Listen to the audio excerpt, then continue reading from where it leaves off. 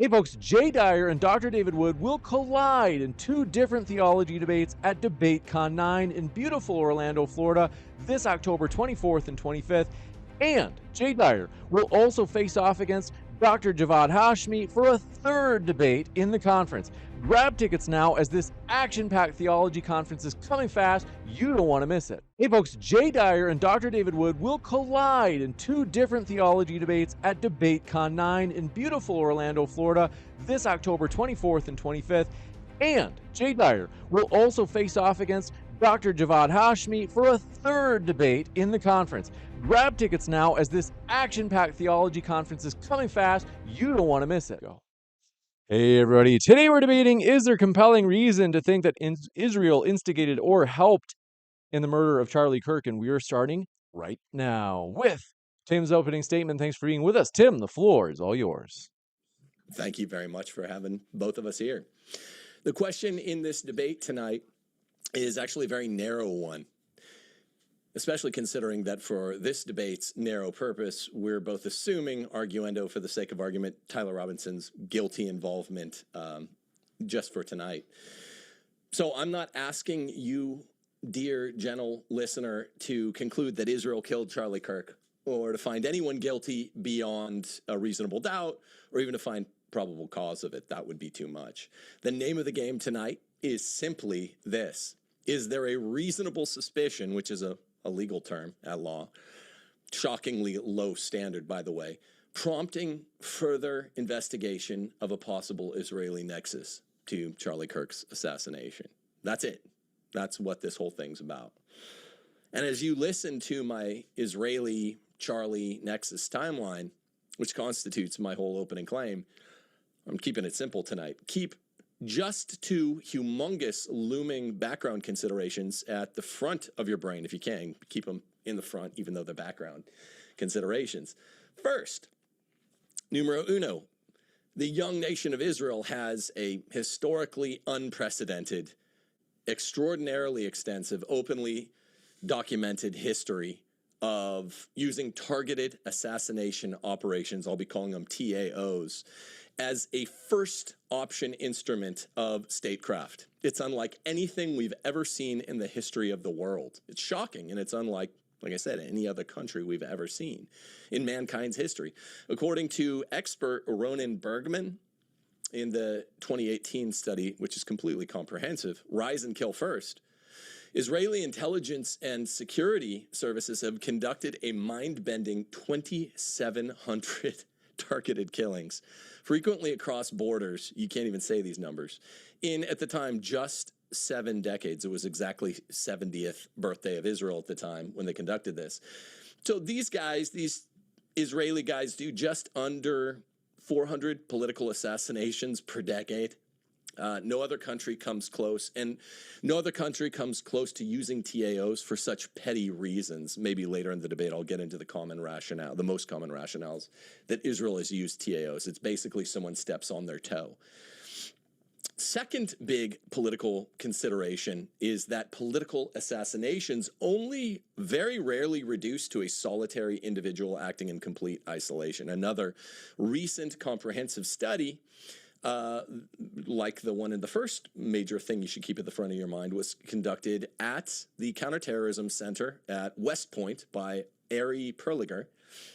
And it shows that conspiracies which militant normies train everyone to snigger at, even the use of the term conspiracies, constituted over 90% of all political assassinations from 1946 to 2013, which is a useful time period because 1946 is almost 1948. And it's well under 9% of this West Point study's completely comprehensive statistics show that of all the 758 successful TAOs that they looked at, the only very few, under 9%, were carried out by lone actors. Not lone gunmen, but lone actors. In the realm of TAOs, the possibility of a conspiracy is not at all an extraordinary hypothesis that investigators are entitled simply to assume away. That's just not the case if you're living in the real world. If the numbers show anything, and I'm not suggesting this, but if they show anything or squint at anything, it's that lone actors when we're talking about the realm specifically of political assassinations, are the extraordinary hypotheses. So bear those two things at the front of your mind. They're important as we consider the chronology of Charlie Kirk's turn away from Israel. Once you see these events compressed into a single factual timeline, you can't unsee them. And the obvious question becomes, can you just walk away from the mafia after you're in bed with the mafia? That's the question. And again, the question is based on a reasonable suspicion standard, not a higher standard at law. There are 4 higher standards at law. This is the lowest one. To start with May the 2nd, 2025, Charlie Kirk sends Bibi Netanyahu a very tough letter, John Deere letter, or Dear John letter, a letter expressing rupture. And rupture is going to be the recurrent theme here tonight. Charlie's effectively saying, you need to carry your own water. I'm not going to do it for you anymore, and I'm sick of it. I'm tired of defending Israel politically. I won't do it. By the way, throughout all of May and even April, this is only a sort of a further conceptual nexus, but a real one. Charlie Kirk had been turning increasingly toward coextensively anti-Israel Roman Catholicism, which is more rupture with his former worldview, a change in the status quo. That matters because, by the way, it establishes the beginning of an increasingly visible rupture with American, typical evangelical-styled, quasi-religious Israel support. Then on June the 13th, the 12-day war begins. This is very important, because there's an interest in this country and in other countries around the world in having the 12-day war, if we're thinking from the perspective of someone in mid-June 2025, turn into a very extensive war. 5 days later, on June the 18th, Charlie Kirk goes to the Oval Office and proves his Israel support has ruptured by yelling at President Trump, or saying respectfully to President Trump, I don't support this, and Trump didn't like it. Again, I'm not saying this proves anything, because the P word doesn't even enter into our debate tonight. All we're talking about is reasonable suspicion, which ought to have prompted further investigation. We're not in a criminal courtroom, and I'm asking, does any one of these facts, or these facts taken collectively, jointly or severally, tend toward contributing to the reasonable suspicion warranting further investigation? That's the name of the game here tonight. So then we get to mid-July 2025. Patrick Bet-David says that while he was in the Hamptons, wealthy and powerful people approached him with a weird proposition. Would he be willing to lead Iran if its existing regime were toppled? PBD wouldn't end up deciding this until October. He was given, I guess, 3 or 4 months to decide, which is a weird thing. I've never been given a proposition like this by these wealthy billionaire, presumably Jewish donors. Then we come to July the 27th. Netanyahu gives what has been described as his 8th front speech, calling upon Americans and others to participate politically in Israel's information struggle. Now, whatever interpretation you or I put on this now famous speech, compare it with Charlie's May message, where he said, you do your dirty work. I'm not doing this anymore. You know, I've been paid a lot. My organization has been made huge by our Israel support, but I'm not carrying water for you anymore. Bibi evidently didn't accept this message willingly. Netanyahu is recalcitrantly, publicly saying, in effect, we need others to continue fighting this front with us. Around late July, certain internet researchers like Baron Coleman and others identify Google Trend data that's interesting. For a reasonable suspicion basis, the lowest one at law, concomitant to like a Terry stop, a temporary detention on the road,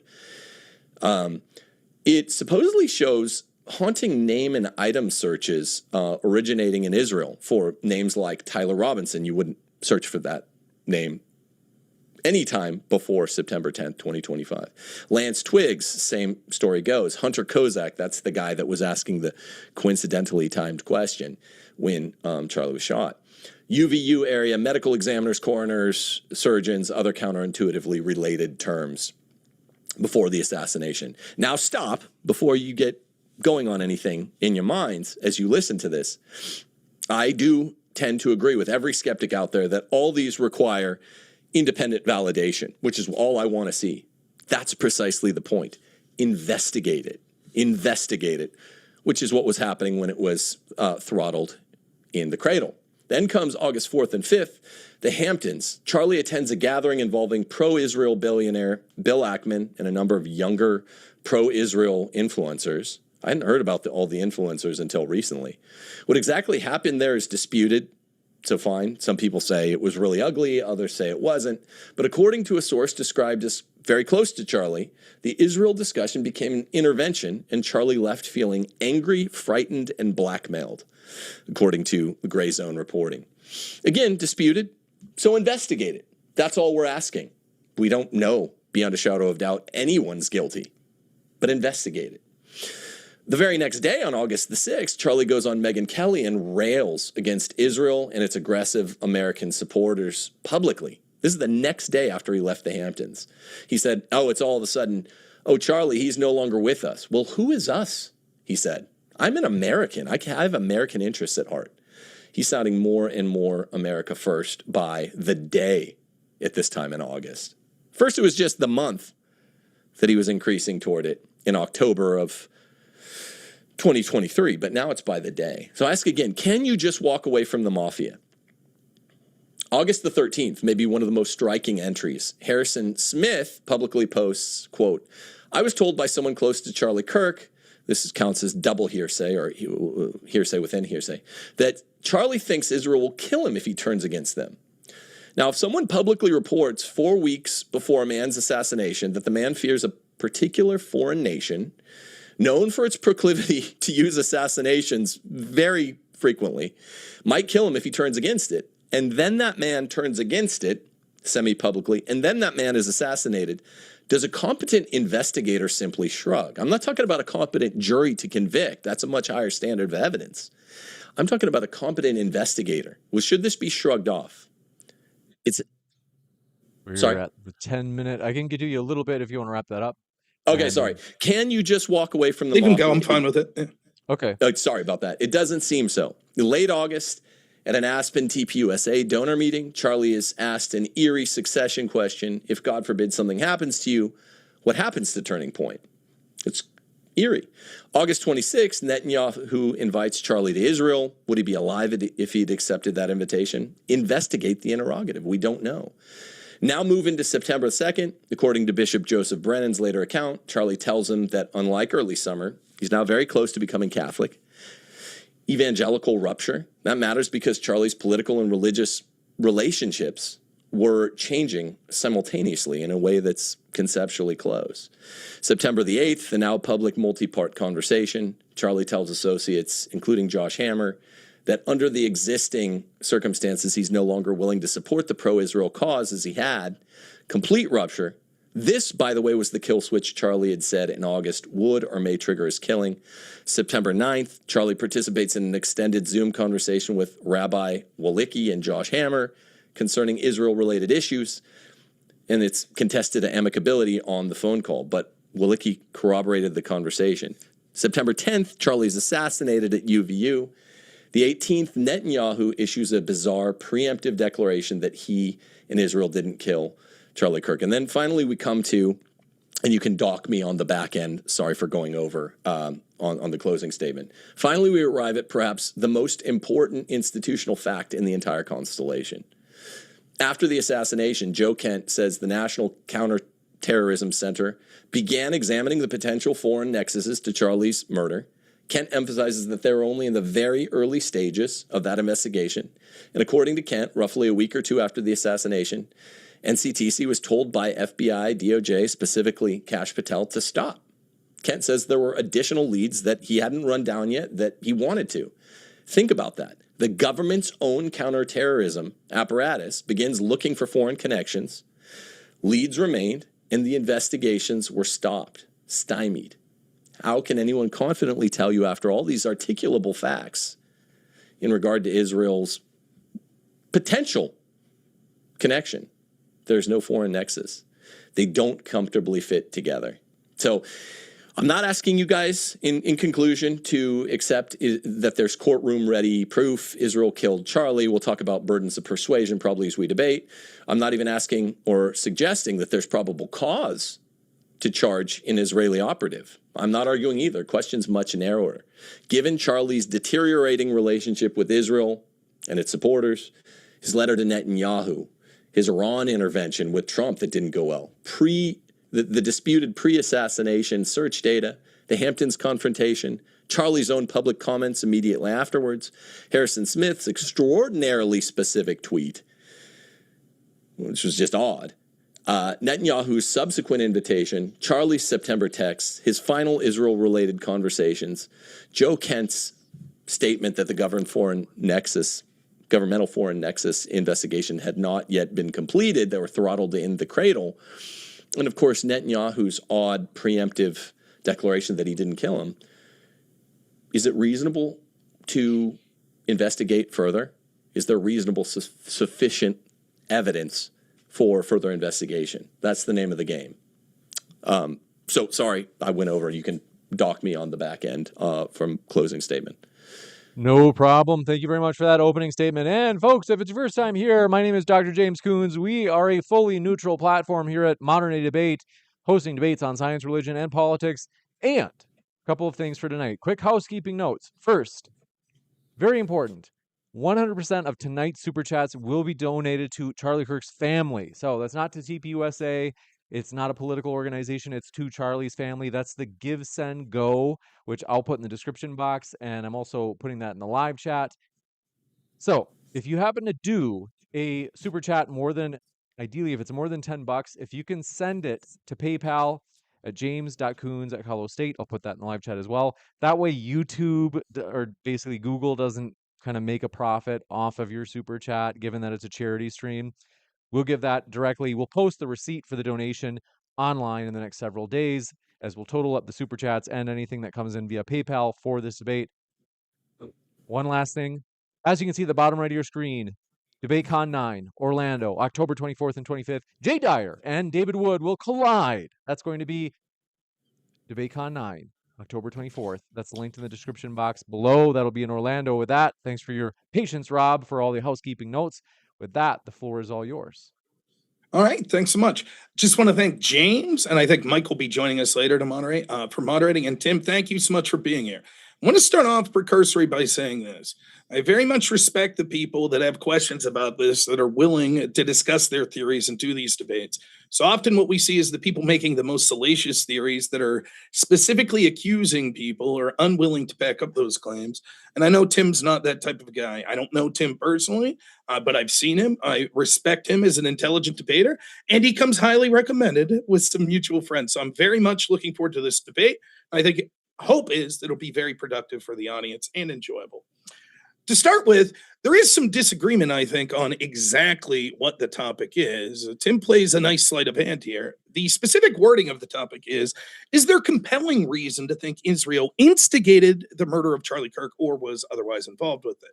He then says that this means that it is the lowest standard of sort of legal proof necessary, even below probable cause. But I don't see where he gets reasonable suspicion from the wording of the topic. Compelling to me would mean very convincing or just convincing, depending on the dictionary definition that you're looking at. So it would have to be a convincing argument to believe that Israel was potential to have been involved in instigating or committed this crime with Tyler Robinson. Now, I respect the fact that for the purpose of this debate, we're going to agree that Tyler Robinson committed this murder. And so we can have a further discussion. To the audience that thinks that's not the case, I'm sorry. This won't really be brought up in this debate because we're trying to limit our arguments to sort of the framework that's been agreed upon here. Given that, I think what you'll see is that almost all of the evidence that Tim puts forth here falls into one of two categories. One is just motivation. And that is sort of, well, Israel was really mad at Charlie. He was a staunch supporter of them for a long time, but come 2025, he started to get off that train, maybe started to become more Catholic, started to voice opposition to what was happening. And the truth is, there's a lot of truth to that. I absolutely agree that it does appear that Charlie Kirk, who, much to the lamentation of some people on the right, was seen as a great soldier for sort of U.S. political system and advocating for Israel, did seem to at least somewhat be changing that position. Now, there's a question as to how much and exactly what that change would have meant, but so be it. I'll concede that there was a potential motivation. But motivation alone does not rise to suspicion that we would think that it's compelling to think that they were involved in a murder. In fact, if we're looking at motivation alone, I could think of nearly limitless organizations or people that would have had just as much, if not more, motivation than Israel. And yet, Tim probably wouldn't suggest that we need to investigate each and every one of those groups merely because of this motivation. These groups can include the NAACP or any group that pushed DEI, seeing as Sal Charlie was a huge advocate against that. The Democratic Party and all of their fundraisers and organizers, as Charlie was huge against that. Specific people and organizations on college campuses that Charlie went against. Specific countries that are mad at Trump's foreign policy with things like tariffs that could have seen Charlie as instrumental in Trump's continued success. You can see countries that were Islamic, which he criticized quite frequently, such as Iran, perhaps Qatar, other countries like that could have been upset. You can also see other domestic organizations, such as organizations that favor trans people, organizations that have been more left-leaning. All of these organizations would have motivation. Is Tim prepared to say that there's compelling evidence that they were involved as well? The timing of it may seem suspicious that Charlie just started arguing, but actually the timing's going to hurt Tim's case. The question I want you to ask as you go through this debate is twofold. If we're going to rely just on shady background and motivation, and I could name you 10 other groups that would have that same, predominantly left-wing groups that most of us right-wingers agreed are shady and would have motivation to dislike Charlie Kirk, why is it that we'll single out Israel to say that it's compelling that they were involved?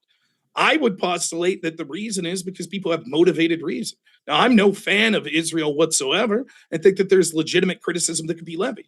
But one of the problems of blaming Israel for everything when there's no evidence is that it actually belittles the legitimate criticisms that we could all have of the nation of Israel, or for that matter, the legitimate criticism we could have of the people that we could prove actually were involved in this murder. In fact, you know who had a motivation? Every left-winger that took to social media and celebrated the death of Charlie Kirk. Organizations like the New York Times and other Democratic organizations that said, well, we're not going to celebrate it, but Charlie Kirk was a fascist. These groups all had motivation, and instead of coming together to point out the people that were literally cheering at the murder of Charlie Kirk, were engaged in sort of wondering, well, if there's any amount of reasonable suspicion that a nation like Israel could have been involved. The claims of Joe Kent and Harrison Smith are particularly laughable, and I'll explain why in a second here. Harrison Smith says that some unnamed source told him in August that was close to Charlie, that Charlie feared for his life from Israel. I have a friend named Andrew Wilson, and I recently was down at Turning Point. While I was there, he got a message from a guy named Brian Shapiro, who, yes, unfortunately, has asked to see parts of my anatomy. But that's neither here nor there for this specific debate. Brian Shapiro, while we were at Turning Point, hilariously texted Andrew on his private number. And by the way, I have sources at Turning Point that tell me they hate you, which was laughable, seeing as how Andrew was at Turning Point with the very people in that organization. The truth is, so many people claim to be a source from Turning Point. I debated someone the other day that was a Candace Owens supporter who believes Israel is very nefarious. And guess what they have in their Instagram bio? That they're a Turning Point USA ambassador. The truth is, many people claim to be sources and claim to speak what's going on at Turning Point, and we have no idea who these sources are. Provably, some of them are laughable, as the case I mentioned before, and yet we just accept, it must be the case. If some anonymous person told Harrison Smith that Charlie feared Israel for his life, well, it must be the case. I'm sorry, this isn't evidence of anything. Joe Kent's claims, also very interesting. Kent, who didn't involved in an organization that had actually police investigative powers, but was in an organization that was more of a liaison at setting up between different intel communities. He doesn't claim Israel whatsoever in anything that I could hear, talking about a foreign nexus and looking into foreign groups. It's just one man's opinions that he would have liked to look more. What does that mean? Is he aware of all of the information that the FBI had? How long was the investigation necessary before people like Joe Kent or Tim would be satisfied? Tim says, well, we just need more investigation. That's it. But he won't be able to tell you what investigation we've already had. What would have satisfied him? Would we had to have investigated for 10 weeks, 20 weeks, 40 weeks?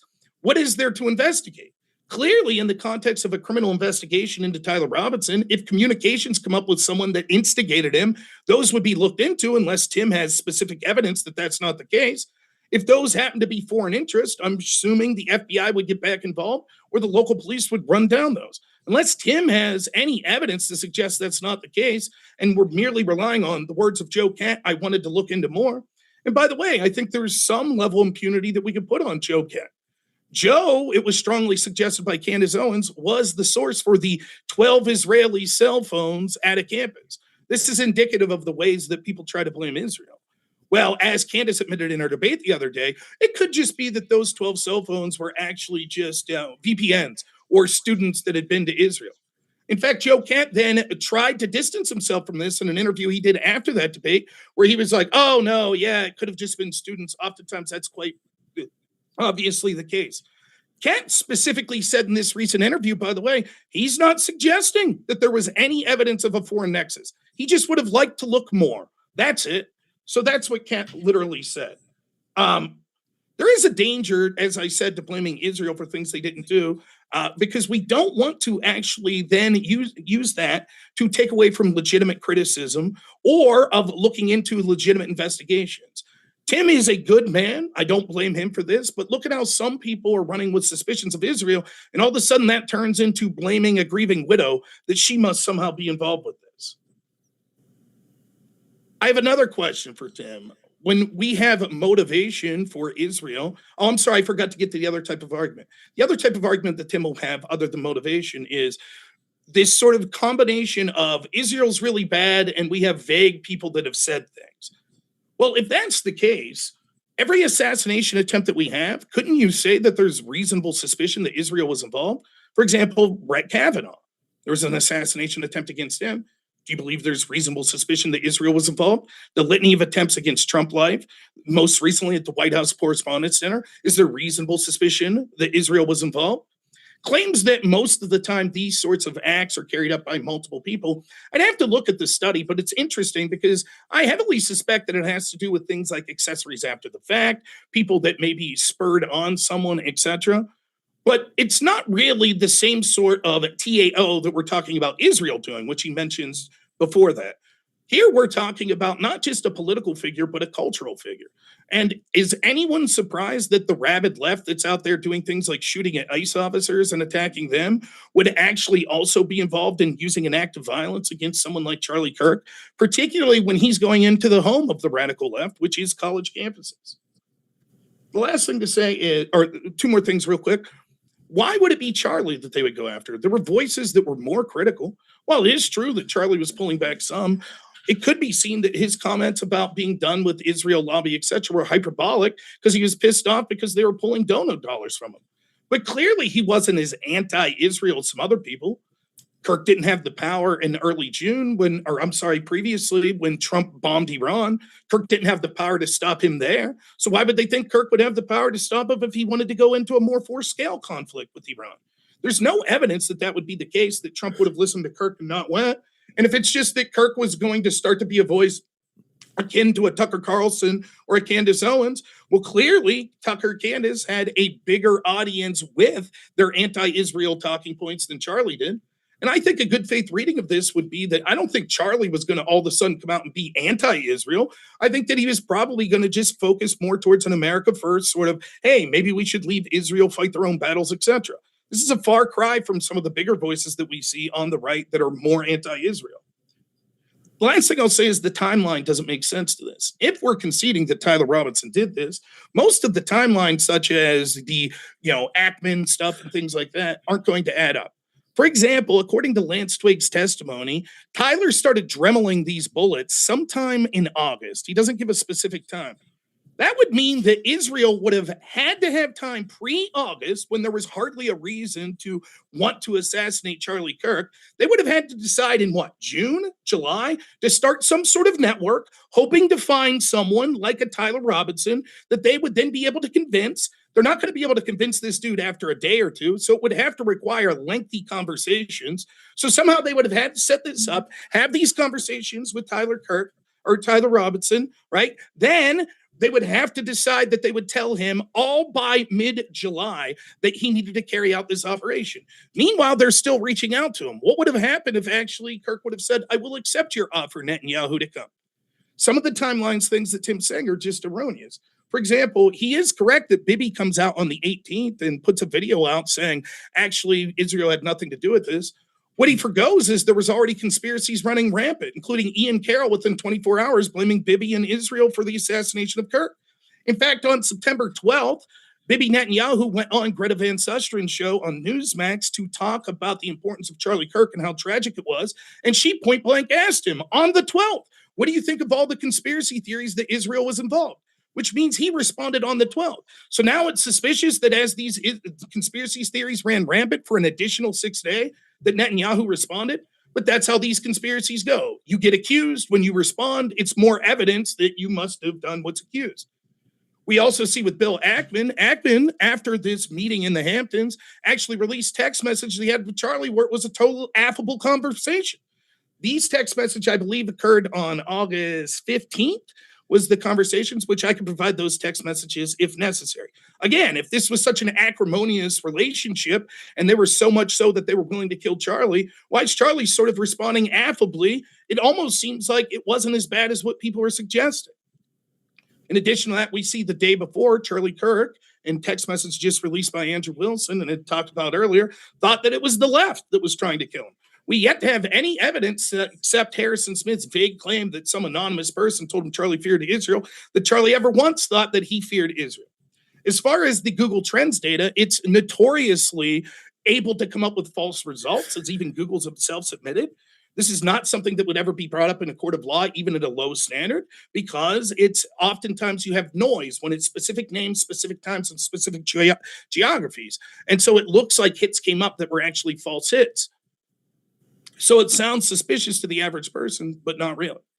At the end of the day, what we have is this: a bunch of things that feel weird. It feels weird that Israel was, sort of getting on Charlie Kirk's nerves, and maybe he felt weird about it. But that's not reason to have some sort of criminal investigation. We already had an investigation that was looking at foreign actors. We have an open investigation that's looking into the murder of Charlie Kirk. There's no reason to suspect that there's any evidence that that investigation has clues that actually Tyler Robinson didn't work alone and was instructed to do this by someone in Israel. Tim will have no evidence that I'm aware of, though I'll be happy to see it, that he could provide any evidence whatsoever that Tyler Robinson was in communication with anyone connected to the Israeli government whatsoever. And instead, he just thinks the investigation into the foreign nexus and into Tyler Robinson himself was not good enough, even though he doesn't know what the extent of that was, and says that it should have continued for more of an indeterminate time because there's reasonable suspicion. Well, I would argue instead we should take that reasonable suspicion to going after Tyler Robinson and any of the left-wing voices that put him up to this, because there's well more reason to have suspicion that the left was involved than anything Israel ever did. You got it. Thank you very much for that opening as well. And folks, we are very excited to mention two things. First, as I mentioned earlier, super chats are going to the Kirk family tonight. That give, send, go for the Kirk family in particular is linked in the description box. And if you have an especially large super chat, if you can submit that via james.coons@colostate.edu, we'll put that in the donation fund as well, and then we'll put the receipt online for the public to see the full donation was made. But also, as you can see at the bottom right of your screen, Jay Dyer versus Dr. David Wood. That'll be at DebateCon 9 on October 24th and October 25th. But not only that, as you can also see at the bottom right of your screen, Dr. Javad Hashmi versus God Logic Apologetics will also be in October 24th and 25th at DebateCon 9 in Orlando. You don't want to miss it. Grab your tickets now, linked in the description box. With that, gentlemen, thanks very much. The floor is all yours for open dialogue. Well, maybe we should start with your depth. I don't know where you get reasonable suspicion from compelling reason to believe Israel instigated. That seems to be a stretch. Let's do cross exam. This is good, and I wanted to talk about this too. What's the legal difference? What's the standard for the legal difference, Rob, between reasonable suspicion and probable cause, and where does it come from?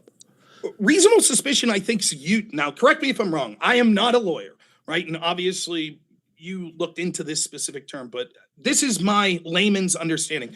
Reasonable suspicion is usually used to like beat cops, right? It's a standard to be like, is there reasonable suspicion that you think there's a drug deal going on over there? And if so, there are very limited investigative steps you could take because you've met that lowest bar, which is reasonable suspicion. That's my understanding of it.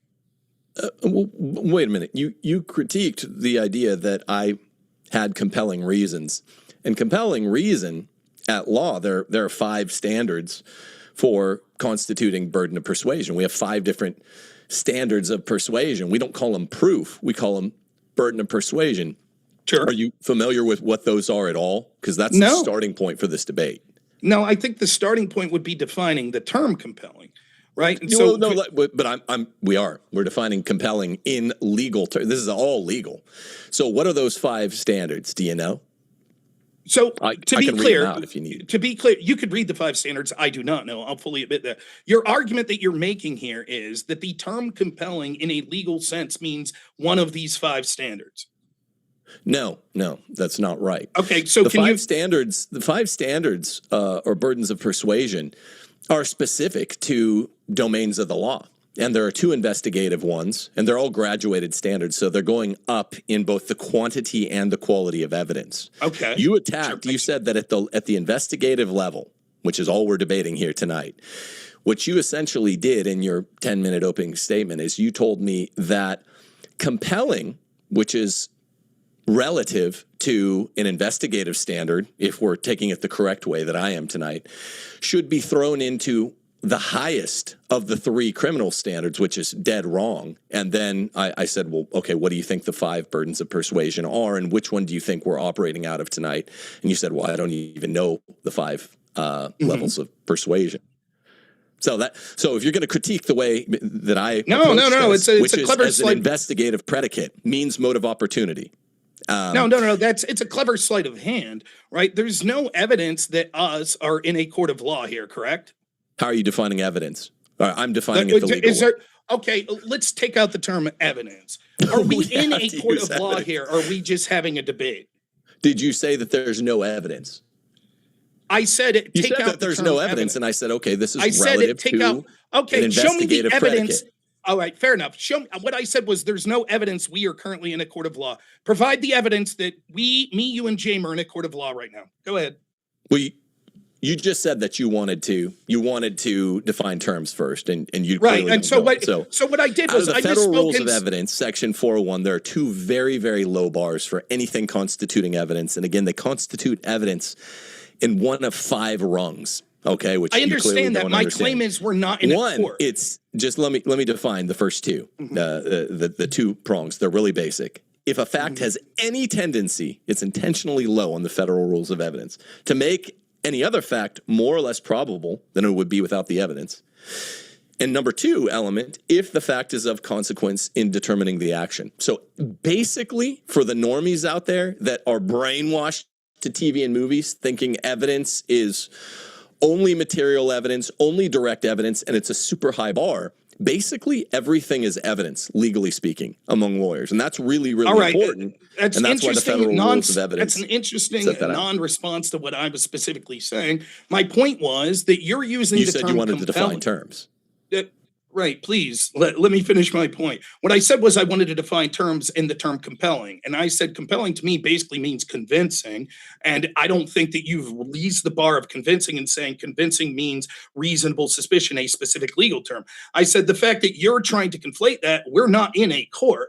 We still have to use terms that matter. I'm using the legal terms. Please, you're doing this sleight of hand where you're saying, well, compelling to me means any evidence, right? So, for example, you read the 5 legal standards. Can you show me where it says the term compelling means one of these 5 legal standards? Go ahead. Yes. Specifically, that's what I was trying to do.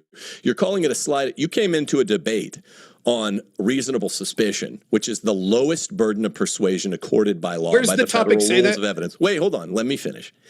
You came into a debate on reasonable suspicion, which is the lowest of the 5, and it means I'm reading from Supreme Court cases, any articulable fact supportive of any suspicion that an investigator might have.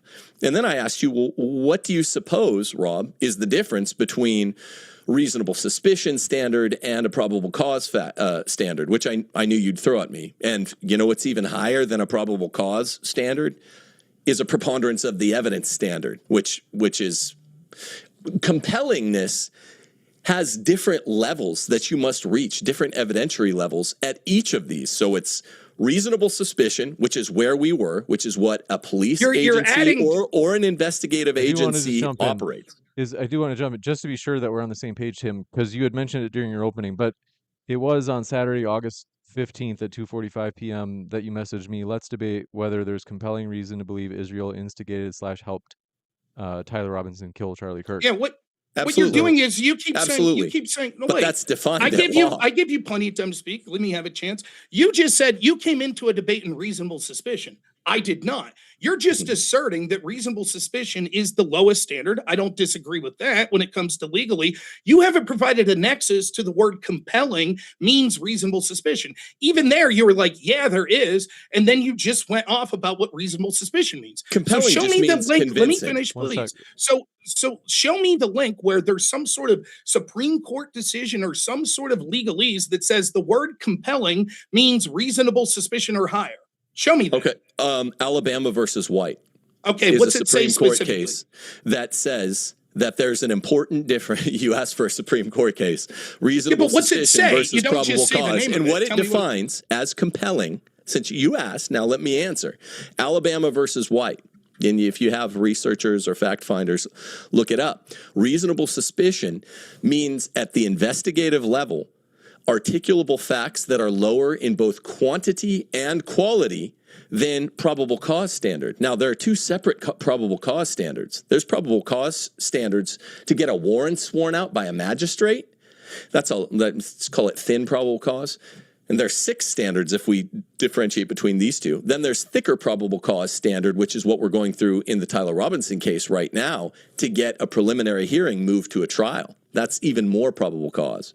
Once you're in trial, there are 3, depending on what kind of law you're doing. And compellingness is defined and is mutually constitutive according to what level of law you're at. There's a lower civil standard, that's preponderance. Look, there's a higher civil standard that's clear and convincing, and the highest standard is jury standard, which you know. You keep trying to interrupt.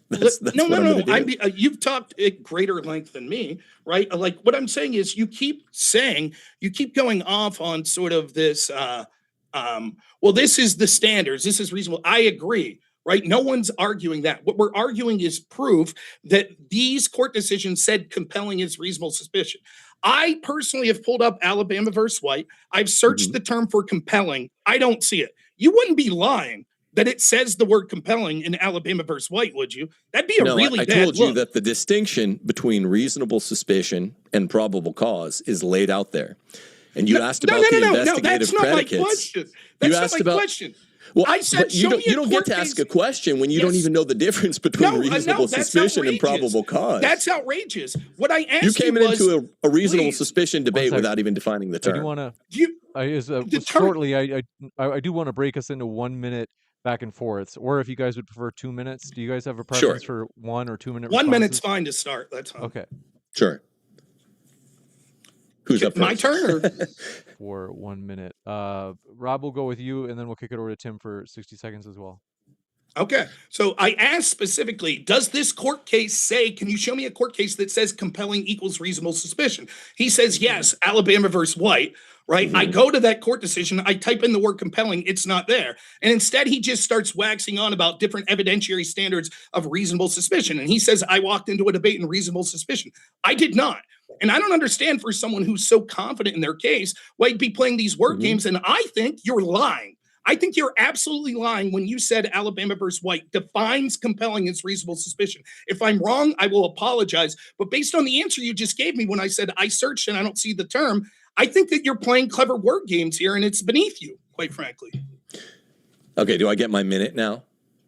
Yeah, you get a full minute. Rob, it sounds like you're ready to see the rest. You got 10 seconds left. Okay, 1 minute for you, Tim. Okay, cool. So, what you don't understand, I guess, because you don't understand the terms that you're throwing around, is when you use a term like compelling. This is a relative term to whatever burden of persuasion you're operating under. So compelling just means persuasive evidence, and persuasive evidence is framed by Federal Rule of Evidence 401. Each of the 50 states have their own analogs.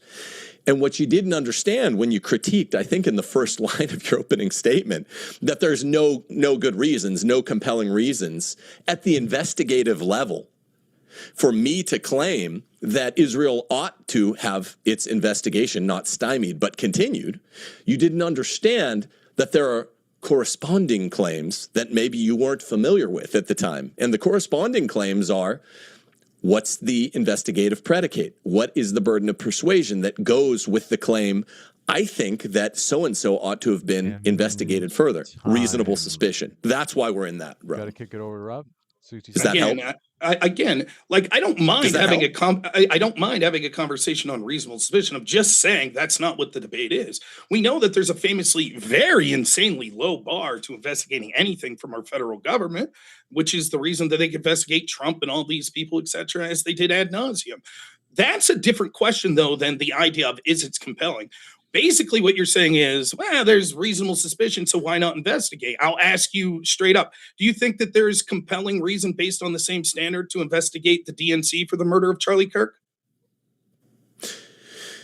The DNC? No. Yeah. Well, Tyler Robinson and an individual leftist? Yes. I think. Why not the DNC? They have motive. He's been investigated. Yeah, but I don't think that there's the same axis. And this is why you don't seem to understand the difference between organized versus extemporaneous motivation at law. That the leftists are evil. A lot of them clapped, but this was not a murder by the left.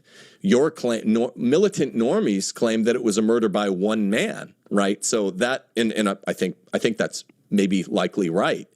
In conjunction with a non-extemporaneously motivated party, which would be Israel, and that's what I think needs further investigation. But you know, we're going to have to move beyond.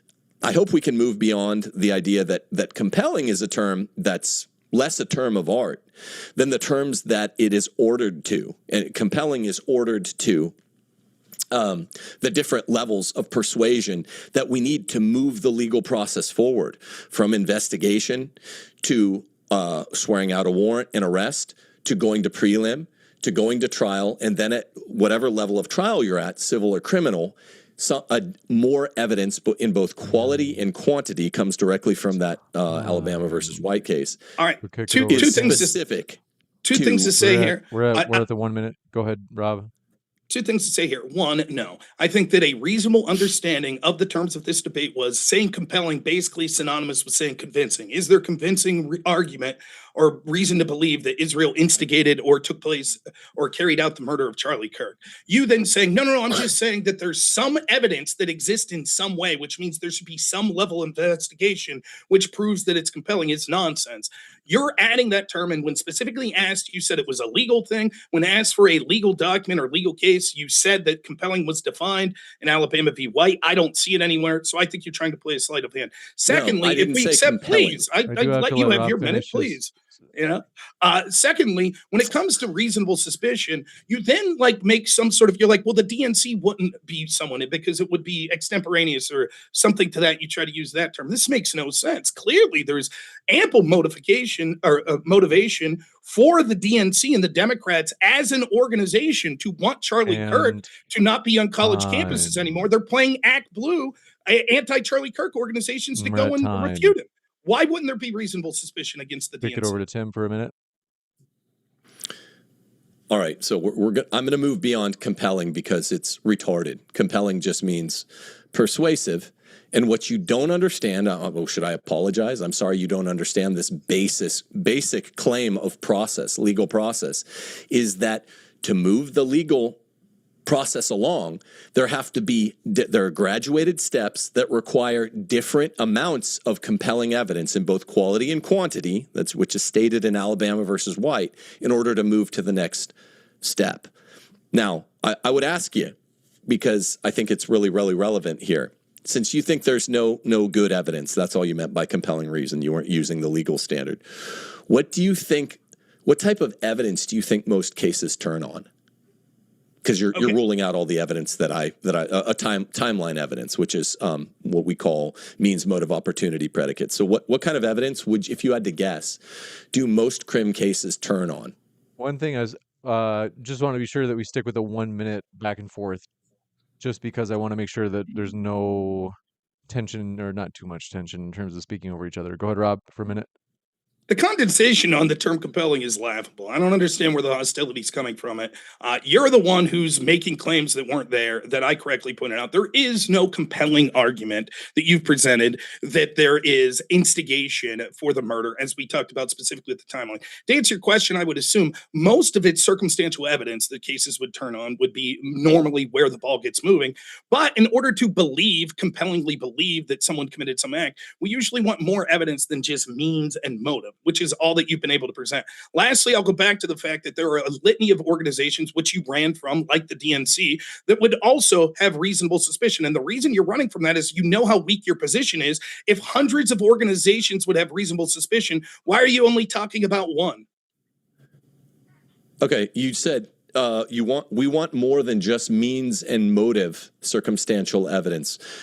Do you think that's true in the investigative process? What do you think the investigative predicates are? That's what you want at the highest level when you've had a fact finding and mutual discoveries by both sides and sworn in witnesses that the jury's heard. We haven't even heard evidence in Tyler Robinson, and you think you know shit that's going on.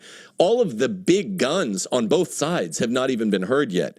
So do you want to revise the statement, we want more than means, motive, and opportunity as investigative predicates? Because it's dead wrong. That's all investigations are based on in the initial stage.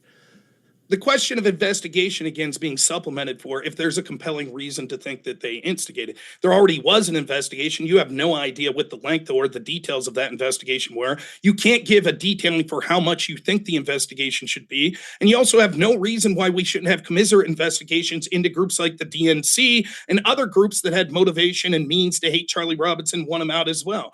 In addition, if you want to get smug about it, you just said the claim, quote, we haven't seen evidence against Tyler Robinson. How long do you have? I could give you the litany of list of the evidence that we have seen, both at the pretrial hearing and that's been released in official government filings, including DNA evidence, witness evidence, admissions, and a confession by Tyler Robinson, and other claims that we've seen, such as video that likely point him as good evidence. Show me one piece of evidence you have of Israel of anything like that. Well, I did. I read you a timeline, but the point is you seem to think, and I agree with you, there is evidence for Tyler Robinson. There's evidence Tyler Robinson didn't do it. I'm talking about FRA 401 standards. Loads of evidence that Israel has means, motive, opportunity more than any other actor in the world to have this particular Gentile, Charlie Kirk, killed at precisely the time he did. We see all the indicia of regime change in, unfortunately, TPUSA. That would be an Israel thing. But it seems to me that you simply don't understand the difference between courtroom compelling, the burden of persuasion there, and move of an investigation further compelling. Joe Kent, who is director of this of the NCTC, said that he had 100 leads he wanted to pursue that were inorganically stymied by Kash Patel. That's a secondary kind of evidence. Why should that have been cut short, according to you?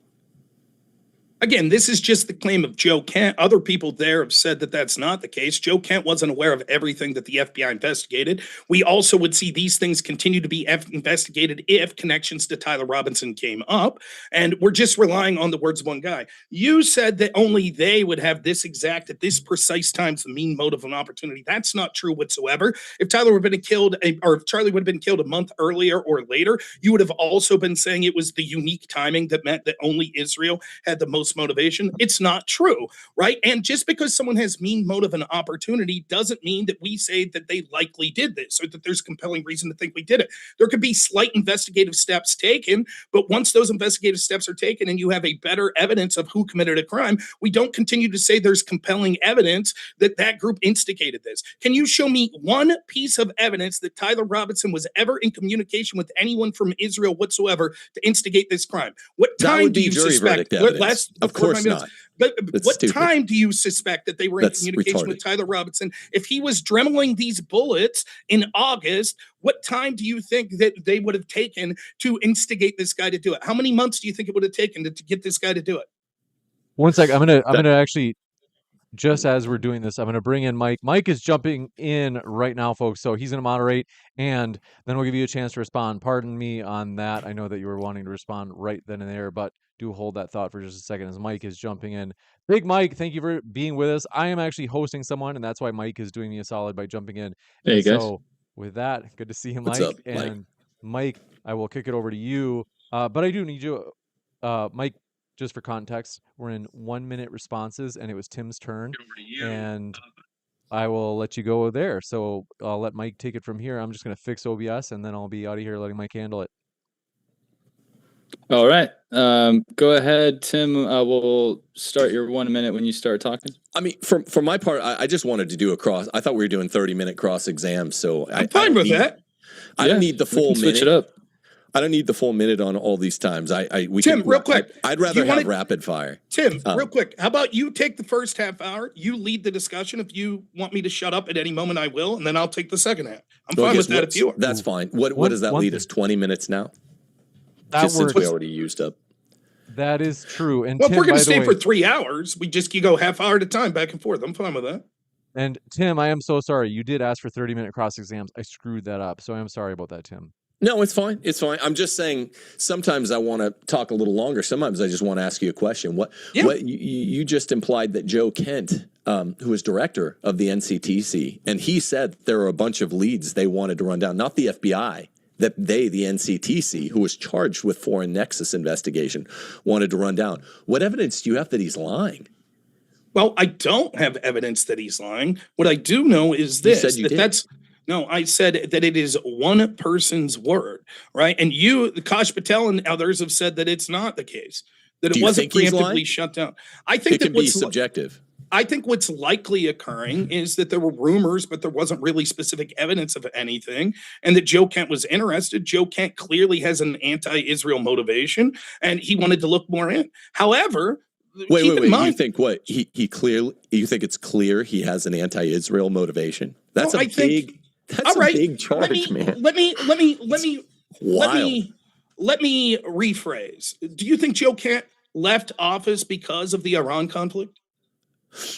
That and other things. I don't. You think that know. Was the biggest impetus of it? Though? I just want to clarify. I don't really care. We're starting your 30 minutes, right, Tim? Because if we're gonna let's limit the questions back to you so we can keep your direction, and then we'll have Rob's questions. Yeah, I'm still choosing the shot. So Rob, keep track of what questions you want to ask him for yours as they come.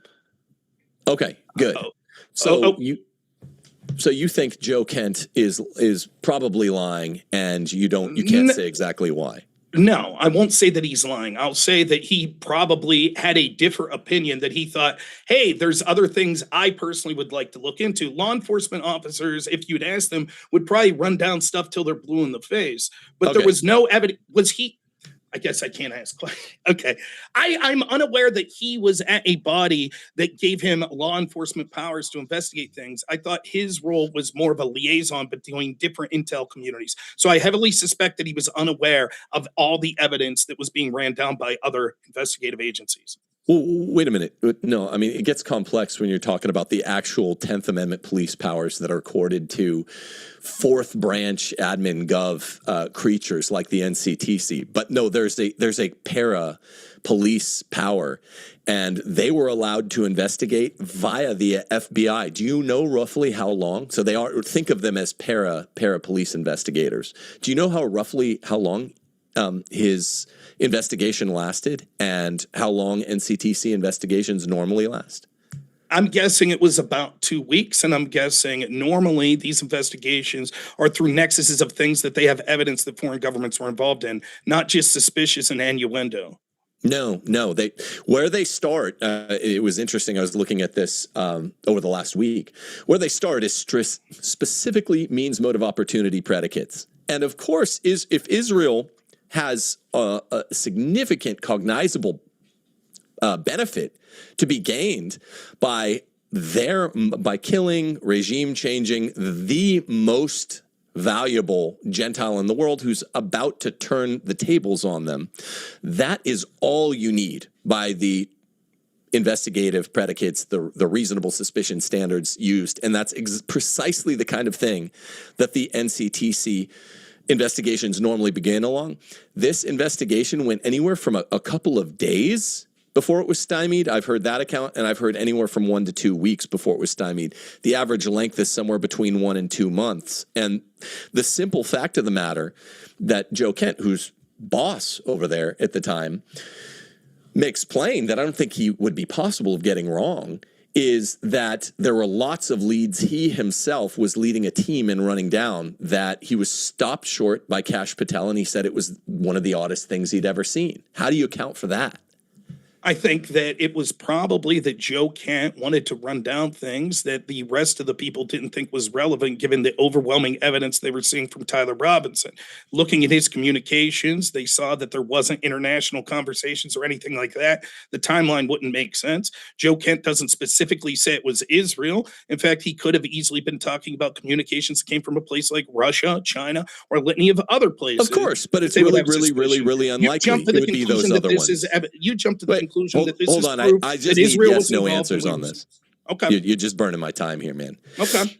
So it's 25 minutes left. Yeah, it could be me. It could be you. Maybe the NCTC was looking into Tim Gordon or Rob Noerr. No. Israel is specific here because Israel is well known, has an unprecedented level of proclivity toward using political assassinations. Let me get to the part I didn't read in my opening statement. According to this expert on it in this 2018 study, Ronan Bergman, he gives the rationales that Israel has used. No other country that's been around for like 1,500 years comes close to 1,000 of these things, TAOs. Israel in 70 years had 2,700. They're running nearly 400 per decade. And here's the common rationales. I want you to respond for these. He gives 10 rationales for them. I picked the pettier 5 rationales for ending a man's life. Here they are. They're staggeringly trivial, these 5. Petty retaliation, like Jews brag about in Hollywood, right? The Munich movie, petty retaliation. They'll go across borders and kill dudes. Deterrence, decapitation of opposing organizational leadership. Does that sound familiar? Strategic disruption of adversarial groups. Sounds familiar also. And long-term non-emergent Israeli survival and security. This means non-emergent. This is in peacetime. So if they've done 2,700 plus of these, unlike any country in the history of the world, yes, they're always suspect number 1 when there's Israeli interest at stake. So that is precisely the sort of means, motive, opportunity predicate that groups like the FBI, ONI, and the NCTC look for. These are investigative predicates. So you tell me, assuming, because I think we both agree, that Charlie Kirk was a very, very valuable Gentile to the cause, and he was turning. You even acknowledged that some. If they would kill people, and they've done it 2,700 times over the last 70 years, for posing some sort of institutional threat or jeopardizing Israel's long-term security over things 1/50th as existentially important to the continued sustenance of an Israeli state, why would they suddenly think twice about this one? I'm just thinking like an investigator. I'm not thinking like a jury reaching a verdict or even a prosecutor. I'm thinking like an investigator here. Why would they suddenly grow a conscience? Just tell me. I want to know. It's not growing a conscience. There was still a lot of good that Charlie Kirk could and would do for them. There's no evidence that their relationship was severed to the point that it would warrant wanting to take them off the table completely. But would you like an answer? You just talked for like 10 minutes. I can finish my answer. I know, because it's my time. You can ask me stuff all Don't you worry, want in your I'll time. use my half hour commiserately then. All I'm asking you is, I'll give you more time to answer on this one, but I want to stipulate to the point, okay? I'm not trying to be a dick. It's just, if You flinched him off. You just, allergically tried to flinch him off. That's the problem with debates. People act dishonest. I don't like it. Ask me a question. Do you think Tyler Robinson did it? Yeah, probably in some way. The problem is 91% of the time, it's not a lone gunman. Now, but I'm asking you back to Israel. So literally, you could say it's double hearsay, but sometimes, and we don't want to go through all the 27 exceptions to hearsay under the federal rules of evidence, but sometimes double hearsay is admissible into court.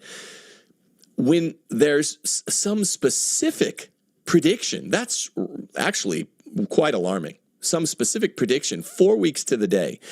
If X, then Y, a conditional claim. If your neighbor cuts down his hedge, he told the cops that he's going to kill you, and then you turn up dead.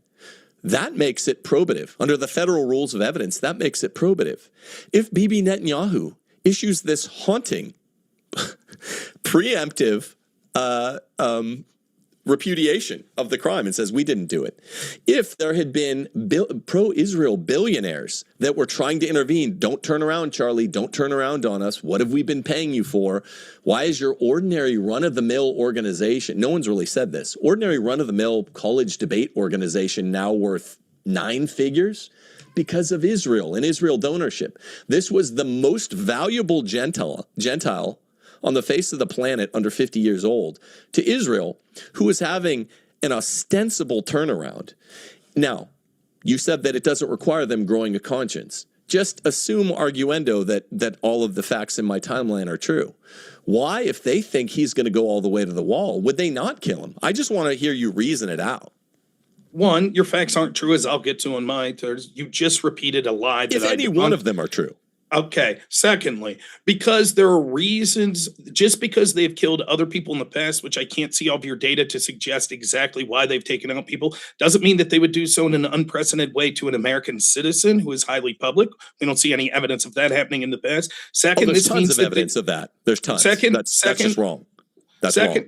Nick, okay, I'll give you a chance. If you want me to answer, I'll continue to answer, right? Secondly, if they botch this or if they're found out, they literally go from Donald Trump being someone who's basically doing what they like to now Donald Trump declaring war on them, unless you think Trump's involved.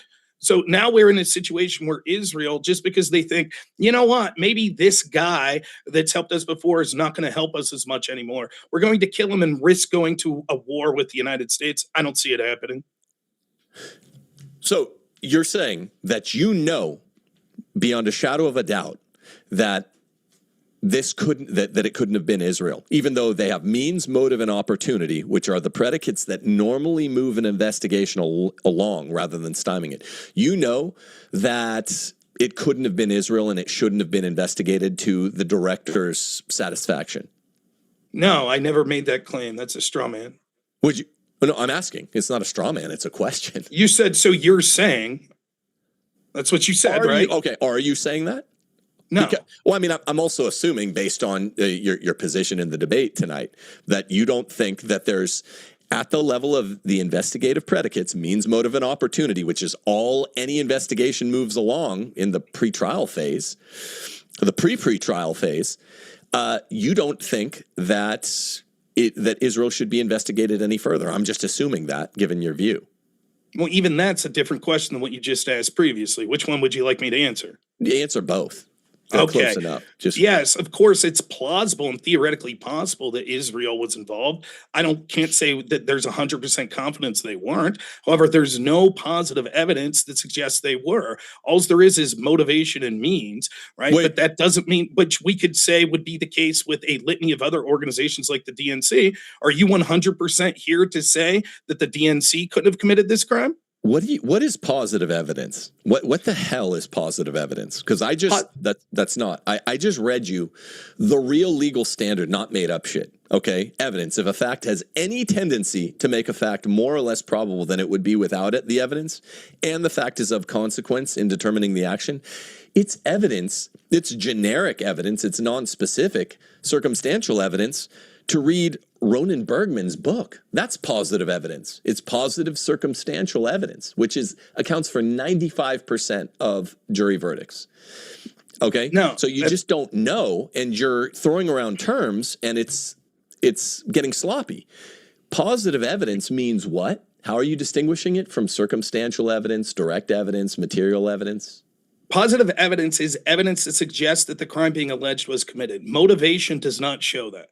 I could show you 100 organizations with motivation, and that wouldn't be positive evidence that they committed this crime. Where are you citing? Where does this term positive evidence come from? I will say that it is my proprietary definition. Let me explain by what I mean by positive evidence so that there's no confusion. Evidence to suggest the group that you're discussing was involved in the crime, as opposed to just evidence to suggest possible motivation. You have no evidence. No. What are you talking about? All of your evidence is motivation and means. So we can go with Rob Noerr's made up, kooky definition, positive evidence, which is there's no legal standard for it because you pulled it out of a hat. Or we can go with Federal Rules of Evidence 401. And I've read it twice now. I don't want to have to reread it. But here's the thing. You don't seem to, you keep making the claim. There's no evidence. There's no fact with any tendency to make Israel suspicious here. Which is really all evidence FRA 401 says. That's complete hogwash. That's why people want them investigated. That's what positive evidence, I don't know what that is, but evidence is absolutely constituted even by the Harrison Smith tweet. I just want to cut in real quick. I'm pausing the time, but I just want to let you know, Rob, your times will start in 15 and a half minutes. And Tim, if you could do a little bit more question asking, so we can try to cover as much ground as possible. That's the only thing I want to add here. But yeah, let's get the rest of this 15 and a half minutes and try to make the most of it, gentlemen. Fair. So do you think it's let's use real legal terms. Is it probative evidence if X says there's some kill switch, it's conditional for killing me, and then the conditional is met, and then shortly thereafter, a day or two after, X dies? Would you count that as probative because the federal rules of evidence do? I would not. I would say that it's superseded by the fact that that's secondhand hearsay when we have direct language from Charlie Kirk saying the left is going to kill me the day before. Okay, are you aware that double hearsay is allowed at law, even in trial, under certain circumstances? If I said to you, yes hey, no? I saw yes big, no? Yes, I am. Now I'm responding. Good. If I say to you, Big Mike told me that James ran his truck into your house, and then you talk to Mike and he says, no, I never said that, I would not say that my claim is probative because Mike, who I was having the hearsay from, directly contradicts what my hearsay All right, well, said. the federal That's rules what of Charlie evidence, Kirk did. The Supreme Court has ruled on this, particularly in the realm of circumstantial evidence, is probative, and it disagrees with you. So you're just making up a legal standard. I don't believe so. I believe that you're erroneous in that thinking. And I will express you believe I'm why. erroneous because Rob just makes shit up. Okay. No, I'll express why. Just to be clear, if I said Mike told me that James admitted to a crime, and then the police talk to Mike and says that's a lie, you would say they wouldn't evaluate Mike as more credible than me, who's claiming to heard that through Mike, and they would continue to investigate. Do you think evidence ought to be ruled out on its circumstantiality, like, say, the Harrison Smith, utterly circumstantial evidence, the Harrison Smith tweet from August the 13th? Is there a special rule or a heightened burden which applies just because evidence is circumstantial? No, well, then why is it ruled out? Well, then why isn't it probative? By definition, it's probative. There are only two elements. If he has hearsay, and then the specific target that the hearsay is from contradicts that, we would take the target as opposed to the hearsay. No, that's not how it works. Well, I mean, when you take evidence class in real law, no, it's not. In evidence class, you take hearsay, and it's half of the class because the exceptions swallow the rule. There's a broad rule, no hearsay evidence.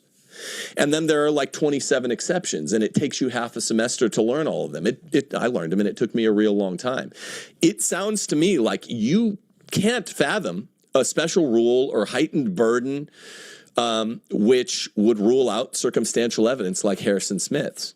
I just want to be clear in what you're suggesting here. What you're telling me is if law enforcement comes to me and I say, Mike told me he saw a red truck flee the scene of the crime, and then they talk to Mike and Mike says, that's not true. I never said that, right? You're telling me that the police would view both of our statements equally and continue to look for a red truck. Yes. In Holland versus wrong. United States, it's an wrong. absolute black letter law. Circumstantial evidence is intrinsically no different than testimonial evidence, and it's much more common, and a lot of times it's of much higher quality. That's what you're saying. You there agree, is what you're saying. There's not. This is my time. Just save it, bro. Okay. Save it. You agree? Because I still can't tell. This whole thing is about the predicates of investigative evidence, well, much lower standard, and you were mixed up on that in the beginning, and so now I'm just trying to reestablish ground. Do you agree that motive, means, and opportunity evidence are all legitimate considerations when you're investigating a killing? Yes. Good. Okay, so why do you think that there's no compelling evidence, no compelling reason then to further investigate means, motive, and opportunity evidence? Investigating doesn't mean that you believe there's a compelling reason that someone is involved with a murder. They investigate tons of people before they think there's a compelling reason. You think they investigate with no reason? No, I'm thinking that they don't think it rises. You just said you think they investigate with no reason. You think they're investigating me or you for Charlie Kirk's death? You keep putting words into my mouth that I haven't said. Would you like to restate what you think I just said? That you said that a reason is not the same thing as evidence. No, I said a compelling reason to think someone's involved in a murder is different than having a precursory look at someone, because you investigate all sorts of people, even those that aren't really suspects, when it comes to these sorts of crimes. So I think there's a different standard to saying, look, we might as well take a look at this because we're here, which is what they did with the foreign nexus. Yes, versus saying there's a compelling reason, which is your burden in this debate. Can you be quiet, please? Now we're finally whatever it is, 2/3 of the way through the debate. We've established there are reasonable suspicion standards. I was trying to do this in the opening statement, but you were fighting it tooth and nail. There's a reasonable suspicion standard for investigating Israel. Now, I'm glad we established that. Israel has an extensively documented history of conducting TAOs, targeted assassination operations, outside its own borders. Do you dispute this? That Israel's attacked people outside their own borders? That's your question? That they have an extensive history of TAOs that are conducted in foreign nations, and they look a lot like ops, where they're making someone out. They're framing people. They're doing, I read 5 of the 5 most common motives. Do you dispute this or not? Because this all goes to means, motive, opportunity predicates. I'm unaware of the specific source that you're citing, but if I had to guess, Israel, like many countries, probably assassinates people. Oh, but so you think, like many countries, they do so in either quality, quantity, proclivity, with an average proclivity to assassination? I have no clue, but I would have I'm asking you to take a guess. I don't know. My guess is, given the hostilities that Israel's been with in the region, they've probably more than, say, I don't know, Denmark. I don't know that it's more than the United States. Okay, well, so I wouldn't you know. Want to retract your statement, what you said a second ago, that just like every other country, they've probably done some.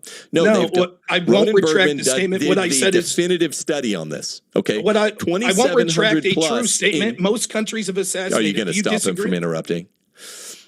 Or are we moderating her now? So 2,700 in 70 years. That is remarkable. That's almost 400 per decade. And I read you the 5 main motivations for these assassinations, and you seem to just, I don't know, stonewall. Like this has no effect on you. You think that Israeli intelligence has conducted covert operations outside Israel, or no? Yes. Good. Okay. And do you see that the standard going opinion after this 2018 study that's cited by everyone in the intelligence community, Ronan Bergman, Rise and Kill First, that they don't do it at an average rate. They do it any time even slight interest to Israel are jeopardized. Do you see that? I don't believe that everyone says that. I think you're lying. I mean, Prove that everyone really says fast it. to just, I mean, why should? If you want to be a smug, condescending asshole, so prove that everyone says it. But I haven't said any. I haven't called you anything, man. You're getting threatened because you don't know legal terms. You're getting threatened now because I'm raising the standard fare. Ronan Bergman, someone in the comments, anybody that's taken an interest in TAOs. Everyone says it. That's your argument. Everyone. The go-to compendium. I just. Would you want to retract your statement that everyone says it? We got 7.5 minutes left. You want to retract that? No, I don't. Okay, so you're saying literally every single person cites this. Every single one in the cite for me another compendious study. Cite for me another compendium that has studied in great detail 700 successful TAOs from 1946 to 2013, 920 perpetrators, 954 victims. Cite me a better compendium than Rob. It's a non sequitur. I don't have to cite you a better to say that I disagree. It's a non sequitur. Correct. Wait, it's a non sequitur. You say, no, there's a better compendium out there, I'm sure. And I say, okay. I didn't say that. You're lying. Show me where I said there's a better compendium. Well, so is your point that because I'm pointing at something that's devastating to what you're saying. I'm pointing at why the usual suspect actually is Israel, and I'm not a Wignat online that you can just say, oh, Tim's a Wignat moron. I'm saying, no, I've done my research, man. I brought the receipts. And this is a devastating, at least for investigative predicates, looking at means, motive, opportunity. Israel's the first one we're looking at when we're talking about maybe taking out the most valuable information asset who's a Gentile under 50 years old in the whole world right now or last year. And then I just say, look, so off the bat, can we just be honest and admit that most countries haven't done 1,000. Most countries haven't done 500 TAOs. Countries that have been around 1,000 years haven't done these. Israel's done 2,700. And they do them for a staggeringly low bar. Can we get? And then I said, well, are we good on that? And you said, what? No, how do I know? You're lying. That's a made up study. I thought we had a fact checker. Do we have a fact checker? I didn't say you're lying. That's a made up study. I said, I do not believe you that everyone has said that. I still don't think you provided evidence that everyone has said. Are you being a retard who's trying not to get it? I don't mean everyone in the world has looked at it. Oh, so you retract your statement that everyone in the intel community? You retract that? I believe I said something like everyone who's looked into Intel community literature on TAOs would cite this 2018 study, Rise and Kill First. It's devastating. I don't believe you that everyone claim. Would. Okay, are you just trying to stall through your time? No, so I did a better study. Real quick, you can't cite a better study, Rob. Was there a fact checker that was supposed to be or agreed upon between you two, or is that just a misunderstanding? Was checking facts. Okay, well, all right, you got 5 minutes and 13 seconds left because earlier I did pause it when Rob interrupted for a second. I just didn't say anything, and I didn't pause it for too long, Rob. So don't worry. I mean, it's only like 5-10 seconds. Mm-hmm. I'm just asking.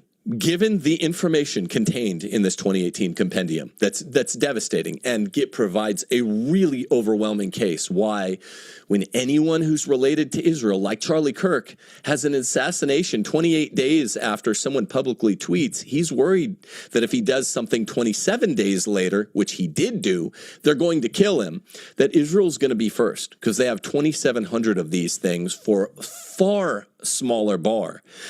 That rises to the predicate level of we should look into it further rather than 3, 5, 7, 9 days into the investigation, throttle in the grave. Can we at least agree on that much? I'm trying to persuade you at this point. If you're trying to persuade me that Israel has a history of assassinations and could possibly have motivation, sure. What I'm saying is that that's not evidence to say that there's a compelling reason to think Israel was involved in the murder of Charlie Kirk.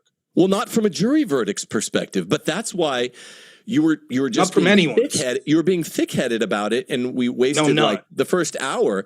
I didn't say because my opening statement said I'll concede motivation. That's all you. Do you understand the basic difference between the fact finding that defense and prosecution, specifically with the subpoena ducis tecum power, that's really what makes it all go at law, is you swear in witnesses on both sides and you have the subpoena ducis tecum power. So we get those phones. Now, there's all this weird evidence that Erica Kirk's been allowed to keep his medal, clothes, the frickin' car, all of that weird stuff that she was allowed to have.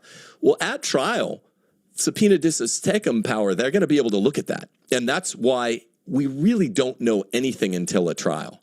There's evidence at the lower level, at the lower burden of persuasion, we can be compellingly convinced that we should go to the next level. But I mean, maybe you're learning here tonight. Do you understand the difference in evidentiary standards as we go further along, from the more universal to the more specific?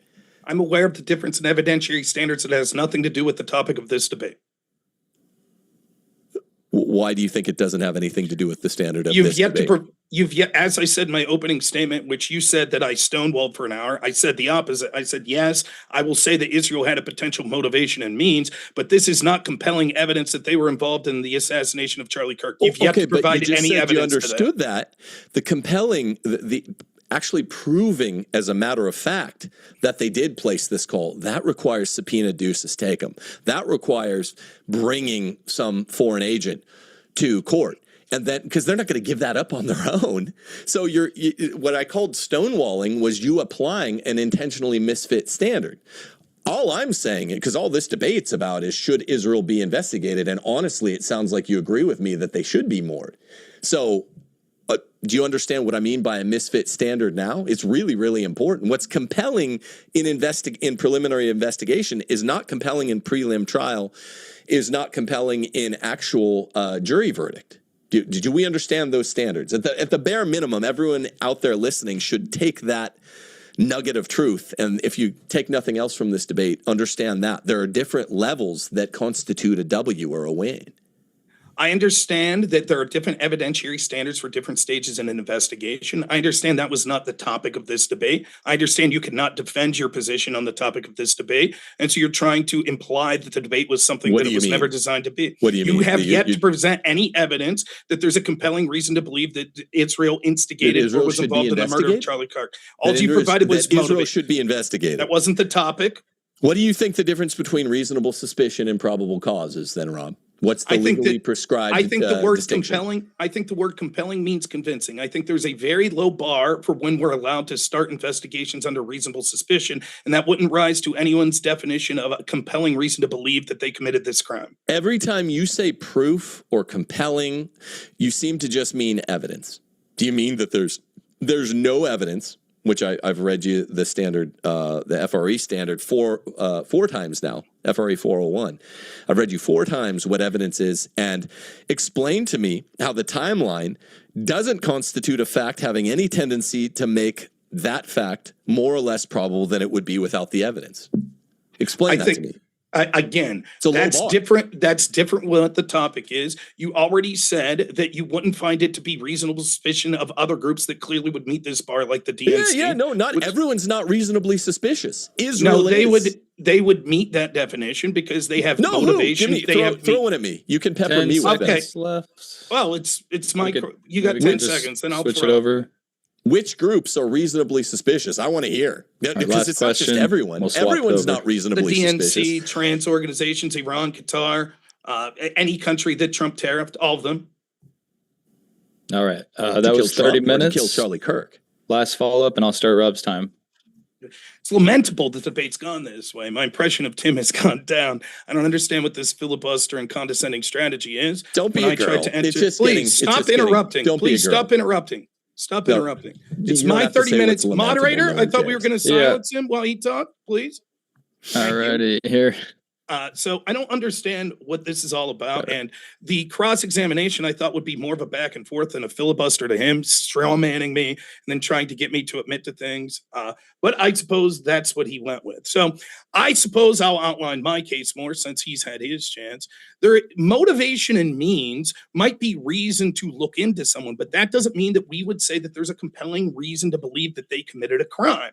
You would think that investigators would look into any numbers of groups. The investigation still continues. Tim hasn't provided any evidence whatsoever that investigators can't still be proceeding to look at connections that people had to Tyler Robinson. He doesn't have any evidence whatsoever that he's been able to provide that Israel, or for that any other country or organization, was instigating Tyler Robinson. None. He provides zero. He can't. I'll ask you, Tim, a yes or no, please, would be nice. Do you think that the UVU and the law enforcement agencies that are now handling this case would be allowed and are looking in to see who Tyler Robinson had communication with? I don't know. I'm not sure. That's a bullshit argument. I would think that if someone who went to evidence class would understand that law enforcement would still be allowed to be looking into possible communications. The person they suspected of committing this. Please, can I stipulate? Please, no stipulation. You had your half hour. Question? You had your half hour. Please sit there quietly. No, yeah, I didn't. It was a question. I asked him a yes or no question. Now I'll proceed to go on. Well, I didn't ask you one yes or no question where you weren't allowed to continually interrupted me. You continually interrupted and filibustered the whole time. Now you'll sit there quietly. I didn't complain about the rules. You don't know what a filibuster is. Like I didn't complain about the rules when you were. Please be quiet. Can you stop the time, Mike? Yeah, I did. Okay, thank you. If you could stop the time, well, now please give me the courtesy, as I did with you, of allowing me to take my cross-examination in the way that I would like. So the truth is that UVU is still looking into this. Let me ask you this, Tim. Do you know the exact extent of what the FBI or intelligence agencies' investigations were into Israel or any other foreign country? Within reasonable bounds, we know what the people in charge of the investigation said they could get to and what they couldn't get to. And what Joe Kent says is that they had time to get to almost none of the leads. That's another way of saying no. He has no clue. He has the word of one person. No, that's Joe not. Kent. That's not. He has the word of one person. My answer was yes. Please stop interrupting. Right? I let you I'm finish just giving your my answer, man. I let you finish your answer. You started being a dick and with this condescending filibustering type attitude during your cross-ex. Please stop calling names. Okay, again, you started being condescending, and now you're whining that I call you names. No, don't call names. I'll take away the word. You couldn't even define the terms. Then you start calling names. Please be quiet. It's my don't call me a dick. All right. Please be quiet. Just because you're losing, let's try to be as respectful as possible here, guys. I know it's a tense subject, and there is a lot of accusations of people's affinities here. So I'm not tense at all. I don't think he looks. I don't think he's a dick at all. But I said tense subject. He's frustrated. And, passion's got the better of him, but I forgive him. I'm not a woman. I don't mind if people call names. I'd rather someone call me a name than be condescending the entire time, filibuster, put words in my mouth, and change the topic of the subject because it's of a the debate. Because I wasn't trying to be condescending. I expected. Mike, can you stop the time every time he interrupts me? Thank you. Well, if we get into a meta, just know that I already am. You have exactly 27 minutes left total. If we could get some more moderation, as he asked, for when he tries to interrupt it, possibly we could mute him because he can't control himself. That would be great. Now, the point that I was trying to make is he has no clue what the actual investigation that occurred was. He just says reasonable suspicion. Reasonable suspicion standard, though, is based on particular articulable facts that warrant looking into them. Wait, is this cross-X? He's not asking me a question. You asked me to ask questions, and you're also mischaracterizing what I said. You asked, did I know what the investigation was? I said yes within bounds, and you're saying no. So you're just lying. I waited till about just on the halfway point to try to get it more towards question asking. But I was asking questions the whole time. Like run the tape back. You went off at great lengths. Absolutely. You were like doing 6-7 minute chunks at a time. They were questions with foundations. But do you have a foundation for any of these questions? I don't understand what the hostility was that you walked into this. I don't understand it. And could you just leave me reciprocate? You've talked far more than me. If you allow me to use my time as I see fit, that'd be great. You had your time to use as you saw fit. Or is this not a cross-X? I don't know. In fact, you were so bad at this that the moderator 15 minutes in had to ask you to finally start asking questions. No, you think he was wrong? The moderator came 15 minutes in. You guys changed out. It's not true. He started before this 30-minute period. No, he didn't. The moderator switched out halfway Stop through. the time. Mike, I did a second ago. Mike, can I ask you a question? Were you here at the start of his 30-minute question period? Big Mike on trial. Yeah, I did start the 30 minutes for both of you guys. I just want to be as fair as possible and not rush Rob's questions right away. If the whole thing got taken up and no questions got asked, I absolutely would tell him the same thing that I told you, Tim. It's like I think he's just trying to be a little bit tit for tat right now with how he feels you were operating. Go and question and look at how many questions I asked him. I think it was along the order of 20. There's transcripts for all this too. So I mean that's always something I welcome is try to get the best analysis possible. But there's 26:40 right now. If it gets to 15 minutes and he hasn't asked you a ton of questions, Tim, just know I am going to ask him to do the same thing. Wake me up when he asks a question in 15 minutes. Well, stay engaged, brother. Stay engaged. Let's try to finish this out in good 3 minutes faith. into my section, I've asked 2 questions in that 3 minutes. I don't think he asked one in his first 3 minutes, and he's complaining. You're wrong. Just so you can see, he's factually incorrect, even about the meta of the debate, where he's like, Mike was here halfway through my answering question, which is not true. So anyways, to get to the relevant details, the point I'm trying to make is all reasonable suspicion requires is some specific actionable evidence that we would want to look into. He doesn't know what evidence was looked into. He just takes the words of Joe Kent. Joe Kent, I mind you, has said he didn't see. He's not saying there was evidence that there was foreign assets. They just thought that there was more stuff that he wanted to look into. Again, the UVU investigators, etc., would be able to look into any communications. I'll ask you this question, Tim. Tim, have you seen any evidence whatsoever that Tyler Robinson had any sorts of communications with Israel or any other foreign country? Zero. Tim, I'll ask you this. Did Joe Kent say... I never claimed he did either, by the way. Of course, zero, and there would be none without a subpoena. Yeah. Did Joe Kent say specifically that Israel was the country he was interested in looking into? No, but it was heavily implied. All right. And so why was it shut down? Okay. I don't know. So what you can see is all that Tim has done, as I suggested he would do in the opening statement, is he outlined that Israel's done bad things in the past, so they have means, and Israel has motivation. The truth would be that we could say that about a litany of other places. He puts the bar, and again, I think he's fundamentally wrong. When we say, is there a compelling reason to believe that an entity, a person, a country, a group is involved in a murder, instigated it, or carried out the murder, which is the topic of this debate, like you would have to have evidence beyond just motivation or means. You'd have to have some sort of specific evidence to suggest that there's something you're looking at. He doesn't have an investigation. And please, are you saying? I didn't ask you a question there. Could you stop the time? Wow. 25:07. So I don't get to say anything in your cross X. When I ask you a question, you could respond. That was the same courtesy that I had with you.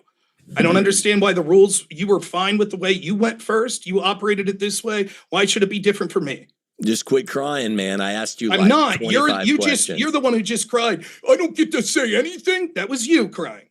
So now, if you kindly be quiet, thank you so much. Now, the point is, as he continues to interrupt me to try to get me up my train of thought, the point that I was trying to make is that there's no evidence to compellingly believe that Israel did this just because there's motivations. Let's ask some more specific questions so you can get a problem with the timeline.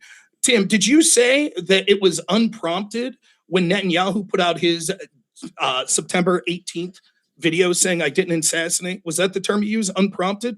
I think I said peremptory. Preemptory, implying that he wasn't responding to something before him. Preempt means say something before, correct? Yeah, say something before he was formally accused. Yes. Do you acknowledge that he was being accused within 24 hours and that on Newsmax on September 12th, Greta Van Susteren asked him about the litany of conspiracy theories? That was 6 days before this video. Do you acknowledge that? I guess if you say so, I'll take it. Would that mean that it's not preemptory then? Thing. Would that mean it's not preemptory then? The word is peremptory. And no, I meant it in a different context. See, there are contexts for words. In that sense, you're right. Then it wouldn't be peremptory. The what context did you mean? I uttered the phrase was that no one had formally accused him, and it was strange that everyone seemed to know that he would say something the day of. Everyone knew he would give a statement. That's what's strange. So no one formally accused him. So explain to me, he was just informally accused. What would a formal accusation look like? No, he wasn't informally accused either. People were speculating that Israel did it because it's somewhat obvious that they're suspect number one. Everyone around the world thinks so.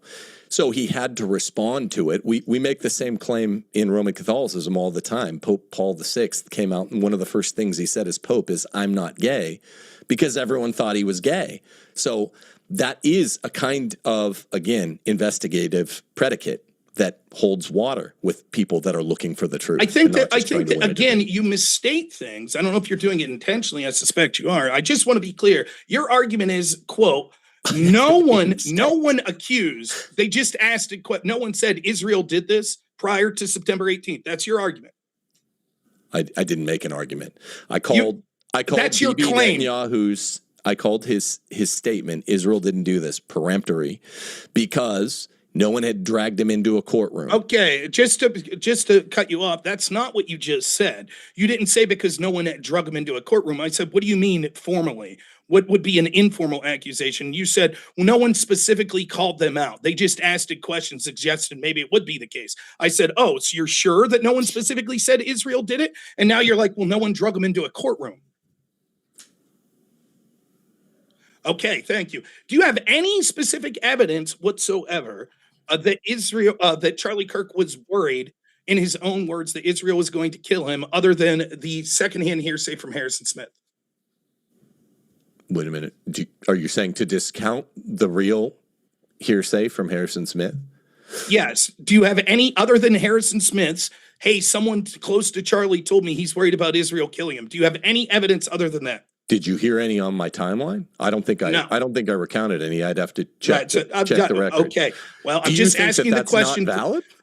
Do you think that's a coincidence? What do you think is more likely to coincidental. be evidence that would be more indicative of what Charlie actually felt? Charlie's own words the day before he got killed, or Harrison Smith saying that an anonymous person told him he was worried about Israel? Which of those two do you think would be more compelling to people? I don't think either of them necessarily are more compelling, because just because something's double hearsay, it doesn't mean that they weren't Charlie's words. That's why they're admissible in court. But we know that but we don't know that they are Charlie's words. Whereas with Charlie's words, we do know they're Charlie's words. So why wouldn't you put more weight on the actual words we can see of Charlie than someone saying, I think Charlie this, and we don't even know who that anonymous source is? With double hearsay, let me stipulate here. One of the things that would rule that double hearsay potentially admissible is the timing. The timing renders it probative where it wasn't before. So even though it's weaker evidence under the normal course of evidentiary handling, the fact that it was said 4 weeks to the day, and it was uttered conditionally, if a kill switch occurs, which it occurred on August 8th, 9th. Wait, hold on. Let me just finish the answer. Then it becomes probative according to the federal rules of evidence. And that's exactly what happened. And it's kind of haunting. The question isn't probative. And the fact that you're unwilling to admit basic truths that we can all see the fact that you're unwilling to admit basic truths that we can all see really makes me question your motivation in this debate. So just to be clear, this is where we're at, right? You're saying that you put equal weight on an anonymous source that apparently told Harrison Smith 4 weeks before the assassination, that you put equal weight to that because of timing, correct? Equal weight because the timing with what?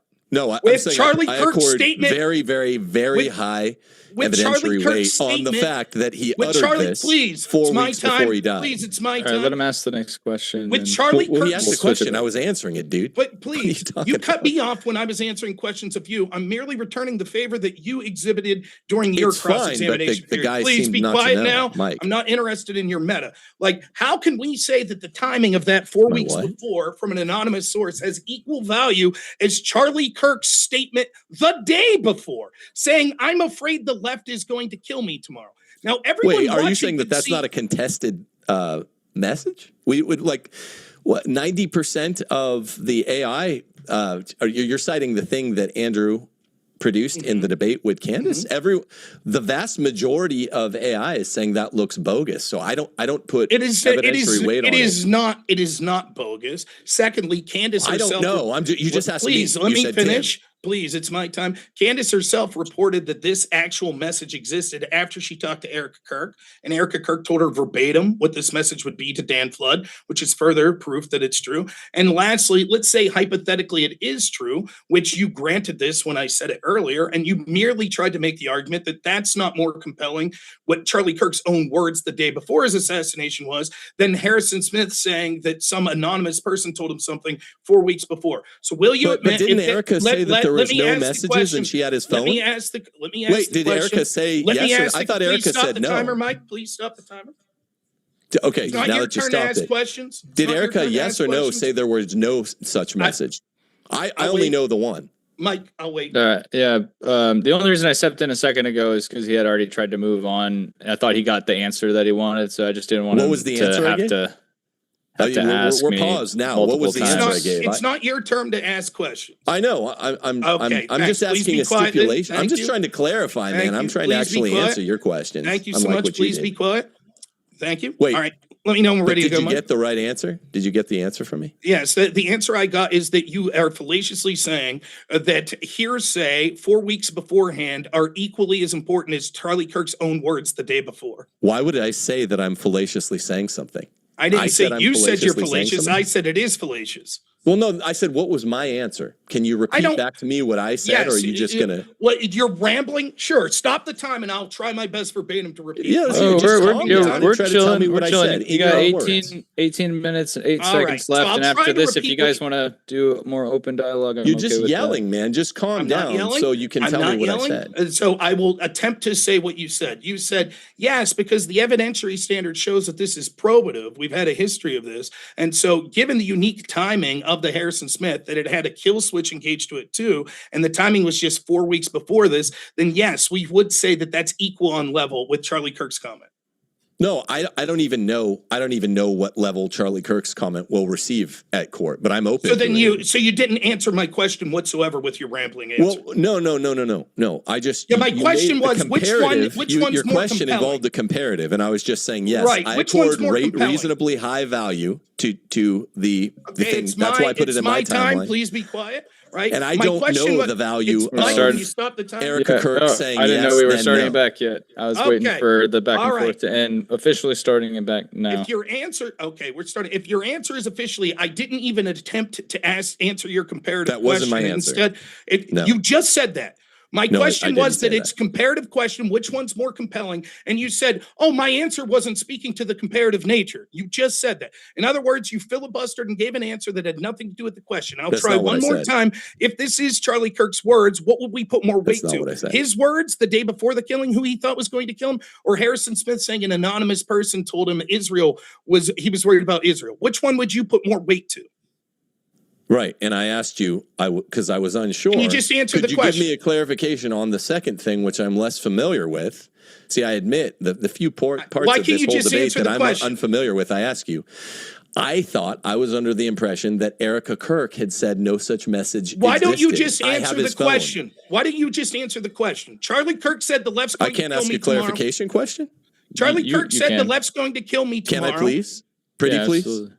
No, just to be clear, I was Rob not stop allowed to yelling ask at any me? questions whatsoever during his cross-ex. That was the rule. I mean, clarification questions I think are a little different. I didn't. This isn't a clarification question. Yeah, it if is. you stop the time, I'll explain what's happening. What he wants to do is impugn Erica Kirk, saying Erica Kirk said that didn't happen. My question is, if this text is true, right? He knows that. He doesn't need to clarify, but Erica said that there wasn't a text. Now I'm happy if we... Here's why it's a clarification question. It is not a clarification. Here's why it is. We heard your theory, man. Now, here's why it's a clarification question. I don't know exactly how to regard, and I don't think any of the rest of America knows how to regard the evidence that Andrew produced at the Candace Owens debate, precisely because it allegedly comes from the CEO of the company that had sworn to everybody, because she has the phone, that it doesn't exist. So I don't know how to regard it. That's why I had to say... I will answer this. I will answer this, but it's not pertinent. One, I said if hypothetically this is true, can you answer it? You not understanding a hypothetical puts you in ground with the same people that don't know how to answer how they'd feel if they don't have breakfast today. Congratulations. Secondly, when it comes to the Erica Kirk thing, what specifically was said was Candace had a meeting with Erica Kirk where Candace then came away from that meeting and said, I talked to Erica. Erica told me the problem was she was just looking at the iMessages on his phone. However, upon reflection and hearing Candace making these accusatory statements, they looked at his Signal and Telegram, which Erica didn't know he had, and actually found this message to Dan Flood. And that message said that he feared for his life from the left. Candace Owens put that out a day or two after her interview with Erica Kirk. Candace then later said, but my deep source tells me that it wasn't a Signal message. It was actually an iMessage. What Andrew released seems to be a telegram or signal message, thereby confirming what Erica Kirk told Candace Owens, and Candace Owens admitted to way back in December when they had the meeting. So again, it's irrelevant to this specific point. The question the whole time was, if Charlie Kirk said the left is going to kill me tomorrow, will we put more weight onto who that likely killed him than an anonymous person telling Harrison Smith 4 months ago that he was worried Israel was going to kill him? Why can't you just answer that question? Then I would say, if those messages are verified later, even though they're not being verified now, then I would put equal weight on them, and they're concomitant with my view that both Israel using a leftist, their typical tactic, killed him. I think it throws a problem. Time's back on, so let's keep it going so we can. And this is can I answer the question? I thought you did. You just did. Now, so this is what's frustrating to me. How can a good faith debater not just admit, if one person said, hey, I think someone told me Tim feels this way, and then they come to you and you say, no, I feel this way, why would you say that those are equally evidentiary likely? It's just nonsense, and it's sort of what we get to here. Wait, can I answer that question? That's not a question. You can't answer, please. Wait, it's a question. It was not a question. You're the only guy I've ever debated that doesn't want to ask questions on cross-ex. You don't even know what a question is now. That wasn't a question. It was a statement. Yeah, it was. You said why. I sat here patiently. Why would you say both? I sat here patiently while you just rambled on and on in your cross-ex. I'm asking you more questions and more clips, and you just continually interrupt. You just interrupt over and over. And it's your petulant because you know your position is indefensible. Let's keep it going. Let's keep it going. All right. He asked me a question. And he won't let me answer. I think it was rhetorical. Well, it's still a question. What was the question I asked? You said I asked you a question. What was the question I asked? Why and how could I give the answer that they're of equal weight? That's what you asked. I don't think I said that. I think I said it's being bad faith. Mike, is that what he said? We'll leave it to Mike. I said he's being bad faith. Chat, right? Is that what he said? No, you asked a question. He's being bad faith. He's being bad faith because he won't admit that you if we looked at one person and said, I'm tired of the petulance, just be quiet while I get through the rest of this. The next thing you said about this. All right, maybe we can just leave that behind us for a second. Treat it as a rhetorical. I'm sorry, Tim. I do just want to get through Rob's time without any interruptions or meta conversations here. And then we'll get to an open discussion, or we'll move into the Q&A, which you guys, I'll be reading whatever you send to James's PayPal. I have that, so I can see y'all's chats through there if you sent it that way. But we have about 15 and a half minutes left. Let's get through this, and then we can keep it going here. A little bit more open back and forth, not as much needing to be strict to the rules here. Okay. If y'all are okay with that. That is perfectly fine. Now I want to get into the realm of reasonable suspicion. Can you tell me, like in 15 or 20 seconds, what's necessary under the standard you're citing for an investigation into reasonable suspicion? The articulable facts that would raise suspicion in the mind of a reasonable observer. Thank you. If Charlie Kirk did say that he thought the left was going to kill him, and we can see that left-wing groups like Act Blue were financing organizations specifically go against Charlie Kirk, wouldn't that rise to reasonable suspicion that they could be involved? Yes, but it's not a disjunctive syllogism. I'm saying both the left and Israel. Okay, so you would acknowledge that there should be an investigation into Act Blue, the DNC, etc. I mean, I'd be fine with it, but I don't think there's as much reasonable suspicion in the mind of the objective observer as Israel. There's so much means, motive, opportunity predicate. Okay, how about like groups that he criticized, like the ACLU? Reasonable suspicion? No. Why not? I don't know. What would be the means, motive, and opportunity of ACLU? Well, they have tons of money, so that would be means. Motive would be that Charlie was one of the biggest people that went against what they stood for. Opportunity would be that they could communicate with people online, just like you're suggesting Israel could. Yes, but it's much, much weaker. I mean, how many people has the ACLU killed this year? How many people has the ACLU kill every decade? It's irrelevant. Is it 400 people? It's irrelevant. You're answering something that wasn't asked. Let me finish. It's irrelevant. Yeah. Yes. You didn't say the motive history operandi. Of the... Would you please be quiet and I'll answer? You said means, motive, and opportunity. I just outlined why those groups would have means, motive, and opportunity. Now you had another standard. Well, have they done this behavior before? Where's the means or opportunity of like a political action group to carry out a high-end political assassination. Maybe Means the motive, not the means or the opportunity. Great. Okay, so we concede motive. Great. Means would be, just like you're saying, all Israel had to do was start chat groups to be able to talk to someone to convince them to do that. They would have the means to do that. They certainly have the finances. They certainly have people that work at those organizations that are prolific online, including Do you think everyone knows how to do this? Let me finish, please. And opportunity would be the same. Again, what you're talking about is What's we their need to investigate. The opportunity would be they had the opportunity to create Facebook groups or Discord groups to be able to do this. They certainly would have that opportunity. This could be said of any country in the world that was hostile to Charlie Kirk, which would be any that could be hostile to Donald Trump, seeing as how Kirk would be viewed as an asset of Donald Trump. This means any country that Trump tariff would have had means, motive, and opportunity. You disagree? Yes, I disagree. Why not? I disagree there. So, for example, France, why wouldn't they have means, motive, and opportunity? I think Tyler Robinson probably had means, motive, and opportunity, That wasn't my but question. not nearly as much means or opportunity. These aren't all the same term.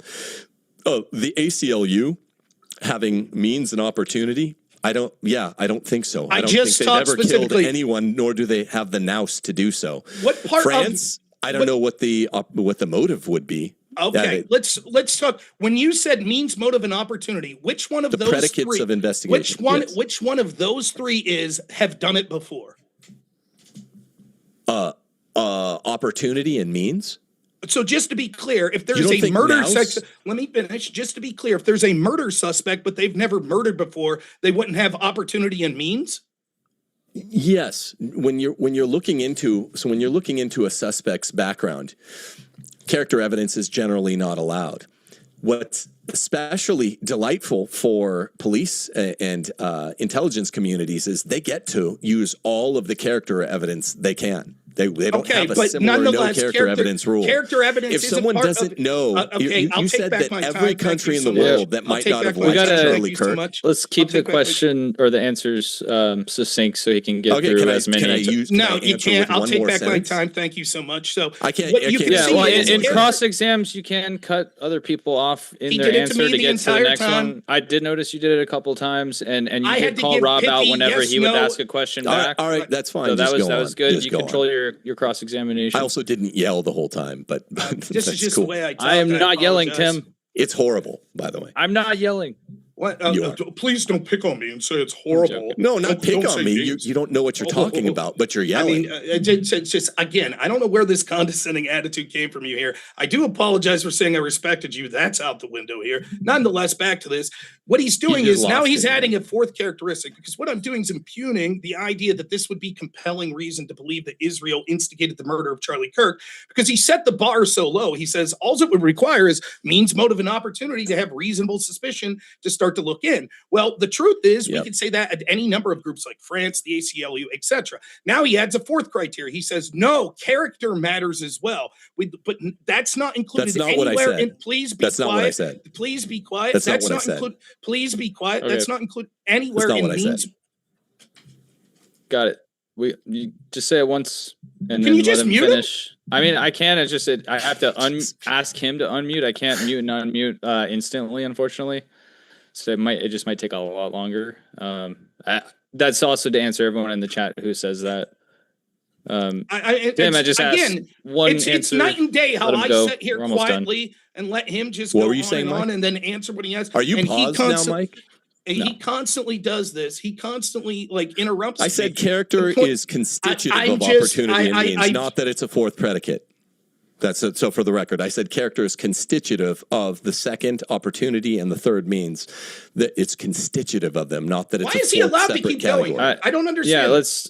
I don't understand that at all. Finish here. Yeah, so I don't understand. No, it is not constitutive of means and opportunity. A person could have means and opportunity who had good character. In fact, we see this quite frequently when it comes to serial killers and others. The neighbors say he was a great man. No one's ever suspected anything. He had a clean record. That doesn't mean that there's not means, motive, and opportunity opportunity. He's putting a threshold because he knows the absurdity of his position. It means the ability to, in this case, just send people onto a Discord motive, which would be that they didn't like Charlie Kirk and wanted him out of the picture. An opportunity would be, did they have the opportunity to do these sorts of things? Yes, that would literally mean that we'd have reasonable suspicion of hundreds, if not thousands, of organizations. Would you agree that all of the people that celebrated the death of Charlie Kirk had motive? No. Why not? If they celebrated his death, they were clearly happy. Because that would imply motive. Chronology. That they're dicks. They celebrated after the fact. That doesn't mean that they're suspected on being a part of his murder. What you're doing is conflating. I didn't say that they would be suspected beforehand. I said, would they have had motive? That's a different point. You jumped to the conclusion. Anybody who doesn't like someone doesn't have motive. Yes. No. Anybody who celebrates legally speaking, no. Please. As a predicate of investigation, no. Let him keep going. We'll get into much more. Can I answer here in a second? No. Only if he wants you to. Honestly, that's kind of how the cross exams typically work. You set this precedent for how the cross exam works. Please be quiet. Right? Yes. Anyone who would be willing to celebrate a violent assassination would have clear suspicion of motivation, that they were happy that person died. Right? So we can see that there were tons of people on the left and from left-wing organizations that would have had this motive. When it comes to means and opportunity, he's so vague about what it is that Israel allegedly did. It could literally mean they went online and they were instigating people to do this through Discord chats. Well, that sort of means and opportunity could be done by anyone who has access to Discord. The next question I have, at what point do you think in your theory that Israel decided they wanted to kill Charlie Kirk? Like, give me a rough month. This is, I don't have a rough month. I told you this is a predicate of an investigation, and this was specifically ended the investigation. You're trying not to get it, and it's very dishonest. Why can't you just answer jury trial stuff, man? Why can't you just answer? Understand the basic distinction. You have to have some theory. You have this. I have a theory. It's an investigative theory, not a jury theory. Now, you wanted to whistle past that distinction. Now you ask retarded questions. 7 minutes left. Let's let Rob ask his question. When do you believe they first had the motivation to want to kill Charlie Kirk? What? I didn't hear. When do you believe they had the motivation to first want to kill Charlie Kirk? When he started turning in his late spring, early summer turn against Israel. Okay, when was that? Like June? I don't know. Late spring, early summer. As soon as consult my timeline. Correct me if I'm wrong. The first thing in your timeline was that in June he supposedly had a meeting where he on June 18th he yelled at Trump. By the way, do you have any evidence of that? I would say that starting in October of 23, if you're graphing his enthusiasm, it was coming down gradually, and then it seemed to just spike precipitously in late spring. Any evidence of the June 18th yelling at Trump? There's evidence it went badly. No? One of the staffers said it went very, very badly. An anonymous staffer. Trump yelled at him, not the other way around. What I have is finally there was this blow-up meeting in the Hamptons in August, right? That seems to be where this shit started, right? When he announced Tucker Carlson would speak in AmFest. Okay, when? I said late spring, early summer. What? Give me the incident. What was it in late spring? All I got is you saying... It wasn't an incident. It was in his publicly documented rupture with Israel. I don't believe that he had a publicly documented rupture with Israel. Please, let me finish. Please, let me finish. That he had a publicly documented rupture with Israel that would have brought them to the conclusion they must take him out. In fact, he was continuing to say, please, let me finish. Right. I just went through your timeline. The first date I had was June 18th. He yelled at Trump. You have no evidence for that. You just say some guy said it. No, I said so Trump what we can see is, here's the point. Last question I have on this. How long do you think it would take them to create a movement on Discord to radicalize someone like Tyler Robinson? How long do you think it would take them to do that? Well, since there's evidence that hasn't been investigated that they had looked into Tyler Robinson's name months before. How long do you think it would take them to do that? I don't know. Give me an estimate. I don't know because I haven't investigated it. They fish around. If someone's particularly weak-minded, maybe a month, maybe 2 months, maybe 12 months. I have no clue. How long do you think it would take? Please, let me finish. Given that in August, Tyler Robinson already had a Dremel and was dremeling these things into the bullet, how would it even make sense that this timeline that Israel would have had time to radicalize him? What do you mean? You think he could only etch into a bullet at the beginning of his turn? No, I think if it took him a month to radicalize him to the decision to kill Charlie Kirk, that would mean they'd have to reach out to him in early July, which you have no evidence that there is any reason that they would have motive to kill him in early July. What I said is, I'm just guessing because they refused to investigate the claim, but Charlie had a slow at first disenchantment with Israel, that starting in October of 2023. He's literally the first person I heard saying it was probably a false flag, October 7th. It shocked me.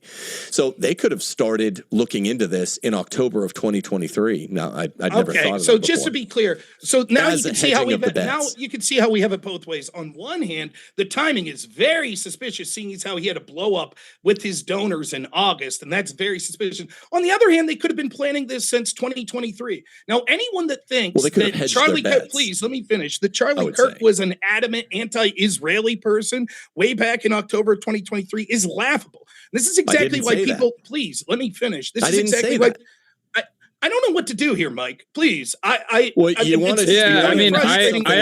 to me that I didn't say. Don't have a mute button. Pause the time. I don't have a mute button. I didn't say. And I never said he was I never said Charlie Kirk, even by the end of his life, was rampantly anti-Israeli person. Did you say that in 2020? Did you say in October 2023 they could have started to want to kill him there? Yes, as a means of hedging their bets if the asset turned against them. Okay, now pause. I didn't say he was anti-Israeli. Me saying that he was saying anything that was anti-Israeli enough to want them to kill him in 2023 is laughable. Start considering, yes, please, if he turns all the way around. Let's try to not talk over the question. Be quiet. He wasn't finished talking. He wasn't finished talking. Well, I'm glad ask the same of Rob when you're going, but we are just trying to finish. I'm saying I will ask Rob the same as I'm asking you because we're about to move into a little bit more open, so that I don't have to say, just answer the question, keep it short, and go on. This will be more between the two of you, and then we'll have to do a little bit more self-control both ways to hear each other out. So it's not both ways; it's one way. No, I'm saying when we're on the open dialogue. It's both. It is one way. You're right. First, it's supposed to be right now. No, yeah, it's supposed to be right now. I didn't do that to him. I Listen let him to a guy get through his whole yell for half 3 hour. hours straight. It was a joke. I let him go. Yeah, this will get reviewed all over. You guys can hash that out after the fact. I don't want to talk too much about it right now and try to say who's doing what. I just want to get through this last 3 minutes so that you guys have a little bit more fluidity here. So the point I was making is to even consider that it's a possibility that in 2023, where Charlie Kirk was one of the biggest advocates for Israel, that Israel perhaps started planning to kill him there, lets you know just how weak this theory is. Now, notice how important the timeline was when it was to create suspicion on Israel. But when I point out that even that timeline would be ludicrous to think that there would be time to reach out to anonymous people online, find Tyler Robinson, weaponize him. If he was very weak-minded, it would take a month, implying that if he was just a normal person, it would take longer than that. And yet he had time then at some point in mid-August to actually start trembling this, shows that the timeline wouldn't make sense. Again, there is no evidence whatsoever that anyone Israeli or any other foreign asset looked into this. Now, what he'll keep relying is, but that's because we didn't investigate. Your own admission is that, yes, there was an investigation. You just don't know what it was or what entailed. You're just like Joe Kent wanted more. Joe Kent's admitted, will you acknowledge this, that in a recent interview, Joe Kent said he's not saying that there was anything that was actionable that showed that any foreign assets did this? Okay, doesn't want to engage with the question. No problem. So I will take that as an admission that either one, he's checked out of the debate because he knows he wasn't doing good, or second, that he doesn't want to engage with it. Either way, that's fine. So Joe Kent did say that, and we can pull up. Please be quiet. Please be quiet. So we can pull up the transcript. Please be quiet. Please, I'm uninterested. Move on to the next question. I'm just going to move on. Holy shit, right, bro. So what I'm going on. So ridiculous. Joe Kent did say in a recent interview, I forget who he was talking to, but just the other day when he was backtracking from Candace's implied, well, he's the one who told me about the 12 Israeli cell phones, did say he's not saying there was anything there. He's just saying he would have liked to have looked more. Also, we can see that the current police investigation, will you acknowledge this? It at least would be allowed to look into communications that Tyler Robinson had with people. I don't know. You don't know if the police are allowed to look into communications Tyler Robinson had with people? His the Discord police are allowed messages, to look into communications. Yeah, you're talking local police. Yes, UV they have a the limited police investigative authority. Then why did you Yes. say I don't know? I had to think about it a second. You had to think whether or not You're police yelling are the allowed to whole look at a time. murder suspect's I didn't think you were going to communications. ask me any questions. Didn't you go to this time evidence done? class? What was Is this time evidence done? class like? 2 minutes. I thought you went to evidence class. You didn't know that? Okay. Anyways, so once more, we get back to this. The timeline doesn't add up. Under this reasonable suspicion standard, that's not the debate. We would have a reasonable means, motive, and opportunity for basically every left-wing organization, every country that viewed Trump as unfavorable to tariffs and viewed Charlie as part of them, which would mean we would have to reasonably investigate them all. The truth is, the way this works with such a low standard is they keep their ears open and say, are we hearing anything? They look at the evidence in front of them, but if they don't see any immediate connection to a hostile foreign power or a favorable foreign power for that matter, there's really not much more for them to go on.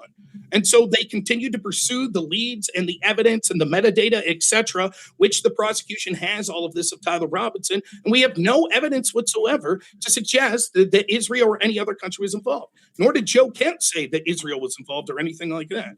At the end of the day, the topic of this debate isn't, well, is there just a super low bar that we should look into stuff and keep our ears open? I'd say that about pretty much any country in the world. The question is there compelling, i.e. convincing evidence to think that Israel's responsible? And the answer is no. All we've seen is, well, they've killed people in the past, so we should be suspicious. And they possibly had some sort of motive. But that's not enough for the average person or for a legal standard to think that it's compelling that Israel was involved. I'll cede the rest of my time. That's fine. All right. Well, that was exhilarating. We're gonna move on here. So you guys had agreed on how long exactly before we get into the audience questions? I said 3 hours, but I could go. It don't matter to me. Whatever Tim wants to do. Before the audience questions, or 3 hours total? Because James told me 11 p.m. cutoff time. So if you guys want to get into those questions now, so we have enough time for all of them, we could do that. Well, or if you want to do some quick closing, he basically blew up Cross-X. So if you guys want to get into like a 5 to 7 minute like closing rebuttal, so just kind of get it all off your chest within 5 to 7 minutes. Yeah, I'm in no hurry. Tim, if you want to stay, we could rebut all night. I can stay I can stay a bit longer. So. Okay. Just because we essentially only had one way cross exam. I'd love to just have a quick back and forth with fast answers. Okay. Like what my fast answers I gave during your Cross-X. No.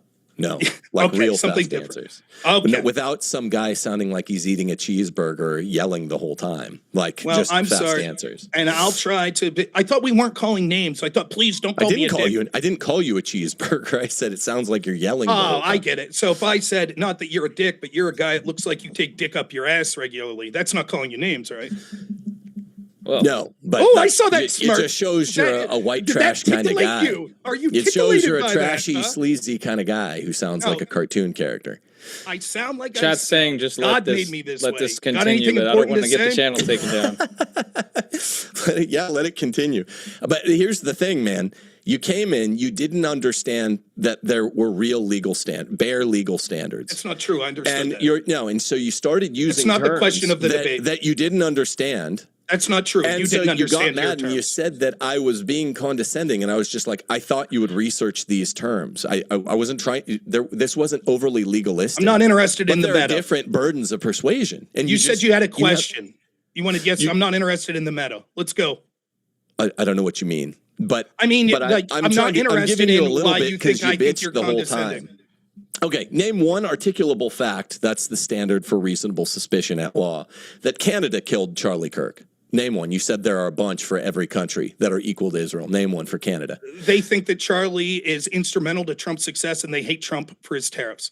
No, that's okay. Now that's not accurate because at law, what's not accurate? A motive, at law, a motive is defined as a reason governing likely action. Name one articulable fact that Mexico killed Charlie Kirk. Real quick, you said no, that's not true. So let's go through them one by one. Are they pissed off about Trump's tariffs? Yes. And, Do they and think at that law, Charlie's sir, instrumental in helping everyone Trump? who dislikes someone is not a suspect. That's Why the not? They have primary means, motive. Anyone fallacy who has- in your entire stupid anyone- position. His position, You see? Do you Rob's see? position is The that filibuster everyone here. who There we disliked go. Charlie There we Kirk, go. Mhm. We'll that probably everyone have who to- disliked Charlie Kirk, any leftist country, left-leaning country, has means, motive, and opportunity to murder. do. And that's simply not the way that means, motive, and opportunity are defined at law. That means That's an not- actionable, sequenceable reason that they would act and benefit by a murder. And They that's do. not how it works at law. Great. I'll outline it. Actual sequential reason. They see Trump's continued push for tariffs as hostile to their country. They see Charlie Kirk as one of the biggest advocates for Trump. If Charlie Kirk was no longer there, they anticipate that Trump's fortunes would decline in the midterms, which means that tariffs would be taken off the table by wasn't Democrats asking- in Congress. That's sequential. That's means, motive, opportunity. No, but that's not viable in the mind of the reasonable man for killing someone. Has Canada ever killed someone? Do they have any TAO under their belt? Now, notice how we switched. Do from they? I just- don't know. I Let me really finish. don't know. But Let they're me not finish. known for doing that. Please, Now, I would is like to that make my point. I an would like to make my point in existential threat response to the that. country of Canada. I would like to make that point, my point in response to that, right?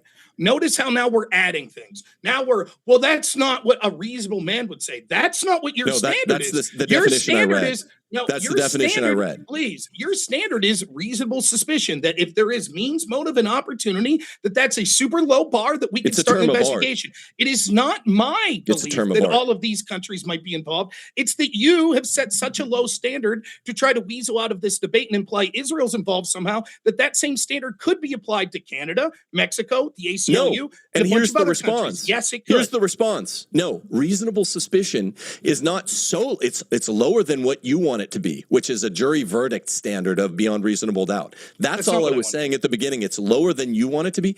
That doesn't mean it's so low as to catch all boat. That a rising tide lifts all ships. Any boat that has catches means, motive, all fish. would it No, catch all it's not fish that have low. means, motive, and opportunity? For murder, for political assassination. Yes. Which also include, the and you crime tried we're to looking at. move past this fallacy in your cross-ex time. The reason that you look at a country's proclivity to commit assassinations, TOAs, is because there's a nous, a certain operational security and operational know-how that goes with doing these things and getting away with them. Canada doesn't have it. Mexico's That's not not part of known for means, having motive, it. or Most opportunity. countries, Rob, in the world don't have it. Most countries have 0 TAOs under their belt.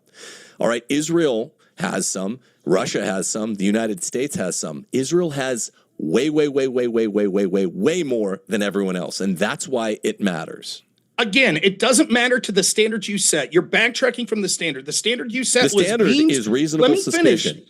The standard is was reasonable which suspicion. you cited as means, motive, and opportunity. And Now when you're adding a fourth criteria, which is basically character, or have they done it before? Do you As I've understand the already definition articulated, please let me finish. of a As I category? He's right Please. there, Tim. Just let him finish. As And I back to you. articulated before, there are plenty of times where there's reasonable suspicion into someone with means, motive, and opportunity, and yet their character seems stellar. That doesn't mean that we wouldn't have reasonable suspicion. So you're adding that. The reason we're even on this What? is the debate has nothing to do with the term reasonable suspicion. There was an investigation into all foreign countries. There continues to be open that if they find evidence that foreign countries are involved, they'll look into them. The question was, is it compelling that Israel was involved in the murder? You haven't presented any evidence other than what I said you would presented a in the whole opening timeline. statement of motivation and means. That's all you've talked about. Motive, means, and opportunity. Obviously, has the that. history is evidentiary of Canada their has strong that. opportunity to do it because they've done it. They do it 400 times per decade. Is that good enough for you? It doesn't matter. That's not It evidence doesn't that they matter. did it. They know how to do it. Okay, They're better so at doing it than just- anyone in the history of the fucking world. Do you And suspect? that doesn't do you amount think to there's- opportunity? Is Are there you compelling? nuts? Is there compelling reason to believe that Israel killed Lindsey Graham? There's compelling reason to believe that Israel killed Charlie Kirk. That's what Is we're there debating. compelling evidence to believe Israel killed Lindsey Graham? Not in my view. Why not? Do you know all the I don't assassinations know. Well, I they've haven't done? looked into it because we're not debating that. I prepare for the Wait, debate wait, at wait. hand, unlike Is there you. compelling reason to believe that Israel tried to assassinate Brett Kavanaugh? I don't know. Is there Do you say compelling so? reason to believe Whatever that you say, man. Israel tried to instigate the White House correspondent's assassination? I mean, coming from the guy who said that there's an articulable fact with equal weight that supports that every country in the world assassinated Charlie Kirk as Israel, no one can take you seriously. The people that understand... They can't take that straw man seriously because I never said it. Yeah, you did. You literally said that. No, I didn't. You said, and that's why I wrote it down. It was one of the last things you said. You definitely said it. You said... That's not true. Every country has an equal a nexus to the Charlie Kirk assassination because any country that doesn't like Charlie Kirk probably killed him. That's not what I said whatsoever. I said if the standard is so low that it's just means, motive, and opportunity, that could be pretty much any country in the world. I didn't say they all have equal motivation. Not that low.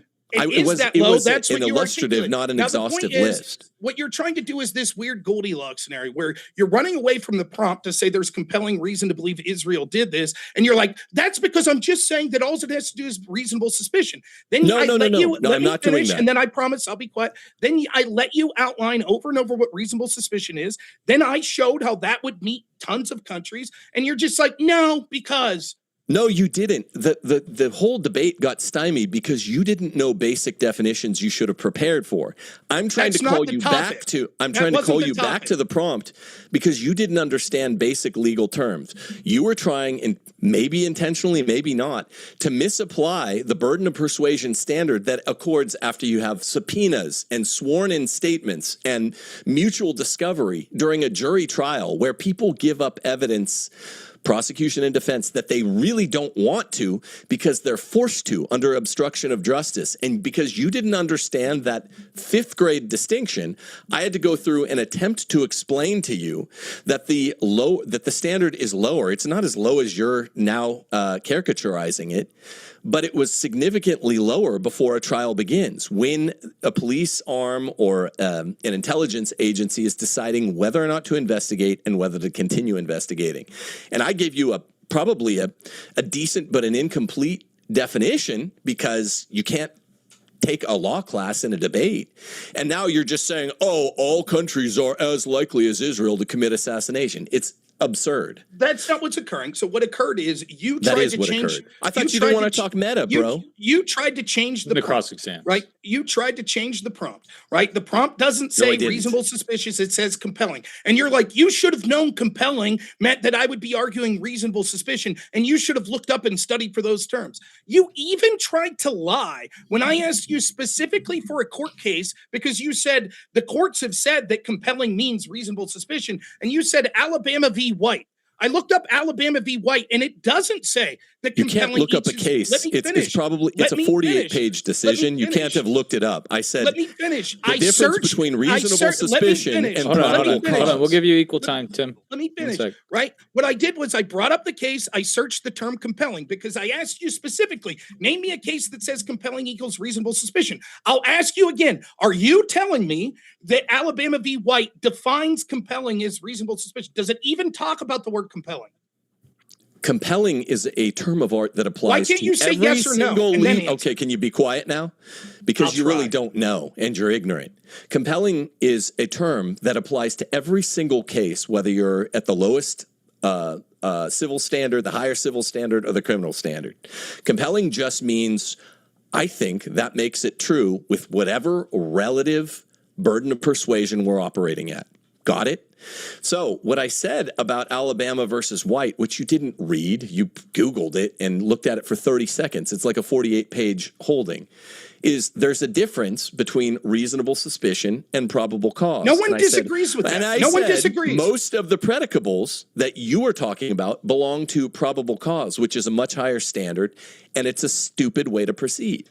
I said no one disagrees that there's a difference between reasonable, suspicious, and probable cause. Yeah, but you didn't know what they were. What I'm talking about specifically is this prompt is there a compelling reason to believe? And you just asserted, let me finish. You asserted with no evidence whatsoever that compelling means reasonable suspicion. When I asked you why, you were like, because the courts have said so. I said, give me a court case that says that. You said Alabama v. White. Are you admitting right now that Alabama v. White does not try to describe the term compelling as reasonable suspicion. What can I you just said answer was, yes or can you what I just said answer was that there's yes an or no? investigation Can you because just we're answer that operating yes or outside. no?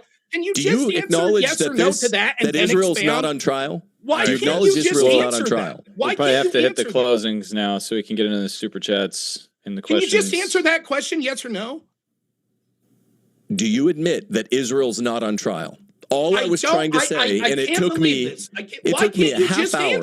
Why can't you just answer that? Can you stop yelling? Your voice I'll is talk sending all exactly the how dogs I running want. in my neighborhood.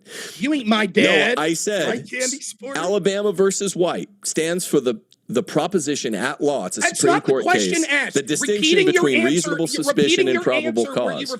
repeating your hear you. non-answer isn't answering the question. It's not when an asked answer. again. You just didn't know what the terms Why meant, can't and you were you trying to answer? misapply them. Does Alabama v. White specifically use the term compelling and try to describe that It as reasonable? presupposes the term compelling. Does it use the and word it uses compelling? them reasonable Does it suspicion use the word compelling as a distinction anywhere? from probable Does it use the cause. word compelling anywhere in that decision? Okay, Can so you just now say that no? we're But I past think that, it presupposes it. Can you just say that? do you think that this is an investigative can't you burden of answer the persuasion question? or Why a can't criminal you law answer the burden of question? persuasion? Why can't you answer the question? What's the burden of? Because Do you guys want to do closings or go straight to the questions? I don't Because I feel understand. like we're circling a Why drain can't he here. just answer? Tim, this is pathetic. Just say no. It doesn't use the word compelling, but it No, presupposes I didn't say that the word compelling is defined in this case. Because you don't know, because you're ignorant. So you didn't understand that compelling doesn't apply specifically to the highest burden of proof at law. Compelling No one applies, said it does. Compelling means persuasive, and it applies to all of the different burdens of persuasion at their relative level. And that's why I said, okay, so what level are we at with regard to Israel? What does it take to be compelling? Well, just it takes reasonable suspicion because thing, all we're arguing about is investigation. Last thing. So just to be clear, your answer is no. It doesn't say compelling. It just presupposes. I don't know. I didn't scan it for that. That wasn't the point, and it was never the point. So then when it has nothing to do with the claim at stake. If I don't know. I literally last point. If we bring up the clip earlier where I say, can you show me where the courts have defined compelling as that? And you say, yes, Alabama v. White. That's going to look pretty foolish for you. Do you want to know what I meant? Do you want to know what I meant? I know what you're trying to spin. Seeing that you didn't understand any of these terms because you didn't understand the distinction at the lowest level between reasonable suspicion, one step up, thin probable cause, another step up, thick probable cause, another step up, preponderance of the evidence. The fifth step is clear and convincing evidence. The final step, the most evidence to win, to be compelling, is beyond a reasonable doubt. Compelling wasn't what was at odds. The burden of persuasion was. So I thought I would try to explain that to you. And then you said, well, is compelling being defined in the case? That was never my claim. I said there's actually a Supreme Court case where they distinguish what you need to constitute reasonable suspicion. And that's investigative, and Israel definitely hits that. Probable cause is higher, and it probably wouldn't hit that yet. What you keep doing is you keep referencing something that's not in dispute. The topic that's absolutely in dispute. The topic is there compelling reason to believe Israel is involved in the murder of Charlie Kirk? And you're like, well, there's different levels between reasonable suspicion and probable cause. I'm like, that's interesting. Yes, that has nothing to do with whether or not there's a compelling case. And you're like, yeah, it does. The courts say that. And I'm like, can you show me? And you're like, yeah. And then when I'm like, I don't think it's saying that there. And you're like, oh, I never said it did. Okay, can I make an analogy? I'm going to finish. I just let you talk. I'll finish my point and then you can go. Right. The truth is what we see is that you're unable to defend it. There is an incredibly low burden to just investigate. They did that. They looked into foreign countries and foreign nexuses. Right. All you did was what everyone does. You didn't provide any evidence whatsoever that Israel was involved with this other than to say they've assassinated people in the past. They were mad at Charlie Kirk. That's it. That's all you've said. You've provided no evidence. Okay, that's all evidence. That's all evidence. So, I read you, I think, 6 times the definition, the federal rules of evidence 401, that's evidence. Tim, you open tonight, right? I open. Okay.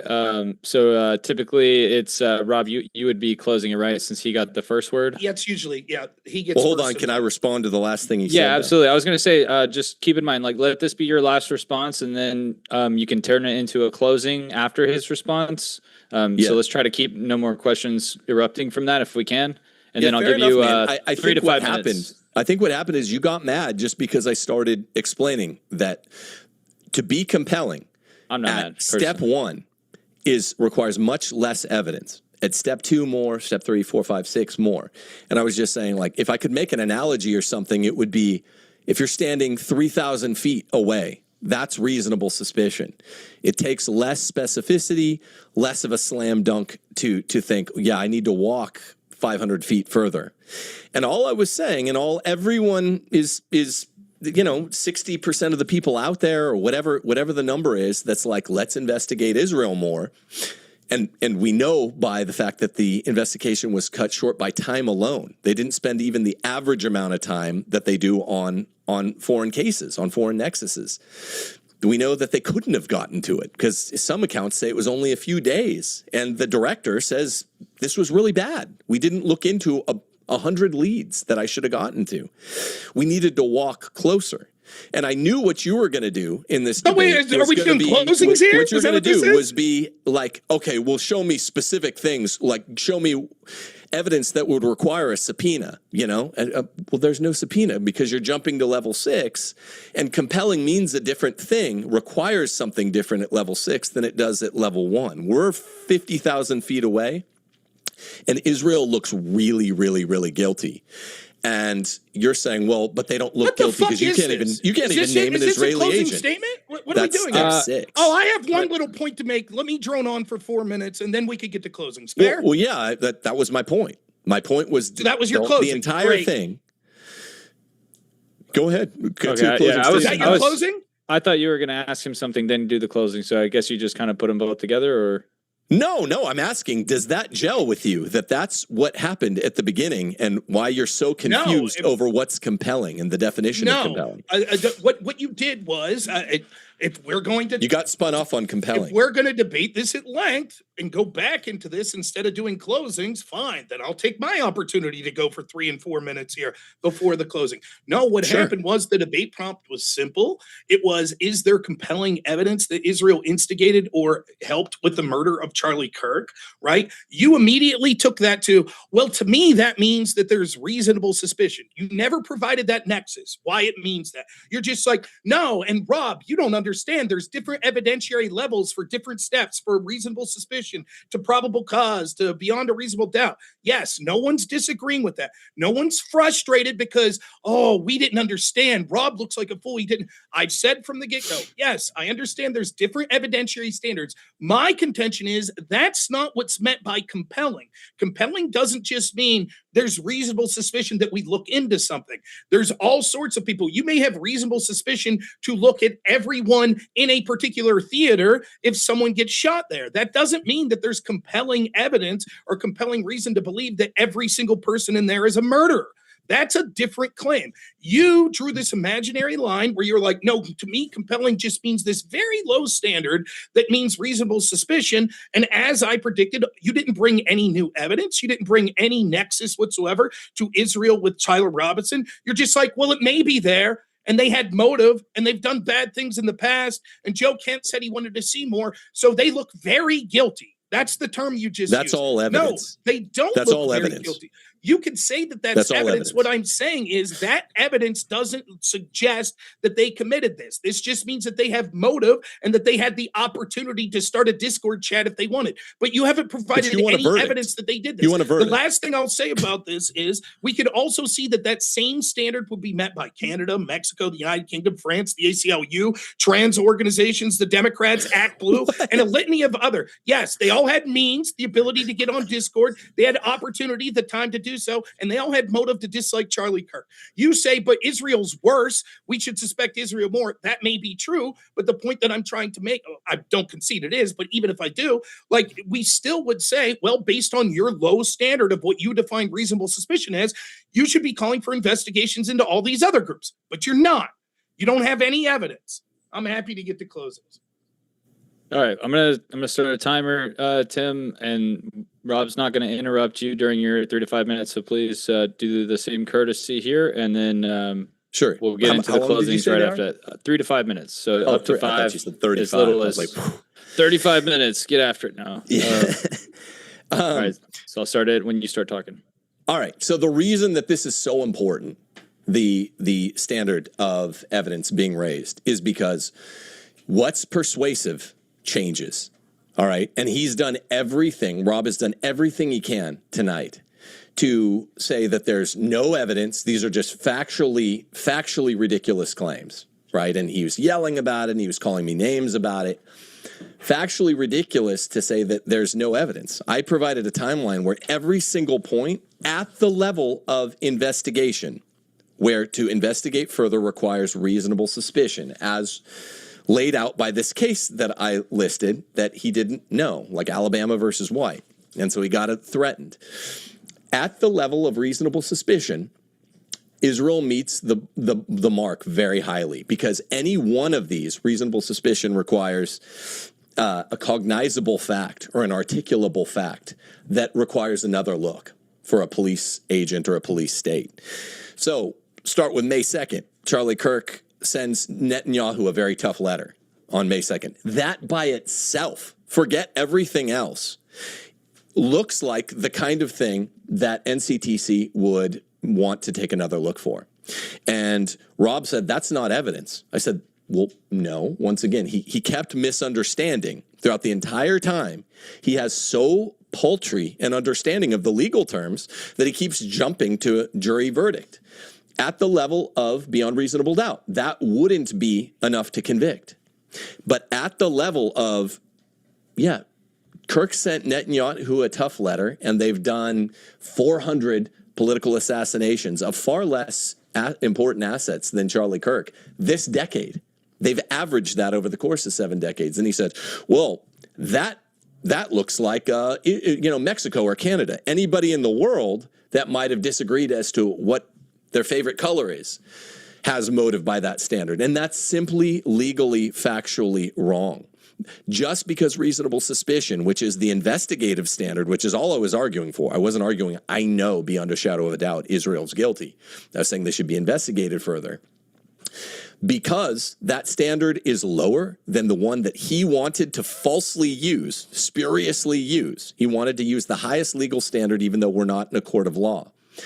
That it must be ground level low, and it's so low that it includes all 195 countries in the world. And he was yelling, calling me names. I admit I wanted tighter moderation at the beginning because I interrupted. He was interrupting me. That's going to happen if you have looser moderation. But you saw the desperation where he's even resorting to absurd claims like Mexico and Canada killed Charlie Kirk as likely as Israel did. And that's absurd because Netanyahu and all the prime ministers of Israel have all carried out TAOs that are an ordinary course of business for them, that are an ordinary course of statecraft. When anybody, like, let's take Charlie Kirk in October of 2023, because this is an important timeline matter that I agree with Rob on. When he started pumping the brakes, even though it was a very mild brake pump at first, I would be willing to bet, and I would as an investigator, not as a prosecutor, because the standard's higher, I'd be willing to wager that's where they said, what's our contingency plan if Charlie Kirk is off board? Because every other American under the age of 50 hates us. What will we do now that Charlie Kirk is the first guy after October 7th, 2023 saying false flag? In all honesty, I couldn't believe Charlie Kirk said that. And I'll bet you Bibi Netanyahu couldn't believe it either. That was it was gentle, it was subtle, and he was reasonably graded in his disaffection for Israel. But it was there. And that was probably enough in Bibi Netanyahu's mind, who looks into this a lot closer than I do, for him to say, what's our contingency plan? So the timeline, I think, does go all the way back to October 2023, but I don't know. I don't know the way a prosecutor should know when he asks these things in court. And guess what, Rob? We're not in court. We're investigating and doing the job that Kash Patel stopped the NCTC from doing. Thanks. Okay. What was that 5 minutes? Yeah, that's 5 minutes. He had about 8 seconds left. Okay, five.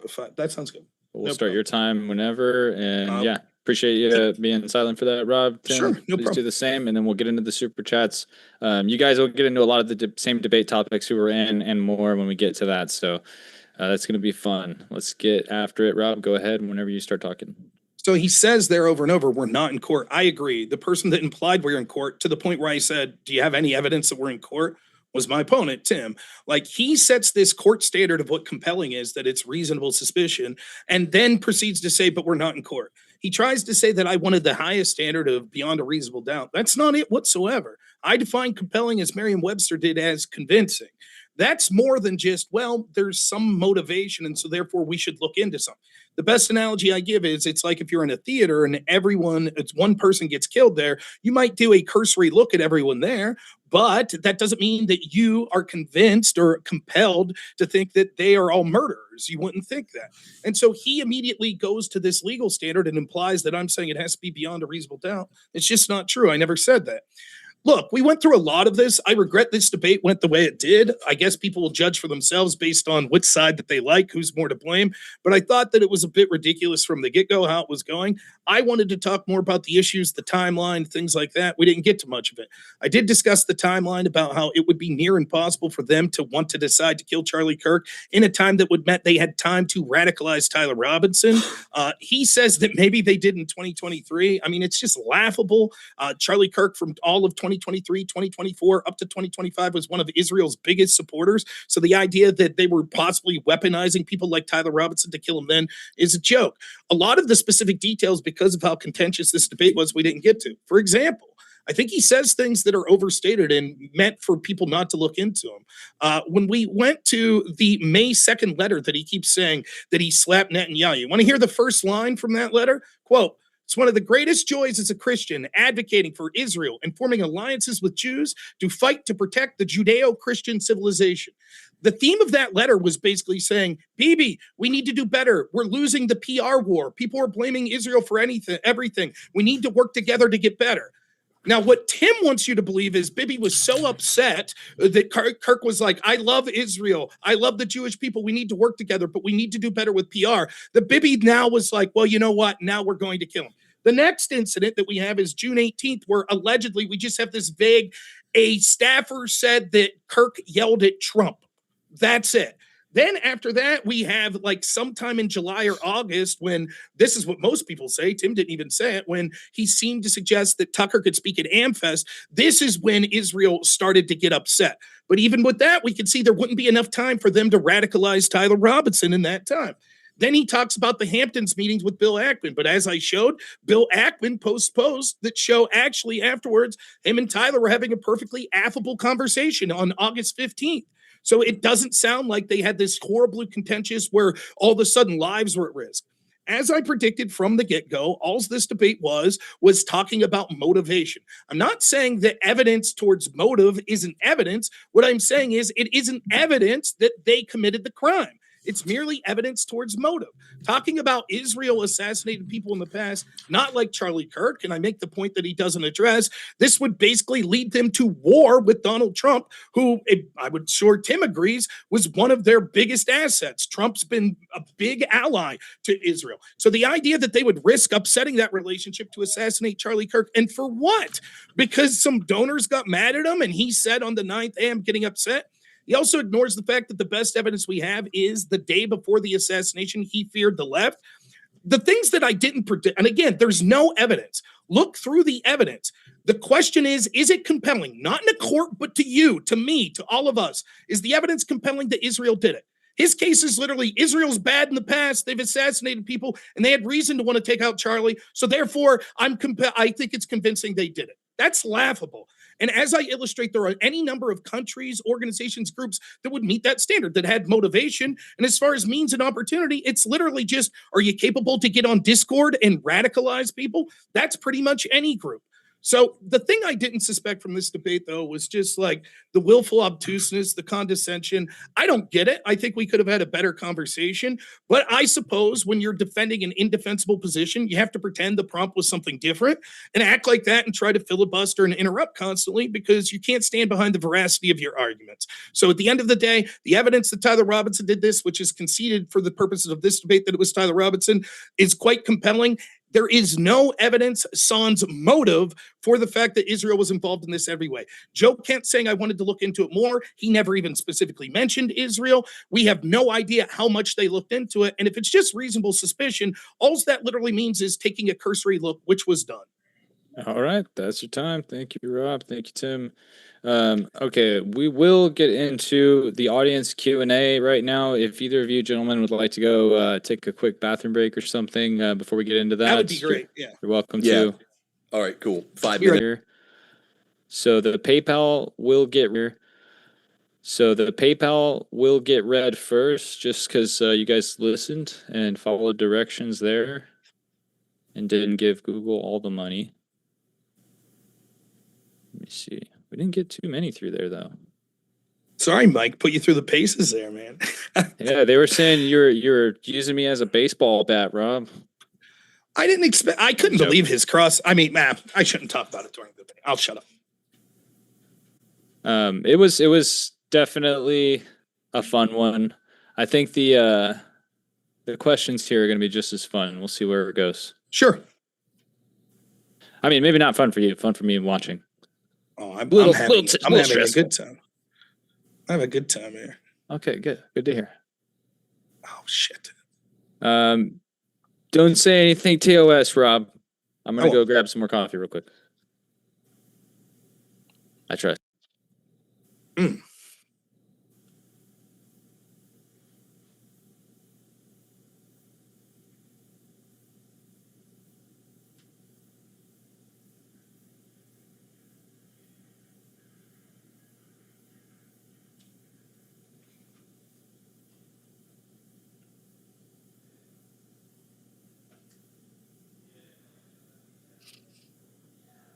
I feel like it's unfair of me to talk, but dead air sucks too. So I'll just, how's everyone doing? I know half the people hate me. I don't care. Sorry, the debate wasn't more issue oriented, I guess. What is this 3 strikes thing YouTube's saying? What?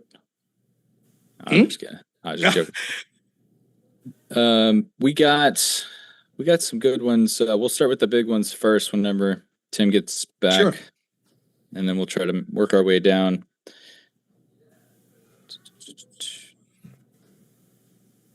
Not what I anticipated. I'll say that though. I thought it'd be more chilled. But I think no hard feelings. I think the last time I had a debate similar was Jay Dyer and Captain.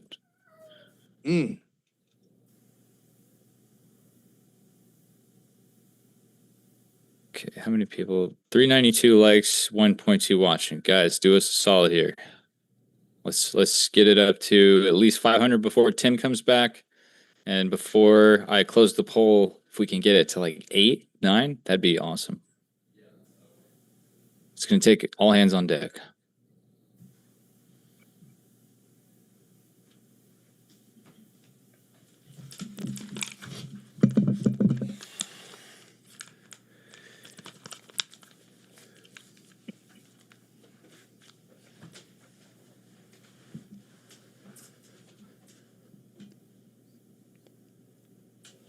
Yes, Tim, you're kind of frozen. Can you hear us? I can hear you. Okay. I see him moving. All right, there it goes. Okay. It's just I didn't know we could simulcast this, by the way, so none of my people are here. We only found out at the last minute we could simulcast. I think, excuse me. Yeah, I think James typically lets people dual stream, and also if you want to re-upload, believe you're welcome to do that. That's fine. I just didn't know. Okay. Yeah, I mean, obviously, I last minute here, so wish I could have helped some of the communication flow, but now that we're all here, we'll get into this. It's kind of freezing a little bit. Can you hear me, Rob? Yep. Okay. Yeah, I hear you just fine. Okay, first question I want to read is just from the PayPal here, since they did this. Question for Tim. You said in the is it repo, rise and kill first? What is that? What? Repost, maybe? The 2018 study, comprehensive study. Oh, report. That's what they just left out the R.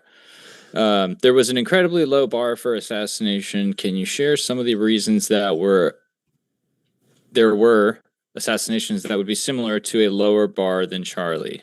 I tried to edit that in my mind to make it askable, intelligible. Yeah. You have to do a lot of that with you. Yeah, great. It's great. According to Bergman, 5 of the most common, I think he gives 10 rationales that Israel is known to just go kill people for, start murdering. And the 5 most apposite rationales are for of their 2,700 TAOs are like petty retaliation, like what you saw in Munich. So basically no material benefit to be raped. And it's not a wartime, just go kill people across borders. Deterrence is one, but this means like non-emergent, non-wartime deterrence. There's another kind of deterrence in the other 5 higher, more understandable, less petty reasons. Decapitation of opposing organizational leadership. That's a third one. That one recurred a lot according to Bergman's analysis. And that was really interesting because if you're wondering if, Charlie Kirk's going to pull a Candace Owens or a Tucker Carlson or a Megyn Kelly. I mean, basically anyone that learns about how evil Israel is and how evil they've been for 70 years turns against them. And that's what seems like it was happening with apparently over the last, months of his life. So he was going to be arguably an opposing organizational leader, perhaps. Real quick, sorry to interrupt. Can I respond just real quick? Yeah, one second, Rob. I just wanted to give him the Tim. You haven't been on the channel before, right? I don't think so. No. Okay. Not on this. So typically during the Q&As, how we do it, if there's a question asked specifically at you, I let you answer first. Depending on the size of the chat, obviously you want to maybe expand a little more if it's $100 super chat, so on. If it's like a 5 and we're on those, maybe we'll keep it quick to bust through them. Sure. I'm gonna for like 10 and up, I'm going to allow 1 to 2 minutes for the person that's asked. But just so you know, every question that's asked at you, Rob will get a chance to respond to after you've given your piece, and then vice versa. If a question's asked to him or a comment made to him he's responded to, you'll get a chance to do a quick comment on that. But let's try not to spiral back into the back and forth on those too much, because we do have a ton coming in and a ton that we need to get to. So I want to try to keep it flowing a little quick. Whatever you do, that's fine. So yeah, there was 3 of the 5. All of these seem highly opposite with Charlie Kirk. The 4th is strategic disruption of adversarial groups, also opposite. And then long-term non-emergent Israeli survival and security. So you take those 5 of the 10 major motives, and they all sort of roll into a Charlie Kirk situation where he turns against them, and why they couldn't brook it. Note how a theoretical Israeli Kirk TAO nexus would combine basically all 5 into one. So. Okay. Can you name me one example of a prominent American being killed, assassinated by Israel in America? Oh, I'm not. You're answering the question, right? I'm not doing cross anymore after your fucking shit show. You're welcome to answer questions like that, but I do want to keep it going too. Can't answer. Got it. There is no. I'm just not gonna. I'm answering this guy's question. I'm not gonna answer the. I believe the thrust. Nothing. Well, I'll say my piece. The thrust of the question is U.S. Liberty, USS Liberty. Okay, there you go. There's your question. That's not an assassination. Attacking a boat is different than assassinating a political figure in a TAO. Is the U.S. Bergman? I'll check Bergman. U.S. Liberty, was that a TAO? Was U.S. Liberty a TAO? No, that wouldn't count. Okay, so but let me check since I didn't have them. But just wait, and I can. You can read the next question while he looks up. Okay. Next one is from, let's pop this out so I can make sure I see it.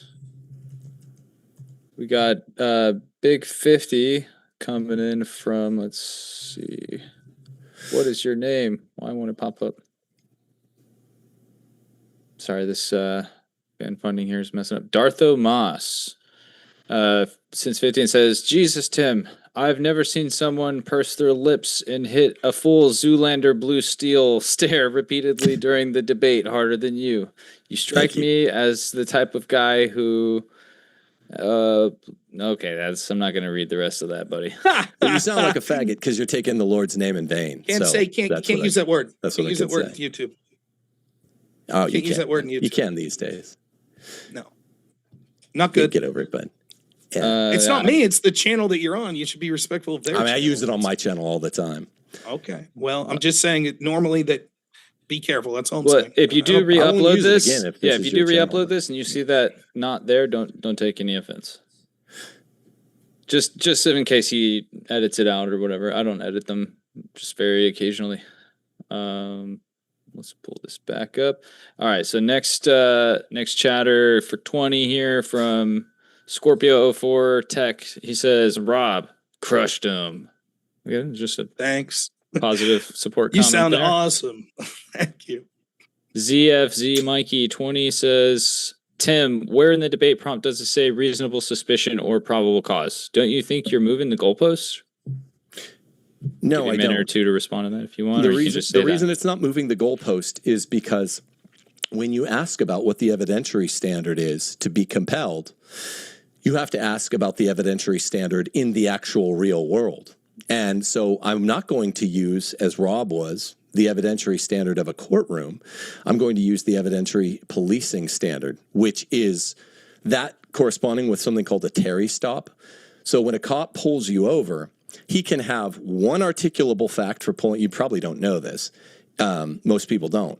One articulable fact to pull you over, and then the rest of it's kind of a hunch. It can't be just a hunch. And in the case I cited, it talks at great length about this. And you can't fully detain you because that requires probable cause. So this is what I actually wanted to talk about, but he was yelling and screaming the whole time.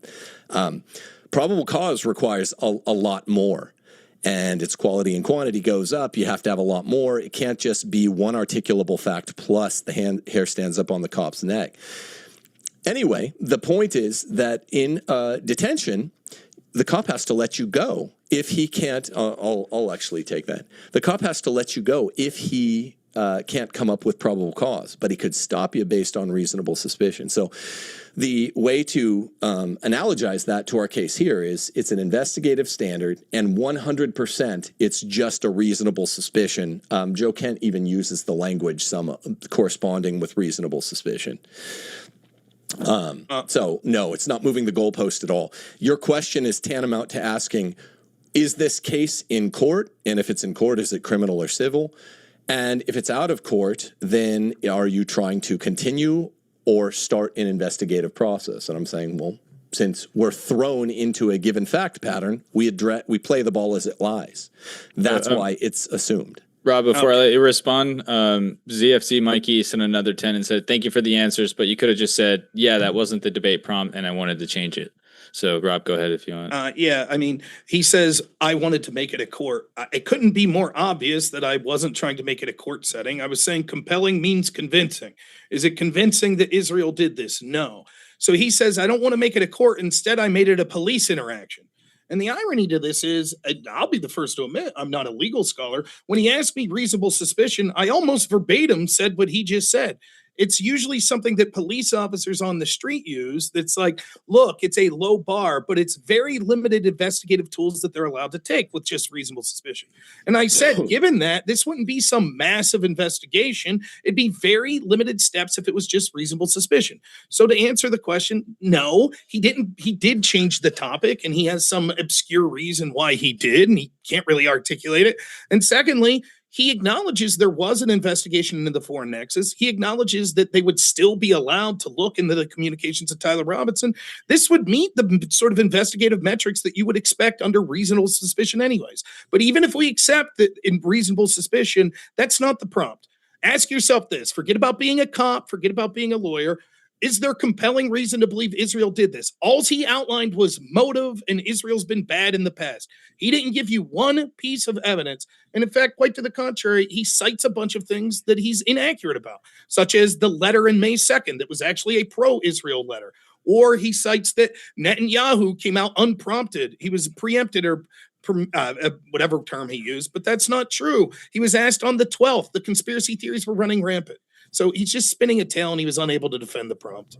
The letter to Netanyahu is completely a harsh letter. We could talk about it more through Rob's lies if you want, or we can just let that go. But his May 2nd letter to Netanyahu is a tough read. I feel bad for Netanyahu reading this thing, seeing that he's lost his longtime asset Charlie Kirk. It's rough, and of course he opens with cordial language. Apparently, this is very, very, very convincing. Could it be convincing that Bill Ackman might have used polite language when he, is done intervening on Charlie Kirk? Of course, this is the nature. It's called Romanita. This is the nature of assassins, right? Give me the harshest. Murderers come with smiles, right? Give me the harshest thing in that letter that Kirk said. Pro-Israel surrogates like myself should not be in charge of fact-checking every piece of anti-Israel information. Quote, sometimes it feels like I'm defending Israel in public more than your own government. Quote, on my recent campus tours, roughly half of the questions I receive are about Israel, and they're overwhelmingly negative. He's saying you suck. Quote, even in young MAGA circles, Israel is losing support. Quote, Israel is getting crushed on social media, and you are losing younger generations of Americans, even among MAGA conservatives. This is a 5-alarm fire. Quote, you are losing the information war, which will eventually translate into less political and military support from America. Quote, Israel needs to take the lead. In your closing statement, you said that we're going to keep working with them. Dead wrong. Quote, no more dependence on subcontractors. Quote, influencers like me can promote your content, but Israel needs to create it in Israel. Quote, he repeatedly uses urgent language, communications, intervention, 5-alarm fire, crushed. It's brutal, like I said. But you could go with Rob's bullshit story if you guys want. Right, so all of this is just saying, we really like Israel. We don't want to stop working with you militaristically. We're out here fighting the good fight PR, but you guys need to do a better job PR. This is almost verbatim what I say about the Trump administration many times. That's not me saying I hate Trump. That's me saying you guys need better PR. That's it. That's not something that you would be killed over. Saying, hey, let me finish. Saying, hey, we're doing our best to defend you. You guys will promote your message, but you need to craft it in Israel. Now, I don't think reasonable people would think that one of the greatest defenders of Israel in America, up to that point, Charlie Kirk, just saying, hey, can you guys get better with PR, would be enough for Netanyahu to say, kill this man. It's absurd. But I agree. But do you think there's a reasonable inference that Charlie Kirk was going to continue being the same level of friend, even given this letter, the same level of friend to Israel that he had been? I don't know. What I will say this, a reasonable inference was he was going to continue to be their friend. Is there more evidence that he was going to continue supporting Israel, even though he said, last question, these guys can go to hell. I'm done with the pro-Israel cause, et cetera, et cetera. I felt blackmailed at the intervention. Oh, now you're not talking about this letter. Jew, now you're Bill moving Ackman. back. Now you're moving on to September. So just to be clear, now we've moved on from this letter. So now the argument is in September. Let me finish. So in September, right now, there's all sorts of things. I think he was pissed because they took away his support, or donors took it away. But I don't think this means he was going to become anti-Israel. Probably just he was going to stop defending him as much. So can you explain me the timeline? How of like September? When was that? September 7th or something, where he said those messages, and somehow from September 7th till September 10th. Israel weaponized Tyler Robinson. Can you explain how that worked? I already explained to you. Starting in October of 2023, there was limited evidence that they might need a contingency plan. Not that they would. Maybe they think, we're going to try to intervene. We're going to try to turn him around. He just called this a false flag operation, which was shocking for not just me, but everyone. He didn't call it a false flag. And we're going to try to turn it around, and we're gonna test the water. And that was from October 2023 until September when they killed him. That was like 23 months. So yeah, that's definitely time to do exactly what in fact-finding investigations you would expect them to do: prove, poke, look for probative signs, yay or nay, that he's going to continue leaning in like Tucker Carlson did, like Candace Owens did, like Megyn Kelly did, or he's going to lean out of it. That's why you hold things like interventions. But yeah, they might have had the idea in October 2023. Okay, we got to move on, guys. An interesting filibuster there that said nothing. We got to move on. He never said it was false flag. All right, Kenny 3 Stacks for 10 says the crucible equal pro-Israel, pro-Iran war and other wars pushed by Israel, pro-government narrative promoted and influenced by Israel, including the mainstream media and pro-Israel influencers. Yeah, it's just not true. I know this is a take that a lot of people have. Now we're on the position, if you criticize the Iran war, if you say we should never give Israel another dollar, if you say that we should flood Israel with Christians and it should become a Christian country, that means that you're pro-Israel and a Zionist because you don't think that you don't see evidence that Israel killed Charlie Kirk. And when I said in my opening statement that the problem is the people that adapt this mindset, you're actually the greatest ally to Israel because you come off looking foolish. And when you blame Israel for everything, even when there's almost no evidence, what happens is the reasonable criticisms that many of us are trying to levy at Israel get lost in the sauce. And the average person just thinks that people that criticize Israel are like Ian Carroll or the people that just say Israel does everything. It's part of the question I was asking Tim that he wasn't able to respond for was, given this rationale, anytime a politician dies that had any influence on the Iran war, we could say, well, we have to suspect Israel. There's reasonable suspicion that Israel's involved. Therefore, there's compelling reason that Israel murdered. It's nonsensical. It's okay to say, I don't particularly like Israel. I don't like the Iran war. I have significant problems. But say, I'm not defending Israel when I just say, I don't see any compelling evidence that they murdered Charlie Kirk. Okay. Yeah, my response to that would be a question that requires prudence, a question of equipoise. How is someone generally posed to receiving new facts? And I can't answer for the Crucible. I didn't know Rob is associated formally with the Crucible. Not really. I'm just friends with him. All right. Well, they asked it as if you're. I mean, so am I. And I'm wearing a hat that says the Crucible. That's prime. I don't think it was just a non sequitur that it didn't imply to anyone that was in this debate. Was how I. But we got a lot of Crucibilities in the chat, so they're probably duking it out in there with some other people. Gotcha.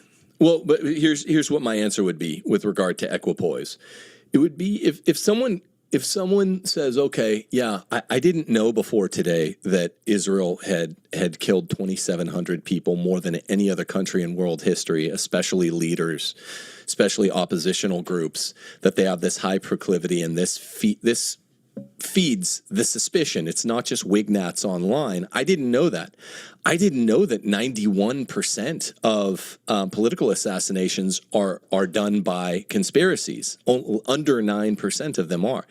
So Rob didn't know either of these facts. I came in today and I dropped these. And then so what I would expect if I had an honest interlocutor, whether or not it's the Crucible, is I would just say, okay, so these are real reasons to look into Israel.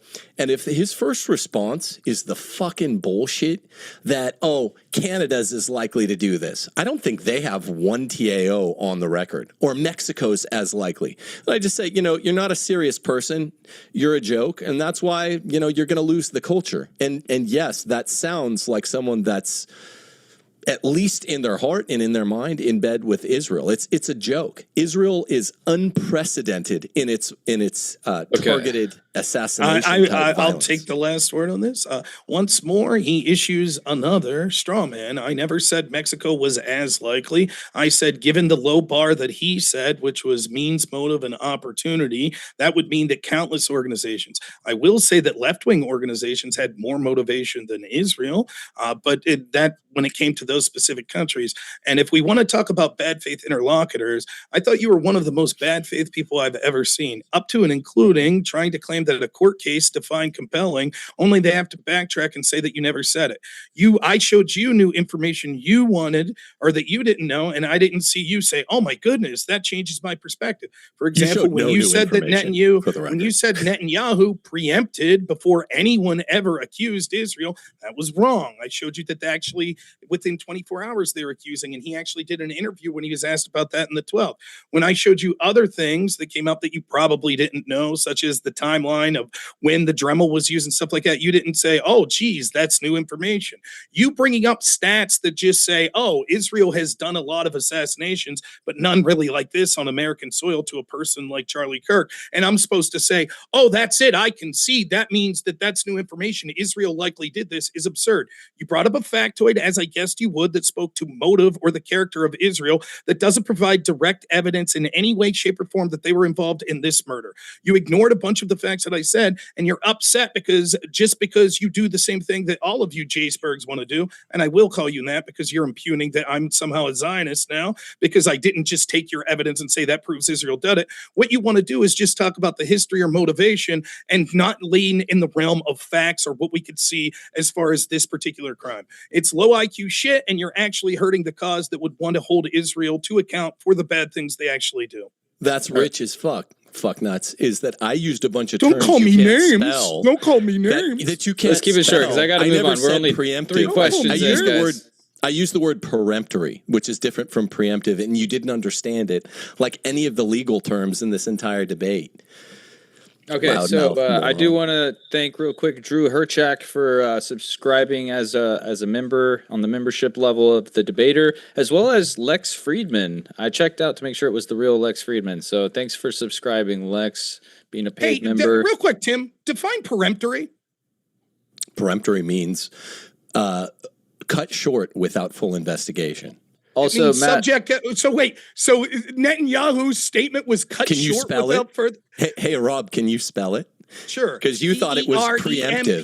Peremptory. That's because you did say preemptive at first. Then you changed it to peremptory. Explain to me. Okay, you used I never said preemptive. Okay, so your claim is no one further investigated Netanyahu's video, his statement. No one investigated it. No one looked into his claims? Cut short before. I said Who he cut was short? quick. Okay, he was quick to act. You said some shit about short? being accused. I said he was quick to act. You don't know what that word means. Everyone aside from you and all the Zionist shills out there like they you didn't teach you that in evidence class? Thought that Mexico and Canada were as likely as Netanyahu. Did Mexico or Canada's president have to respond to that? This is really relevant by Matt Dillamonkey. They'll teach you that one, right? Matt Dillamonkey says, Tim, can you deny Wigzantium had more motive and ain't halfway crooks? Had conservatives shook? Sorry, what? Sorry, can you repeat the question? It says, Tim, can you deny Wigzantium had more motive and ain't halfway crooks? It had conservatives shook. Sorry, do you don't know what Wigzantium is? No, what's Wigzantium? Yeah, that's Shay Dyer's crew, right? Yeah, it's like an inside Jay Dyer joke. I like Jay Dyer, but I forgot. It's a joke or something. Yeah, just kind of it's like the kingdom that they made up in the chat, I guess. So what a peremptory super chat there, am I right? Let's peremptory move on because here, you right? didn't know it. No, I'm not. Shmuel Sperling. You're sweating really profusely, by the way. It's hot in here, man.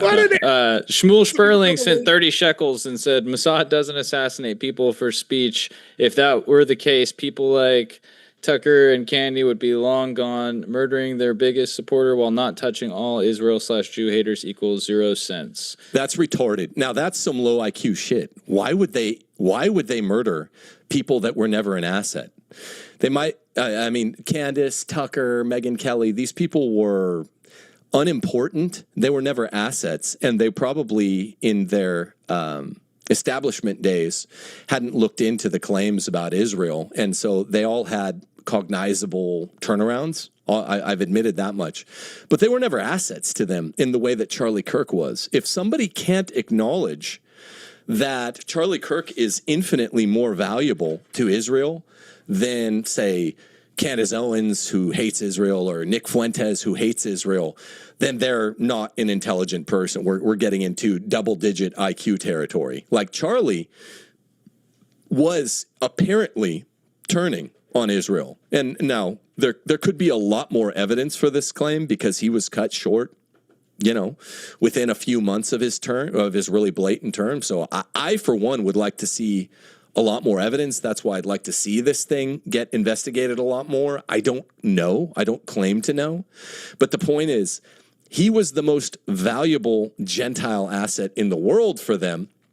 And remember, Bibi made his 8th his Eighth Front speech in the middle of all this, and he was directly addressing the letter that Charlie had sent to him, where he's like, look, Americans don't want to be part of this. Bibi's like, you guys, the Five Eyes, you're going to be part of this. You're not out of it. You're in it up to your neck. So Charlie Kirk, short of, people under 50 years old, was absolutely the most valuable asset to Israel because whereas like 91% of boomers were wildly pro-Israel, it's exactly split. 91% of Zoomers are completely anti-Israel. And the only way that they were getting even 9% was by Charlie Kirk on college campuses. And that's what took his operation from a really, really tiny rinky-dink debate me on campus to an 8-figure NGO.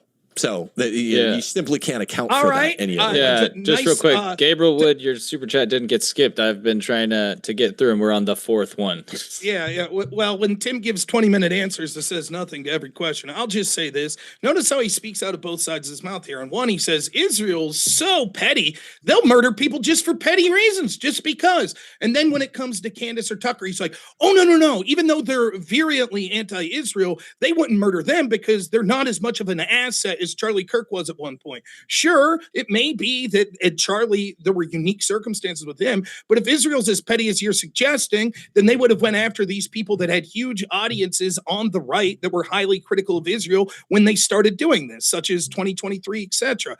But they did. Sounds like you're which arguing further with Ronan suggests, Bergman. please, I sat here quietly while you rambled on. You could give me the courtesy of listening to my answer. So Sure. sounds, what we see is that there's sort of this both ways. Israel's flippant, they'll do whatever. But then for some reason, they didn't. These people, almost like they know the stakes of murdering prominent U.S. people could actually drive them into a direct conflict with the United States of America, including the Trump administration. So once more, it's just... Sorry. Yeah. No, that's fine. I agree with a lot of that. Look, I mean, if they thought that they couldn't get away with it, they wouldn't hoodwink everyone to the unlikely eventuality that that lone gunman type assassinations are really common. Then that's a big risk. But they had their backs against the wall. Look at the content of Netanyahu's Eighth Front speech. They're desperate. They are on their last legs. 9% of under-Zoomers. And I also agreed with another thing you said. I forget what you started with. Presuppositionally, I agree that I lost the thread. But that's what it was. I wasn't saying, man, that I know every single reason for every single one of their staggering 2,700 plus assassinations. It just sounds like, and I'm being honest here, it sounds like you don't really believe it. It sounds like, and this is why people do move from, you can be anti-Israel and not a Zionist and doubt this one. You can. And I have friends who are anti-Israel and doubt this one and have probably closer to your view than mine. But they don't turn up their noses at the Bergman statistics, who is, by the way, a worldwide expert. You were saying, like, oh, no one knows. Like, ask Jay Dyer, ask the people that know this. The 2,700, ask Dave Smith.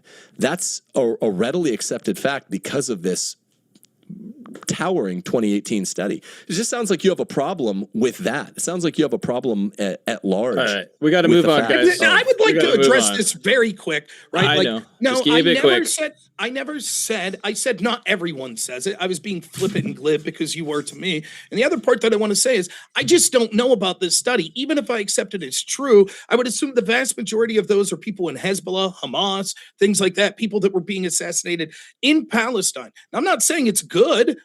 But to just say, well, I said that and you should just drop everything and be like, holy shit, this means that it must be that Israel is involved in the murder of Charlie Kirk. No, I'm not turning up my nose at the statistic. I'm saying I just don't know. I'm happy to look into it. I don't see the relevancy as how that provides specific evidence that they were involved in the assassination of Charlie Kirk.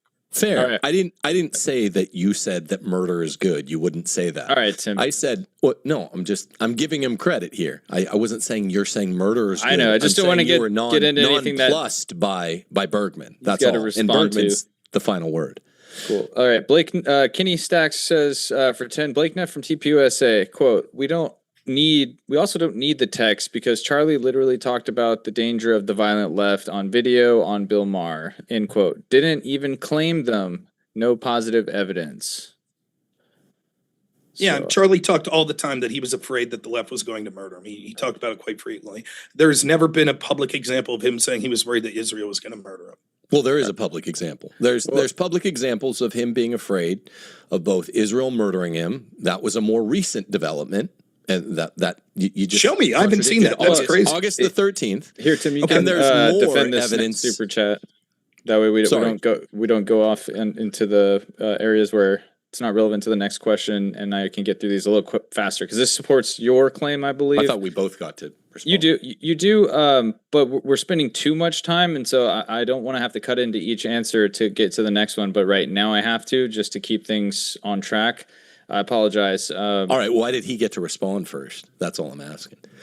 That one wasn't necessarily directed, but you could just kind of jump in. Respond and you cut me off. Well, I couldn't predict who was going to talk first, Tim. I'm sorry.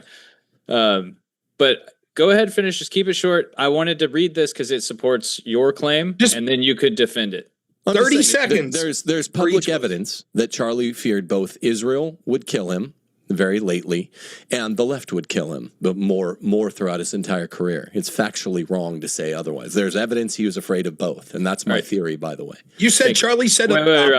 Wait. This is something for you to riff off of towards Rob here, Tim. Major Matt 79 for 10 says, "Hi all, is this an honest debate? Do we brush off the fact Netanyahu offered Charlie over $150 million to take TPUSA to the next level? A lot of people lost money not taking that money." So okay.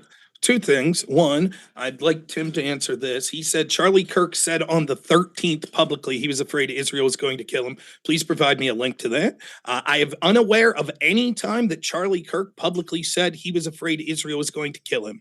The only thing I'm aware of is Harrison Smith saying an anonymous person told him that's what Charlie was thinking. So if Tim has different evidence, happy to take it. Secondly, the question of Netanyahu offering $150 million. I'm not sure that that's actually accurate, that specifically happened. But I can't say that it didn't, so let's operate under the assumption that's true. That just once more speaks to a possible motive, right? That, again, I don't know how to say this, right? Like, I'm not disputing the fact that, especially near the end, that there were people associated with that were having some sort of falling out. That doesn't prove we need some form of evidence to show that they were involved with this. Tyler Robinson talking to other people, foreigners, something to that effect. Just saying like, well, there was motive. Again, there was more motive for lefties, for trans people, for Act Blue, for Democratic organizations, etc., to want Charlie dead. And yet no one's saying, oh, well, that means there's compelling reason to say that they instigated the death of Charlie Kirk. So again, what we need, it's not enough to just speak to motive. But I anxiously awaiting Tim providing the evidence of Charlie publicly saying that Israel was going to kill. And Mike, wasn't that question for me? You said it was for me, and then Loudmouth just starts talking. It was for me. It wasn't a question to anyone. It said, "Is this an honest debate? Do we brush off the fact Netanyahu offered Charlie over $150 million?" What I was saying is, I'm going to read this one to get us through the chats, and two, because I think it's something that you would be able to defend or works towards your side's argument. Rob did. I'm gonna be honest. Rob, you did kind of derail the question subject there specifically, but it was relevant still. It's just that was something that I think would work in your argument's corner, Tim, is that they're claiming that offer to take TPUSA to the next level was a big part. Can I respond to it? You said what Rob's you originally was. Premised it as here's something for you, Tim. Yes, I do realize that. But it was for you to defend if you think that plays into Rob's question of what evidence there is that Israel I is listed involved. a full timeline of it, and then he denied that there was a published statement on August 13th of Charlie Kirk, double hearsay of Charlie Kirk. Oh, so it wasn't Charlie. Got it. No, it was Charlie Kirk. You said at the Charlie beginning publicly of the chain said. of evidence. Can you be quiet? Can you ever shut your mouth? Sure, I can. Do you ever do it? The question. Do you ever shut your mouth at least from speaking? Mm-hmm. Okay, so there was a published statement accruable to Charlie Kirk via double hearsay. It was published August 13th after he made it because it was filtered through two very close sources to him. With regard to the state, Bibi Netanyahu offering him big bucks to take TPUSA to the next level, they'd already taken him through direct action and through their donors to the tune of $6.5 million. The Marcus Foundation, $281,000. Michael and Andrea Levin Foundation, $250,000. Laura and Isaac Perlmutter Foundation, $7.8 million. Jack Roth Charitable Foundation, all Jewish supergroups. And BP was going to take them to what, 10, 11 figures? Because they have more money than Croesus. So, yeah, the fact that he was offering Charlie this deal, Mafia offers you a further favor, and instead of saying, no, I don't want further favors, I'm just walking away, that's when you get whacked. And that's precisely the kind of setup that Bergman talks about in the Western-specific TAOs that get Israel real quick before Rob responds. I'll get the last one this real quick. Yeah, so you can, but real quick, a lot of people lost. I do it to both of you. He just complained to me a second ago that I cut him off. The end of that was a lot of people lost money not taking that money. Do you agree with that, Tim? And then we'll let Rob ask his question. I mean, I think Israel lost. There was an opportunity cost. I'm not sure if it was money to Israel. I think it's talking about the people in TPUSA who would have benefited from taking that 150 million. Maybe they were mad that Charlie walked away from that deal because they didn't benefit. Is what the question's insinuating. Oh, maybe. Yeah, I mean they've made a lot more over the last year. So I'd have to think about that one. But right. I definitely I don't think TPUSA necessarily instigated that. I mean, that's a whole different prompt. Hey, but so you were Israel mistaken. Was pissed. You were mistaken when you said Charlie publicly said he thought Israel was going to kill him. You were mistaken? No, I was not. Okay, mistaken. Show me where Charlie said that publicly. Yeah, August the 13th. Just go look at it. Okay, so just to be clear, he said that publicly. It's a publication of a statement. No, that's not Charlie. Do you know what saying something publicly means? Yeah, published means it's made known to more than two people in the room. That's the legal definition. That he said something publicly. It was published for the public to hear. No, see, this is why you're stupid. The argument wasn't published. You want to argue the difference between he said it before August 13th and then through double hearsay it was published later, and he said it on August 13th. You knew what the fuck I was talking about, so don't be dumb. Don't do that. You just look stupid. I know what you're doing, but I want the audience to see what you're doing. You're trying to slip in things to say that statement of Charlie's fear. I gave you your chance to answer. Notice how I almost never didn't give me shit, man. You talked the entire time with your fat mouth. And then, I thought we weren't calling names, dude. What took you so long in the bathroom? Had to adjust that butt plug. Are you your mouth? Don't worry about it, big man. Maybe in your case. To my point. I'm going to get to my point. The point is, Charlie Kirk never publicly said, as you claim, that Israel's going to kill him. Instead, what we have is hearsay that someone said, anonymous, that Charlie was fearful. But Charlie never publicly said this. You used the word publicly. No, we don't get to move on because I'm making a point to show that you're a liar. You're going to sit there quietly and let me get my position out. You want to mislead people and act like this was something Charlie publicly said. Even in the best of interpretations, if we think that someone told Harrison Smith this and was accurate, that's still not Charlie publicly saying anything. Is and you have no evidence that that's they what care Charlie about thought. These kind of fat distinctions yes. that you're fat sweating distinctions. They do care about you lying and misleading. Are they this fucking retarded? They don't care about everyone you knows lying it's and the Harrison Smith tweet. You know it's the Harrison Smith tweet, so why are you wasting everyone's time, man? Look, bro, it's like 11:30. Go to the next question, can we? Yeah. Yep. You drone on and then get upset when I prove you're lying. You drone on and on. Let me move on to the next question. Whether either person drones on for a second, let's not feel like we gotta get a 1-for-1 on there, or else we're just gonna only read like 5 questions. Should be the example you want to set, kind of thing. I think we're almost done with the big ones here. We can do a little bit more rapid fire on these smaller ones. Knock them out. So we got Jason Molgren, since 20. He says, calling a random person an F slur is not very Christian of you, Tim. I wish you podcasters would stop wearing Catholicism as a skin suit and giving the rest of us a bad name. I'm going to set a minute timer on this one and then say what you got to say. Rob, we'll give you 30 seconds. I don't need any time on. Okay, cool. Yeah, no, I'm good. All right. That's fine. He's entitled to his opinion. We get to move it on here. All right, so next one is Del Phil for 20. Tim is vapid. He doesn't even undertake I think that meant understand, a debate format. He has shat on the terms repeatedly. Rebuttal to Del Phil. The rebuttal is that you're wrong. Take that, when you're Phil. outside of a courtroom and people are asking, what is your compelling evidence from an investigative perspective? That's bracketed, that's unspoken, because we're not in a courtroom. All we can talk about are the predicates: means, motive, opportunity. I fucking told all you morons that a couple times, and I tried to tell Rob that, and then he's saying, "Oh, yeah, but show me a federally subpoenaed text that only comes when you get inside the courtroom." So the standard of evidence gets way, way, way, way, way, way higher. All you can talk about is Sherlock Holmes, is means, motive, and opportunity. Who looks guilty? Who had the means and the reason and the track record of doing this sort of thing? That's all Sherlock did until he got into a courtroom. And I've said it 50 different ways now. You're the one shitting on the prompt. Oh, right. That was a minute. Thank you. Kristen F2077 for 20 says, Tim, tell Rob he isn't your daddy for us, please. Thank you for the 20, Kristen. I'm not getting, is this like fat guy inside humor? So, well, sometimes this might have been topical for like earlier in the debate. And that's why they said it. I don't know. Maybe it was when you guys are going back and forth. Byzantium Big Boss for 20 says, it's a waste to debate Rob Normie and his ilk at the Crucible because they act like we can just subpoena the Israeli government / mafia for the evidence. Guess we just wait for the textbooks. Oh, wait, whose family published those again?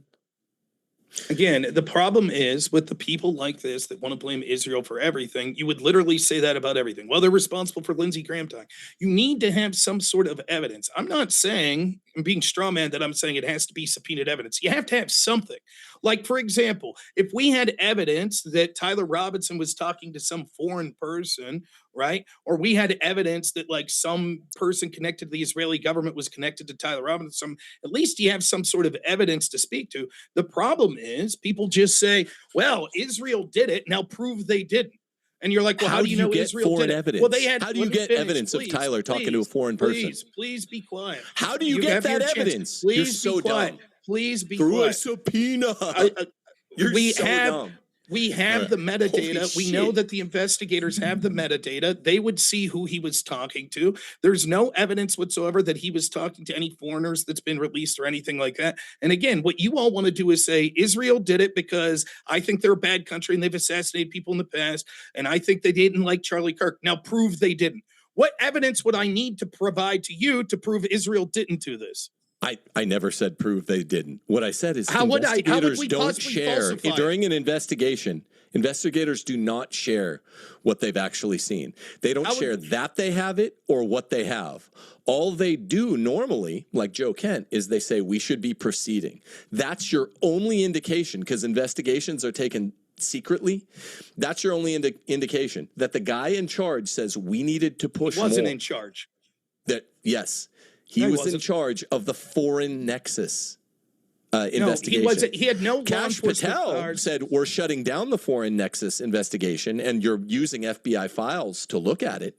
But when he had it shut down, he was the one looking at counterterrorism, which means someone from another country assassinating Charlie Kirk. And Kash Patel, who's very suspect, said, no, you don't get to look more. But you literally said, oh, everyone's straw manning me and saying I'm requiring a subpoena. That's the only way that we get to hear it is through a public court. That's not true. I provided evidence. It's 100% true. How would we ever falsify? What evidence would be sufficient for you to say, okay, I don't believe Israel did Respond to what I said. I am responding to what you said. How would we falsify it? Falsify information we don't have because you can't subpoena it? What the fuck are you talking about? The point that I'm trying to make, you won't engage in good faith, so I'll just answer it. No, in good faith, you said that everyone's saying I need a subpoena. That's the only way you get stuff that's specific the way you want. If we accept this mindset, then we would always say that we have compelling evidence Israel did it no matter what. No, I don't think they did. Please I don't think they did Lindsey Graham. Please. Do you? We're I going don't to think move they on did. here in just a Please, second. I would like to finish my point unfettered. I sit here and listen to you. You could do the same for me. Did it So sit this here and would mean listen. if Joe Kent hadn't left and they would have done the investigation for 2 months, people would still say, wow, Israel's got their hooks. They control the United States. Of course, the FBI and company weren't going to show evidence, but we know Israel did it. And I would say, well, wait a minute. How do you know that? Do you have any evidence? And you'd say, well, that would require subpoenaing evidence, but the actual investigators wouldn't. So therefore, we'd never get evidence. In other words, you'll always be able to make this claim. The investigators are corrupt. They're in the pocket of Israel, and therefore we could never get the evidence we want. So we always assume Israel did it. It's nonsensical. No, if that was true, why wouldn't I be saying, yeah, Israel probably killed Lindsey Graham? Yeah, Israel did. I was saying, no, that's not me. You were the one making the idiotic claim that there's no reasonable means of distinguishing certain other assassinations that I don't think they did. No, they did do JFK, but I don't think they did Lindsey Graham. So yes, obviously, even at the super macroscopic level where you're looking from far away as an investigator looks at it, there is some reasonable means of distinguishing. Probably did it, or probably need to look more like Israel. Probably don't, like Mexico and Canada, even though you said you think they should be looked into with equal scrutiny, which is the stupidest thing I've heard. I want to read this 50 that just came in from Alex Orthodoxy. Great debater. He is on the channel quite often. Thank you, Alex, for this one. It says, Rob, would you at least concede some leads were prematurely abandoned? Otherwise, seems that Tim knowledge gapped Rob on this one. Congrats, counselor. GG's to you both. Well, I would thank you for the kind words to GG to us both. I think I severely disagree with your interpretation of the debate, as I think the majority of people watching did as well. I don't know if leads were shut down preemptively. Joe Kent says they were. Maybe he's telling the truth. However, what I do know is what would be required would be that there is some form of cover-up that's even going on into the prosecution level now, because they have the metadata from his cell phone. They have the metadata from his Discord channels, etc. So if it's true that he was somehow in communications with Israelis, which we have, again, I remind you, zero evidence of, they have to be covering it up as well. We don't know what leads could mean. Like, if you go back and you look at the Epstein files, one of the things we saw was these files, at least to me as a layman, I thought the files were going to be like list of people that were at the island and emails that Epstein had with people and stuff. Instead, some of the things included in the files were leads that people called in and said things like, Donald Trump and Harvey Weinstein cut my legs off with a magical scimitar that didn't leave scars and then they grew back. Now, is that a lead? Is that something we need to investigate? That was George Bush specifically. But the point is, it's like, what does that mean? What are the leads that we're looking into? If we just are talking about people online saying, I don't know, I think Israel had motive, how far do we look into that? So to answer your question, I don't know. I can't concede that there were leads that weren't looked into. I could concede Joe Kent said that, but I don't know that those were credible leads. All I know is the words of Joe Kent, if we take him at face value, never said that Israel did it. He's never even said that he has any sort of proof that there was a foreign nexus. He just wanted to look into it more and was told not to. That's it. Anytime I'm going to let Tim have the last word on this one. We got to move on. One thing that would be a lead is anytime there's a $150 million offer on the table, that's a lead. That's a great deal of money. And when one party as consideration is tendering it, that means that the person they're tendering it to has something that they vastly want.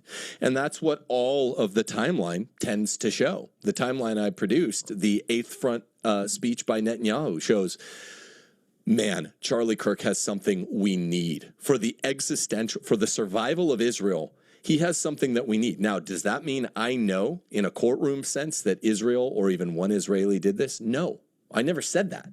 But what I said is that's a huge lead. People don't just offer $150 million. Prove it. Prove they offered that. Wait, excuse me. Unless it's a tremendously valuable asset. And when you're rebuffed, I can't even fathom it. Because this is so, I can't fathom what show me the proof. What headwaters Charlie Kirk was traveling in. Because show me the proof that they offered him $150 million means you have something incredibly valuable to one of the most dangerous country in the world by the statistics, which you didn't deal with. That's something show me the follow proof, up but on real quick, please. After show me the proof. Show me the what proof the they offered. Show me the proof they offered him $150 million. Go ahead. That right there, because I don't know if we have time to have you pull that up or anything right now. Well, can you just tell me where to find this proof? Where did you get this figure? I mean, the questioner asked the $150 No. million. You're stating that they a offered questioner part brought of it up like 3 questions ago. But you're stating as if it's a matter of fact. Yeah, what's no. suspicious, It's a matter. It's a lead that needs to be looked into. Show me the proof. It's been bandied about for the last 6 months. Show me the proof. So you have no There proof. is an information gap because you just So evidently just to be didn't clear, hear. once more, like when you said Charlie publicly said Israel's going to kill him, when you're saying When as I a said- statement of fact, right. let me finish. When you're You saying didn't as a know statement about of fact, Harrison Smith? when you're saying as a statement of fact that they offered him $150 million that he rejected, you have no proof for that claim.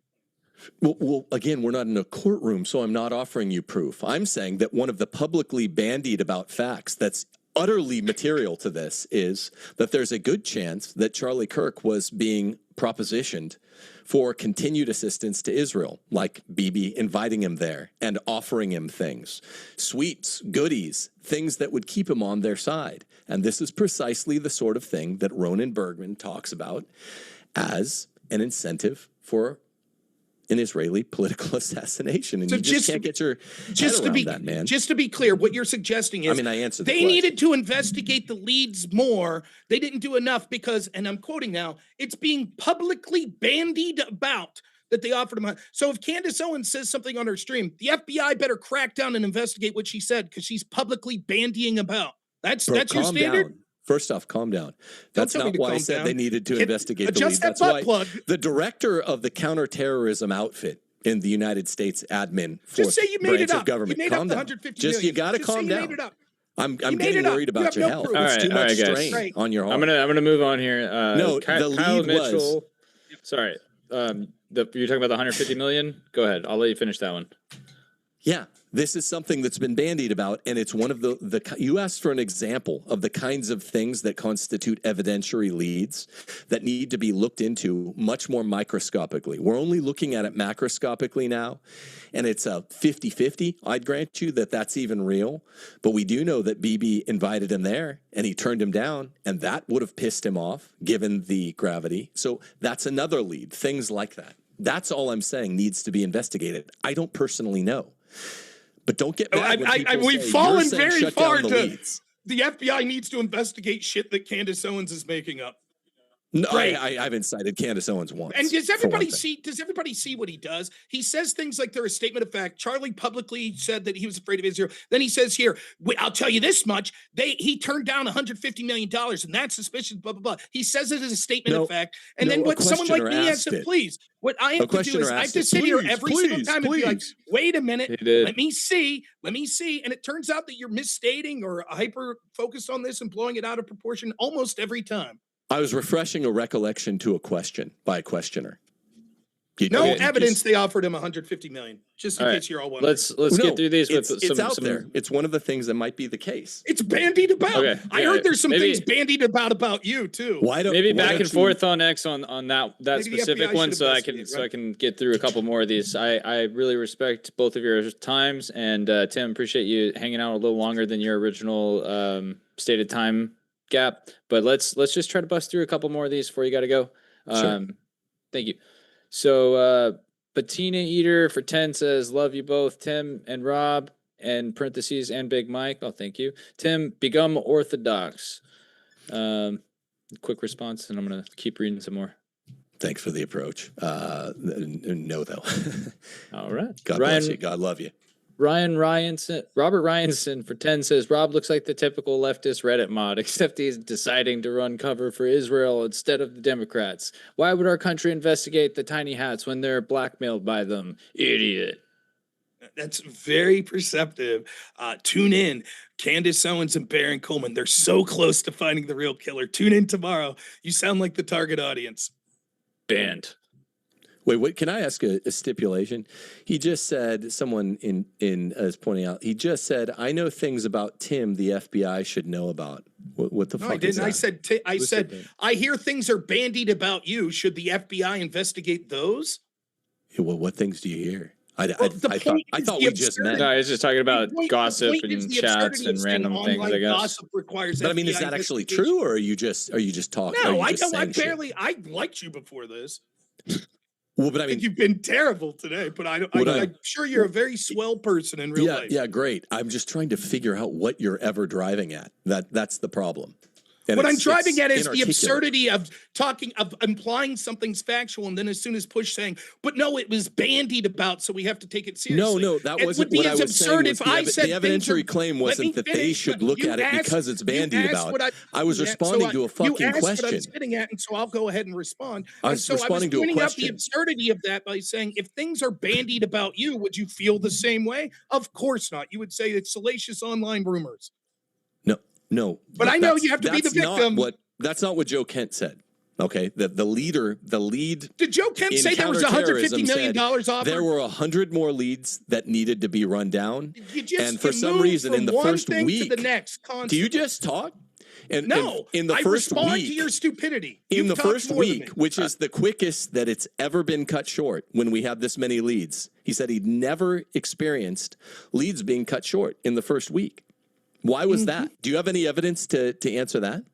Yes, I have evidence, as I've prescribed, that one, I don't believe him, that he says no other investigation has ever been cut this short. You don't believe him? Right. Come on, bro. He knows a lot more than you do about the I'm sorry. specifics. Let me respect. It was bandied about that Joe Kent's wrong. By whom? Good enough for you. It's just bandied. No, who said Joe Kent's wrong? It's bandied about that Kent's wrong. So, but I'm just trying to ascertain I'm tired of these peremptory statements. You hold Joe Kent in such suspicion. I learned this in evidence class. If we're not getting anywhere on this one, just let me bear with me and let me get the last at least $10 super chats done. Since I don't know if we'll have time to get to any of the 5. Sorry, guys. But these 3 in succession, try to give quick answers to, because they're not really like asking for anything specific. First one is Kylie Mitchell for 10 says the audience lost. The debaters should have clarified the prompt before the debate. This has become petty and pedantic. Sorry you feel that way. It was a pretty self-explanatory prompt. It's not my fault he was incapable of following it. If you look at the thumbnail for the debate, I have to agree with this comment. If you look at the thumbnail for the debate, it says the Tyler Robinson trial. Which that's actually the prompt. We had so you're right. No, we it's had not to the title extemporaneously change it to something. We can't go back and forth on this one, guys. No, real quick. Are you claiming James misled us both when he said what the exact prompt was? You just blame it on me, guys. Are you denying that? Is that what we're here to debate? You created the topic. You're the one who took the specific word. Dude, your voice is going an octave higher like every fucking 15 minutes. I don't give a shit what you think of my voice, butt plug boy. Did you come up with this topic or not? I'm married with 8 kids. Have you ever met anything other than a fucking cheeseburger? GD. Good for you. Faggot. Good for you, buddy. Hey, look, he says it again. We're going to have to clip that one too. All right, real quick. Let me get through these. Hey, Jabba, what? You're a loudmouth know-nothing. Also, Tim, big gay guy, butt plug. Yeah, you got it. A gay guy with a wife and 8 kids. Yeah, are you married? Plenty of them. I know you're not specifically saying you're not gay. You're referencing other things. See, this is why the case. We get it, buddy. We know what you were doing in the bathroom there after that beating I gave you. Then you have white trash audiences, and it's a lose-lose for everybody. Ooh. Then you're putting them out here, and you're mocking someone that came to a debate to debate it on legal standards. You're mocking me for coming to the debate.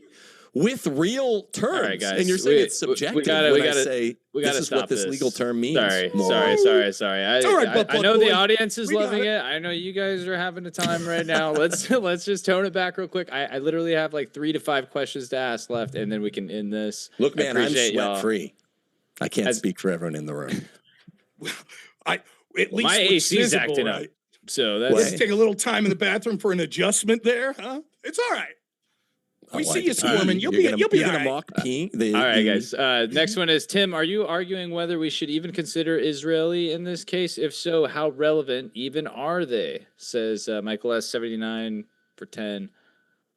Yes, I think they should have been. I think they should be further investigated because there are interesting angles to it. Yeah, all right, let's leave it real short and sweet like that. Captain Planet for 10 says, Marilyn asked me to send this in for Erica. All right, Marilyn, you could have commented yourself.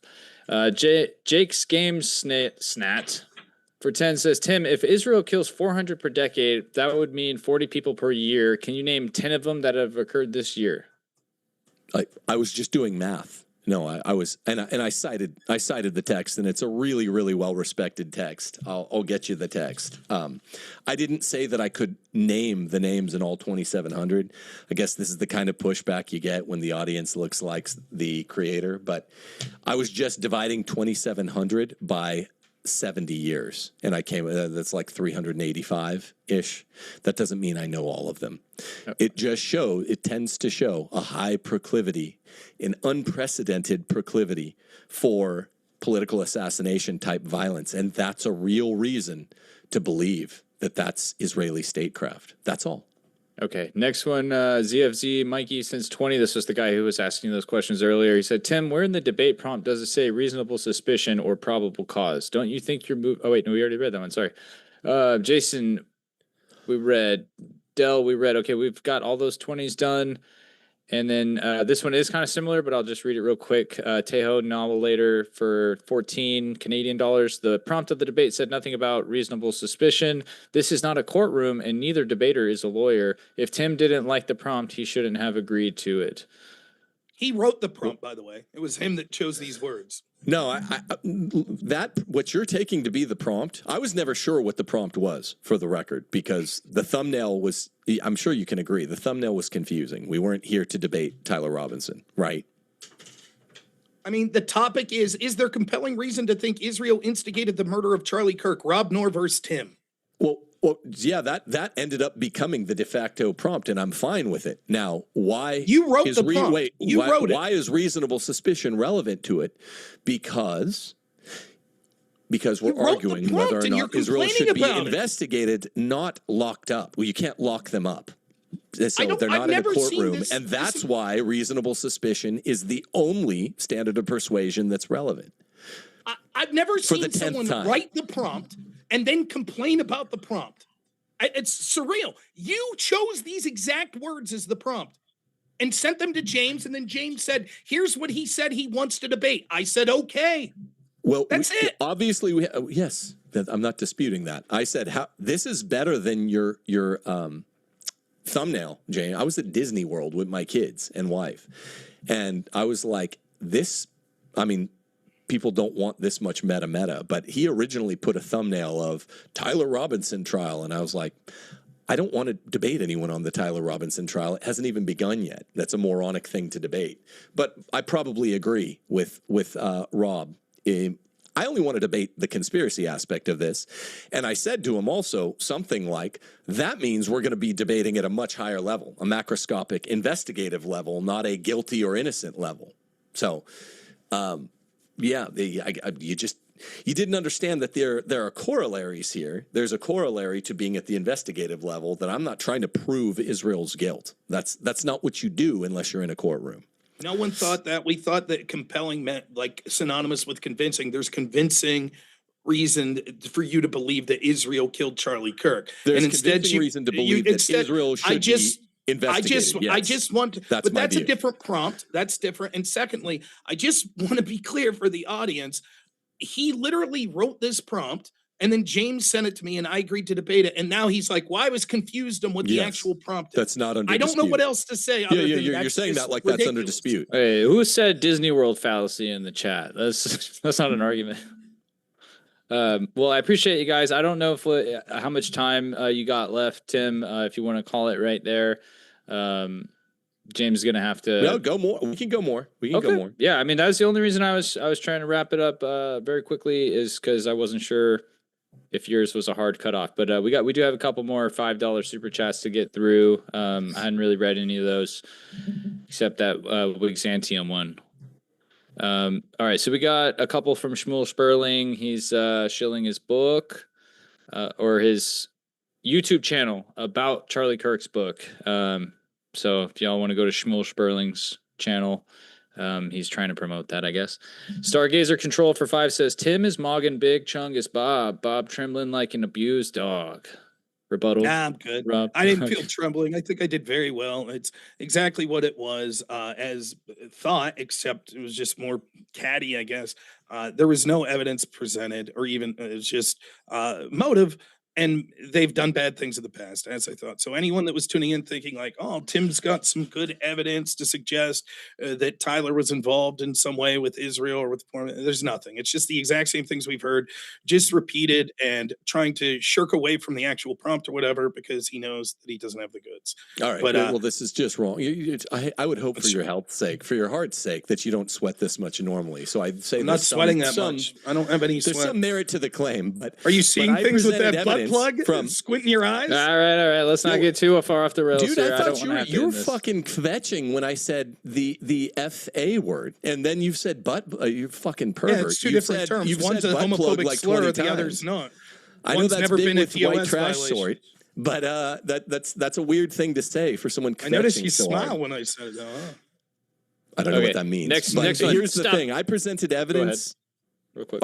Pertinent to May the 2nd, 2025, June 13th, 2025, mid-July, a Patrick Bet David claim, which is strange. Motive. Excuse me. But yeah, Rob, let it finish. We can't go back and forth on the $5. That's just going to take too much time. 2025. Late July, Baron Coleman claims. I haven't heard anybody say anything about that. That's because that's really weird that there would be someone searching terms like the guy who asked the question or Tyler Robinson or Lance Twiggs. Now, I wouldn't bet my life or my family's life that that's 100% solid evidence, but it certainly needs to be looked into. That's really, really good investigative reasonable suspicion evidence. Then there's August 4th and August 5th evidence. There's August 13th evidence. Harrison Smith published a statement that Charlie had said earlier about fearing Israel would kill him if he ever did thus and such. Then on August 8th, 9th, he does thus and such, and then he gets killed a day or two later. That's a lot of evidence. That's what you call a pile of evidence. That's motive. Okay. As I said, you presented no evidence other than motive. Investigative evidence, which when you said I was wrong, you're wrong that I was wrong. All that was motive. Thank you. Nate Diaz for 5 says, stop motive the presses. Tim has a timeline. Israel did it. What a clown. Nate Diaz, 1863. Thank you for the 5. Left-handed assassin for 5. Rob is the captain now. Drunk Batman 91 for 5. Hey, good to see you, Mike. Hey, how's it going, man? Jokenut F6I for 5. If your case is viable, you wouldn't need to lie. Netanyahu didn't preemptively deny responsibility. Israel was instantly being accused with 0 evidence. No, he peremptorily denied responsibility. Define what that means it's an again? Audience evidently illiterate as Rob, but there's a difference between preemptively and peremptorily. You originally said preemptive, and can you define I said peremptory. Can you define what peremptory means again? Yeah, I already did, and I'm not going to fuck around with this. Explain how it was peremptory. But that I video. did all along. I never even said preempt. I said peremptory, and you just didn't know the word. We'll be able to go back and see it. You said preemptive. I said peremptory. We'll be able to go back and clip it. No, you originally said preemptive. And you got caught, so you said a different word. You know what this reminds me of? There's a 1 in 5. I'll give it this. There's a 1 in 4 chance that you're right, but I remember saying peremptory. I think I did. So it's like it doesn't tend to show anything material to the debate, but that would be one little score, and I still think that it's unlikely. Mike, have you ever watched The Waterboy? But I want to give that one to you, man, because you need it bad, and your shirt is crying out to heaven. So there's this scene in The Waterboy where the one dude's in the stand, and he goes, "This is the best linebacker I've seen since Joe Montana." And the guy says, Joe Montana was a quarterback. And he goes, said Joe Montana. I said Joe Montana. That's Tim here. I didn't say peremptory. I said peremptory. Of course, that word doesn't even make sense in the context of that, but that's what I said. That's what I said. It does make Joe sense. Montana. Yeah, no, I think there's going to be tons of clips from this. Rob, go do a wash, bro. Okay. Go do a wash. Wash the shirt that you sweated so profusely into this evening. Next up, we got Kenny Stacks again for 5. Rob out here making up positive evidence equal my proprietary definition. No, positive evidence. All I'm saying is evidence that suggests the crime being alleged. Motive isn't that.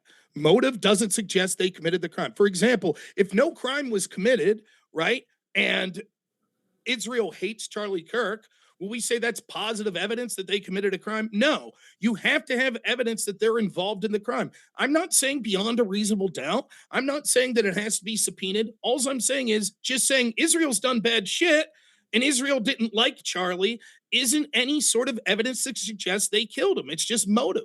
When That's you what say I'm positive saying. evidence, do you mean material evidence? No, I mean 'Cause you're any using sort of terms that are made evidence up. that speaks that they committed this crime other than just motive or bad things they've done in the past. But I don't know what positive evidence is. No, and there is strong circumstantial evidence at the investigative level of motive. That's real Motive. evidence. I've said this repeatedly. But Motive. but That's since all you you made have. up positive All you evidence, have or is I think motive. Andrew, our mutual friend Andrew made it up. That's not a real legal term. So I don't know I'm what not it is. saying So I've it's been a legal guessing term. for I'm the not- last week. Are we in well, court? We're talking about a court of law. You just And said you just your make shit whole up. closing statement was, "We're not in court. We're just dudes here talking." We're And now not in you're court, like, well, but we're positive talking evidence about isn't a legal legal things. term. Do you get it? Are you this dumb? Real We're not quick, in court, but we're explained to talking you- about legal concepts. The To be reason I clear- said we're not in court is because I was saying that there's a different evidentiary standard that's drastically different outside of court and inside of court. That doesn't mean that you don't have to know any legalese to talk about it in a reasonable way. And just because you don't know any of it, you're not able to talk about it in a reasonable way. I was unable to go to, and I'm quoting now, evidence class. But when I said positive evidence and you took umbrage for it, I explained exactly what I meant. I've done so 3 or 4 times. You know exactly what I meant, and you can't provide any evidence. I don't know what you meant by positive evidence, because if you just meant any circumstantial evidence tending to show that the fact is more likely than not, then yeah, there's a lot of positive evidence, just like the questioner remarked. So just to be clear, it's more likely than not Israel murdered Charlie Kirk. No. Oh, then you don't have any positive wait, that's a evidence. courtroom Thanks, standard. based on your own definition. That's a courtroom Sounds good. standard. That's preponderance of the evidence. See, and you're illiterate, or you don't know, or you don't want to. More likely than not is the third standard called preponderance of the evidence. And I would never say that without the fact-finding, subpoenaing phase of a trial and pretrial, that any prosecutor could get to preponderance of the evidence. And that's really the debate there. You thought this was a preponderance of the evidence debate, which is a civil standard. It's not even a criminal standard, so you don't know what you're talking about. Again, the debate was, More is there likely a than not is compelling reason to preponderance. believe that Israel killed Charlie Kirk or instigated it? You provided no evidence to that effect. What the fuck are you talking about? I just went through. I'll go through the timeline again. Evidence of all of those dates are investigative bits of evidence, circumstantial bits of evidence. You're repeating yourself over and over. I'll say 2 things. So are you. You're saying positive evidence. You're making shit up. You were factually incorrect on your timeline, as I showed multiple times. Secondly, No, I was not. that only You didn't show speaks it. to motive. I've said this over to motive. If someone has a motive, we don't say that it's compelling without any other evidence that they committed the crime. Who's we? You and what other court? All people. No, you and what other court? Courts You say just that if said you have more motive, likely it's than compelling, you not. committed See, the crime. here's the problem. You use terms and you don't know what they mean. You said more likely than not. That's preponderance of the evidence. That is You the said common it, not civil me. standard. You said it. You said No. positive evidence is evidence that means that I didn't it's say more likely positive to have occurred evidence. than I not. wouldn't use a moronic term like that You made just up. said, okay, you said almost verbatim this. If what you mean by positive evidence is more likely that it occurred than not, I presented a bunch of evidence. I responded, oh, so you're saying that it's more likely that Israel killed Charlie Kirk than not? You said, no, I'm not saying that. I'm like, great, then you didn't provide the evidence that you how just could- talked about. without That's putting on almost evidence, verbatim what happened. how How do you could not you get remember to- what you just talked about over and over again? I think you do remember, and you're just trying to be slippery because you know it doesn't make you look good. Even if every citizen was a Socrates, every jury would still be a mob. That's something James Madison said, and it's driven home today. You don't understand the legal process, sir, and you don't understand that you could never get to preponderance of the evidence, which is a lower standard than the crim standard. That's the civil standard in most civil cases, without putting on evidence, man. No one's had the chance to subpoena evidence. So That's not why true. would They I come have. in here and say, yeah, Wait, can we focus on that jury's point ready for to a second convict on before I go to the preponderance next? of the evidence standard? That Before I go to shows the the next entire super chat. misunderstanding of the case. You just filibuster on about nonsense. It's not a that has nothing filibuster. to do with It's just that things has you nothing don't to do. know. That has nothing to Anything do you with don't what know, we're which is ta- vast. Wait, Yes, Tim. it's a Again, filibuster. you keep Tim. saying I don't understand the legal system. Rob, That's Rob. not what's going. Rob, hold on. fuck's I want to let you challenge that one point specifically before I go to the next super chat, because I think that's interesting. Tim, you said they haven't had the chance to get the evidence. That's what you said a second ago? There hasn't been fact-finding, which is predominantly... Okay, so Rob... There are two predominant ways this happens: putting on witnesses and subpoenaing evidence. Okay, and you're saying neither of those have happened? No, because that's what a trial does. Right, and we're not at the trial yet. But Rob, what was your point there? I'm He said what he actually said was they didn't have a chance to subpoena anyone. That's what you said, right? There is subpoena, and the other one was yes, that's true. Yes, they have subpoenaed people. That sounds like something I would say. Yeah, they haven't been able to subpoena him because they weren't brought to trial. But they have subpoenaed people. No, you have to bring a specific. There's no Israeli or Israel as a country on trial, so there's no chance to offer evidence. Thank you for admitting that there is no evidence. Thank you. No, all right, I'm ready there's for the no next chance question. to tender. Yep. There's no chance. There's to no tender evidence. The two, got it. There's no chance to tender the two types of evidence I'm talking about. There's no evidence. Yep. No, there's no subpoenable evidence. Can you shut the fuck up? No, there's no subpoenable evidence that is of the kind you would put at a trial, and there's no witnesses that have been put on. No evidence. But that doesn't mean that there's no compelling reason to believe. No evidence. Got it. A reasonable suspicion. That's what I've said the whole time. You have motivation. You don't have any evidence. Got it. No. Motive evidence. You're right. Evidence. No evidence. You got it. Okay, so for the record, people go fact check this dumb fuck. He's saying that that evidence of motive is not consistent with federal rules of evidence. That's not what I said. You're lying about what I said. That's what you just said. You said no evidence. That is not what I just said. I said you just admitted that they don't have evidence. He says no evidence, right? You said they don't have this kind of evidence. I've said over and over. Mike, I'm going to finish my thought here. Fifth or sixth time I've been trying to go to the next question here. I'm going to finish my thought here, Mike. I've said probably 80 times now. You have to listen to this. The only evidence he has is motive. That is not enough to say that it's compelling that they likely committed this crime. He said, well, we can't have that evidence because there's no evidence that was subpoenaed. There's no evidence. So all we could have is motive. I said, thank you. I didn't say no alls. Evidence. I wouldn't say alls. I would say all. I wouldn't say alls. But the last word here, and then you can have at it. Of course, he has to have the last word. This when there's a block of text, that's called a paragraph. We know what that is. That's called a paragraph. What I specifically said, check the tape. We know what this is. What I check the tape. What I said was, these are the two predominating kinds of trial evidence. And then I said, there's subpoenable evidence, right, which is usually direct evidence. And then there's putting on witnesses. Of course, there's no trial, so we can't do those two things. That doesn't mean, and I was saying there's no evidence of this kind. That doesn't mean that there's no reasonable suspicion evidence to continue believing that we ought to continue to investigate. That's do we have to leave the crybaby get the last word? Is that what we got to do? The wiggle in his chair, or can I have the last word? Go on and finish your point, and then the crybaby and then he'll insist, Mike. He has to finish what I've said. Can I just read the next chat and we let that one just simmer? He has to have the last word. We know. How about we trade last words on these next ones? You know, it'll just be Mike. He'll get this one. Sure. He'll get this one. You'll get the next one. He'll get the next one. I'll keep track. I'm game. You're what? You put an M there. Else too, bro. I thought a little Freudian slip there in your part too. Okay, Sam Slenderman for 5 says, you should watch this back, Tim, because you be about Rob interrupting, yet you cut him off after 2 words every time you ask him a question. Tim is the male version of erudite.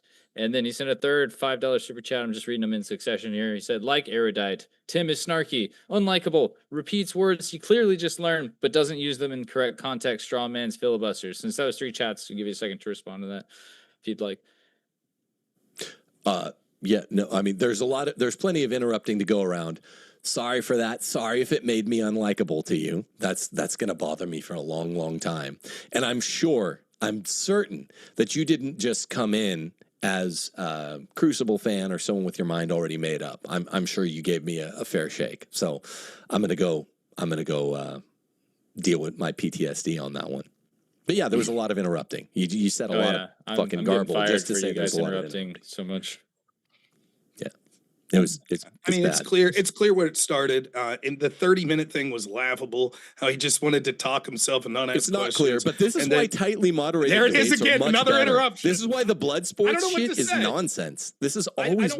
I can't listen to it. It's always a guy that sounds like Chris from Family Guy just yelling. It's every time. He proves a point here. Yeah, I'll admit I started reciprocating, but it's just laughable. He can't let me get through like a coherent thought without being well, I'm interested in pressing on that to get a little bit more information. When you say tightly moderated debates, what do you mean exactly? Like timed, or just the moderator stepping in every second format?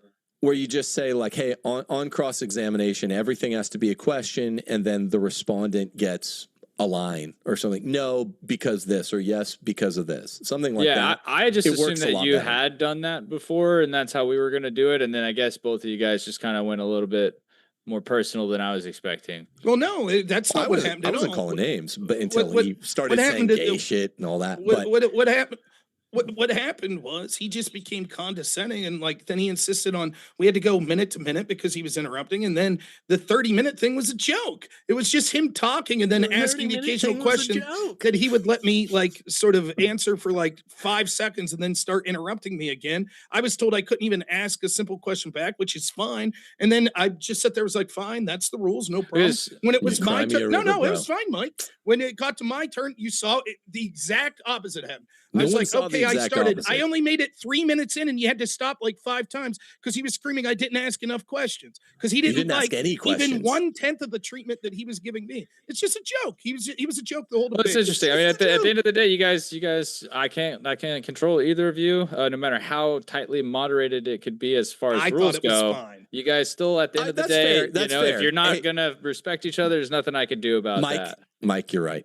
I wasn't attacking you. I was just saying the format works better. The blood sports thing is so gay because it's just people. It's always a wall of noise. I don't think it's right for you.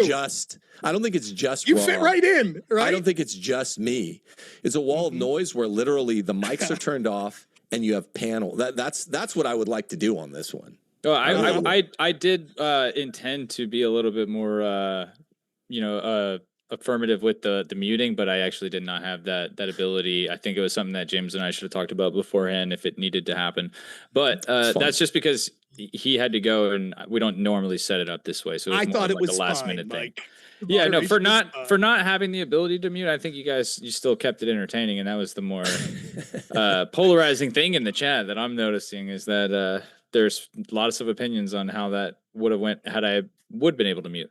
But all anyways, I've learned is Rob talks a lot about butt plugs. He's a big sweaty pervert. Off the butt plug topic, it's all right, Tim. We're just taking interest in your interest. We know you said blood sports gay. You fit right in, buddy. What you're saying that I have an interest in butt plugs? Little tickle in the butt. It's all right, buddy. Spit it out. That's not the first time you heard a guy say that. Huh? When did I ever say any of that? Ryan big, sweaty, I guess perverted. Yeah, let me get through 5 more. We can wrap this up. I don't swing that way like we'll take this over to a different trash talk channel if we need to. But Ryan Ryanson, 9/11, JFK, RFK, Bolshevism, communism, Marxism, LGBTQ, Frankfurt School, Boer genocide, USS Liberty, Epstein, Talmud, Zohar. Wonder who's behind these. So I'm guessing that's directed at you, Rob. Yeah, whatever. Laundry list of stuff. Just because there are things that you think are a conspiracy doesn't mean that everything is a conspiracy. And when you start with the assumption that everything's Israel's fault and then say prove it wasn't, you end up in a situation like this. There was no evidence other than motive suggested whatsoever in here. We went through the timeline. We went through this stuff. It's not as compelling as he would think. And there's motives. The same standard with means, opportunity, and motivation would fit with dozens of other groups. The thing is, you just have motivated reason to believe that Israel's behind it, and you shoehorn the evidence to fit into that. My opponent knew that he was incapable of arguing that in the conventional sense of what compelling means. And so he tried to claim the prompt was something different. He was confused about the prompt, etc., because he takes it down to like, I'm just saying there should be some sort of investigation. I remind you, there was and is. Just because Joe Kent says I wanted to look at it more doesn't prove Israel did it. Yeah, my response would be to show how retarded that last pathetic excuse for a reply was. Imagine that somebody says, you don't know anything new.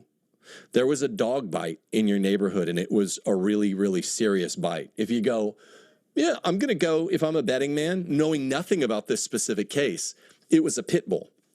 Then guys like Rob, who kvetch about the fact that he doesn't want people saying that he loves Israel, says, well, that's not compelling. How do you have the basis? Well, when pit bulls have bit, let's say, 2,700 people fatally, and the second place dog hasn't even bit 100, then you're going to say that's a solid evidentiary, statistical, real-world basis for assuming that suspect number one is not Mexico, like Rob was bullshitting, like Canada, but the pit bull, Israel.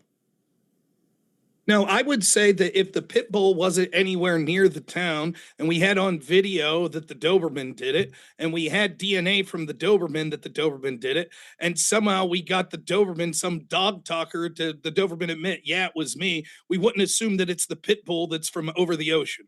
Sorry, I wasn't saying that Israel was the trigger man. I was saying that I produced real evidence from West Point that 91% of political assassinations involve conspiracies, and Israel particularly has used ops and all kinds of tricksy conspiracies. My mistake. I missed the analogy. I wouldn't say that the pit bull talked the Doberman into it. Okay, well, left-handed assassin for 5 says, are any official or recognized agencies acting under these compelling reasons to investigate Israel for the murder of Charlie Kirk? Serious question. Zero now. How do you know? Because Kash Patel officially removed the dossier from the ability of the NCTC to even have viewable access to it. That doesn't mean that other intel agencies. Well, I don't know. I mean, I'm just taking them at their word. They say no, and they say that even the FBI released a statement that we think this is. We've turned this back over to the state of Utah. The state of Utah is not capable of investigating Israel. Do you think they are, Rob? I think the state of Israel is capable of looking at the communications from the metadata and the actual devices of Tyler Robinson, and that would include if he was talking to Israel. Do you think there's something about Israel that makes them invisible? Let me finish. Do you think there's something about Israel that makes them invisible when they're talking to some guy on Discord? You said Israel can investigate Israel, or did you mean No. I said that the state of Utah can investigate the people that were being in communication with Tyler Robinson. They have no evidence that's yet been put forth that he was in communication to anyone that instigated him. If they found out that he was instigated, if they found out he was instigated, they would be able to look into who that entity was. And if that entity was a foreign actor, I'm sure they would go to our intel communities for help on that investigation. They haven't done so because they haven't found that instigation peremptorily. You don't have proof of that. What are you talking about? Proof? You're disputing what both the FBI and the NCTC have agreed about? I must have misheard you there. I thought what you said, the FBI. They said they shut down the investigation. Let me finish. I thought what you said was the FBI would shut it down. I don't think they would. I think if the Utah police find, wait a minute, we have some guy saying, here's how you do it. Here's how you, sight in the gun, blah, blah, blah. You need to kill Charlie. And we see that it's from a foreign address. I think that the FBI wouldn't just say, nope, we close the investigation. We can't look into it. I think they'd say, oh, that's new evidence. We'll happily look into it. Do you have any evidence they wouldn't do that? I'm not trying to be a dick, but once again, you don't understand the different layers of what is entailed by an investigation. Yeah, local cops, the 5 and dime cop is like a little over a security guard. They do not have the investigative powers to look into anything outside their jurisdiction. If there was something produced, and Israel had said we did it, they could read that. But and evidently you missed this, precisely why it's so momentous that Kash Patel told NCTC chief, we're shutting it down, is because they're the only ones with international files, with international dossiers, investigative powers. They're looking at things far beyond what local Keystone cops can. And so, yes, you missed what I was saying there. What I was saying was what they would be able to see, the local Keystone cops would be able to see if a person instigated. They would be able to see that. They might not have the exact same access to be able to determine, oh, this foreign person, actually, we tracked it back to an Israeli base. So they haven't found, which you conceded, you're right, they haven't found anyone instigated. Yes, that's exactly my point. If that sort of evidence would arise, they would find it, and then they would go to the FBI if it was a foreign source. Real quick, we at least concede that they have not found any evidence that anyone instigated, let alone Israel. No, there's absolutely no courtroom evidence because there's no one that's been hauled into court and there's been absolutely no subpoena. But that's not why true. it's, They subpoenaed that's his metadata. precisely They why it's so subpoenaed his momentous Lance that the I don't know what to say. investigation That's just a is. lie. That's precisely why it's so momentous that the investigation was throttled in the cradle, because that's the ability. That is the single condition for the possibility of getting the kind of information that would be actionable in court.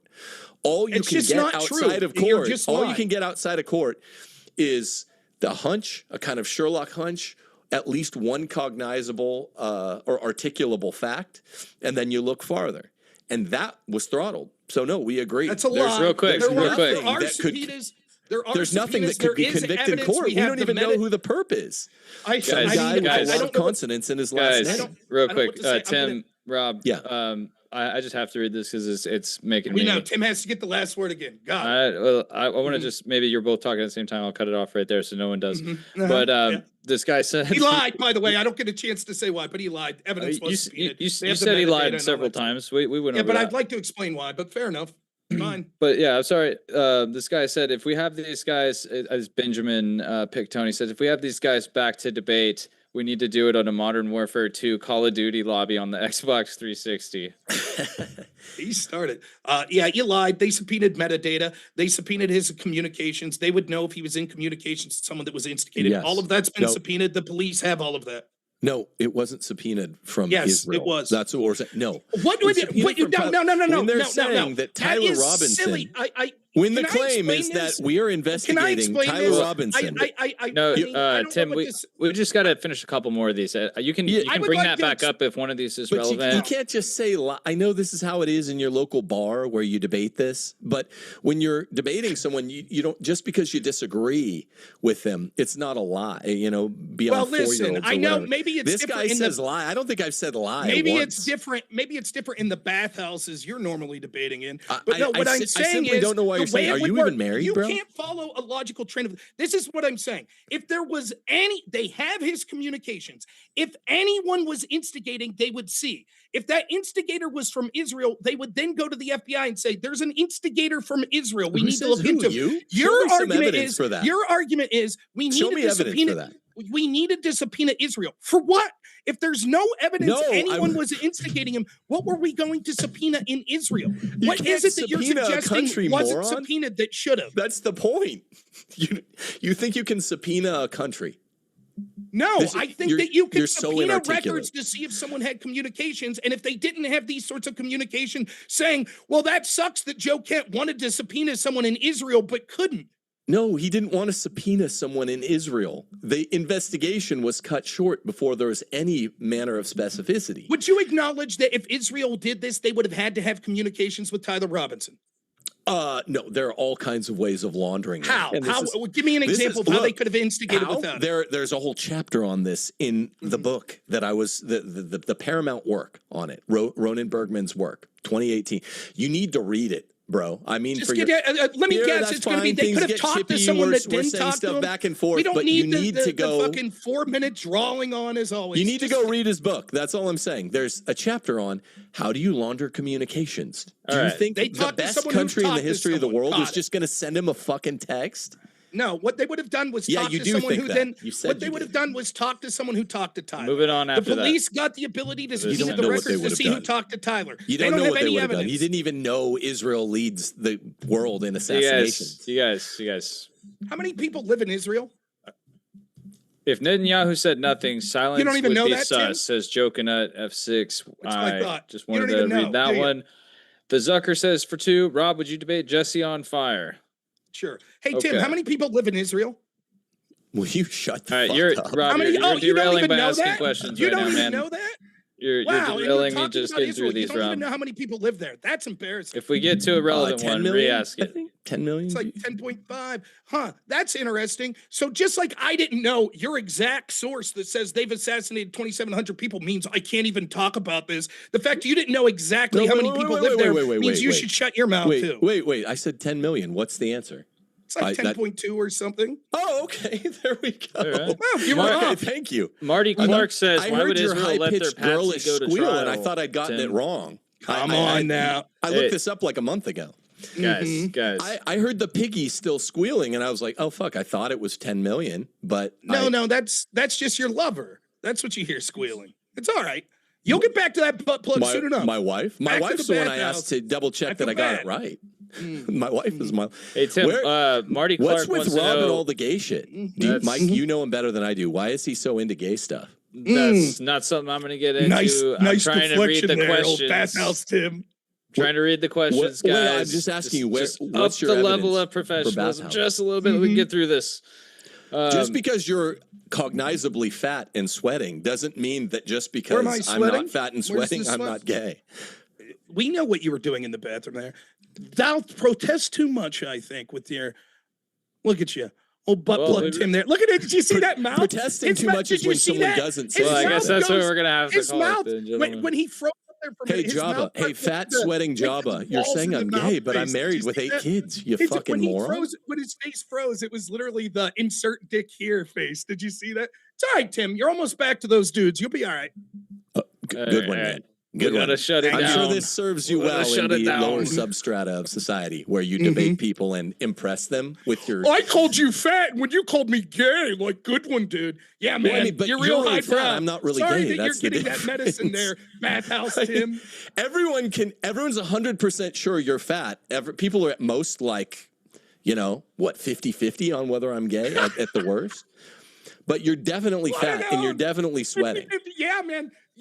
I think you're being charitable to yourself. 50-50, they think you're gay. It's at least 85. Dude, did you get a snack break? He doesn't even know himself. Be honest. Rob, did you get a snack break when we went?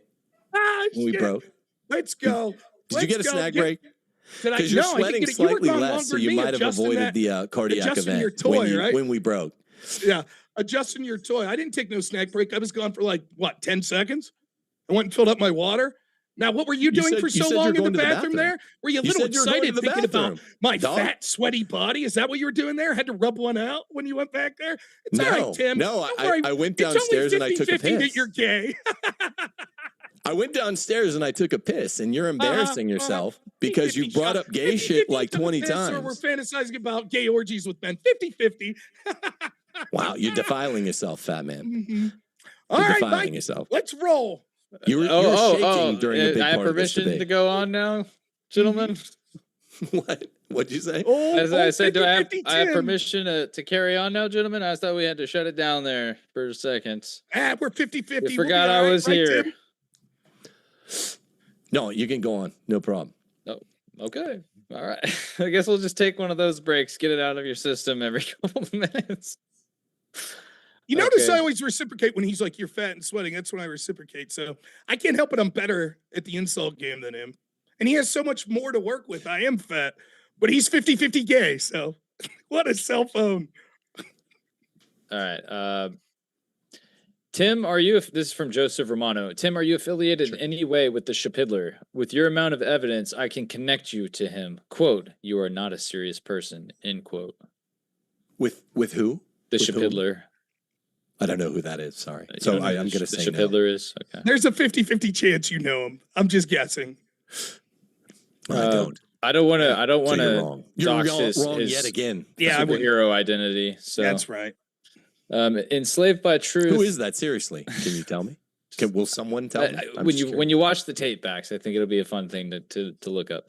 Enslaved by Truth for 2. Just be. I just don't want to get into it on the channel, bro. Personally. Okay. It's a whole lore, man, and it's not a quick explanation. Okay.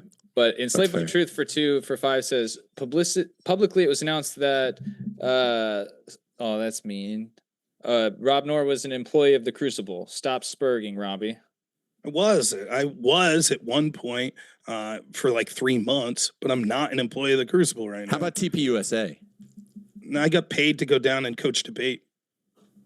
Coach debate. So are they using that term extra capaciously to coach debate? Did you get one-time payment to coach debate? Yeah. Was it a big one-time payment? You don't have to tell me how much, but I'm just curious when I hear that. Because I know how one-time payments work. 4 figures. What? 4 figures. Are you going to get another payment from them? If they want to hire me again, they said there's a possibility every 6 months or something that I could go down. But I don't know. There was nothing written in stone. Did you have a view that was appreciably different in any way before they paid you? No, I play my closing videos of Charlie Kirk every night, talking about how grotesque it is that the left killed him and we needed to unify and the right against it. I talked about the Candace people 4 or 5 months ago about Egyptian planes, tried to bring them on. So no, nothing's really changed other than I think we're getting closer to the election, and I see a bunch of people dividing the right with like outlandish conspiracy theories, and now you're starting to see them publicly say, well, we're working with people like Jimmy Dore, and there is no left-right dialectic. It's all, and to me, I see that is one of the two most harmful things that we need to fight going into this election if I want the conservatives to win. So, no, I haven't had any appreciative difference. But you said the left killed him. I thought you thought he was the lone gunman. Do you think there was a conspiracy of the left who also killed him aside from a leftist kid?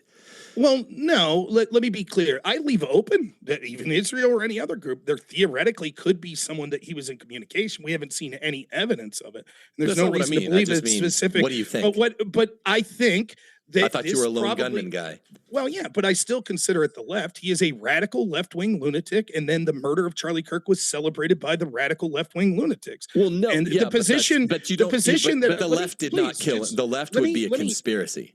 No, I think that the environment that the left has created to allow this violence to occur in college campuses and this assassination culture, I think it's fair to colloquially say that the left killed Charlie. I don't think it was a cabal of like 12 official lefties that are running things that did it. And I think that it's a shame that we are somehow in the position where the left could tell us exactly who they are, as violent as they want to be, and yet we have to say, no, it must not be them. They must be the tools of Israel. Israel must have had a hand in it. I think it's sad that that's what it's come to. And instead of unifying over the death of this great man, instead, we're forced to fight with so many people on the right that are blaming everyone from Israel to French Foreign Legions to Masonic cults to Mormon beekeepers to Erica Kirk to all of these people. And it's a joke. It's really shitty. But what's confusing is when you use a term of metonymy, which is where you say something like the left, it means one thing to refer to multiple things. I thought we agreed on the gunman is likely Tyler Robinson. Correct. And I think there's a conspiracy, which you disagree with, and you think there's no conspiracy. It was a lone gunman. So to say that the left killed him is really misleading. Well, I explained what I mean by the left. I'm sorry. You mean one guy who didn't act in concert with anyone, most likely? In your best guess is it's one guy, but that's all of the. I don't like the left either, but I don't think like Joe Biden killed him. And it would be like this. If that's a really clawing conspiracy theory. If it would be like this, if, for example, a woman, decides that she's going to go out and wear a short skirt and be very promiscuous, and then she gets assaulted, and someone said feminists did that to them. That was feminism. Would you say, oh, that's outrageous? That implies that it was multiple feminists that did this when really it was just this guy. Or to say secularism did this or Satanism did it. All of these things I think are in the bounds of colloquially how we use those terms. But I've specifically said, you might not like how I use the term the left there, but I explained what I meant. And I apologize that you don't like the way I use the term. I don't think there's anything wrong with it. I stand by it. The left killed Charlie. I'm just saying it sounds like you think there's a conspiracy. And I just told you what I think specifically. In some sense, yes. Feminism infected the thought and infected the culture, which infected the thought of the young girl who doesn't even know she's dressing slutty and she goes out and something bad happens. But at law, when someone's being tried, you would say, well, only one person raped. You wouldn't say feminists raped. That's what I would say here. So but if I was the left killed.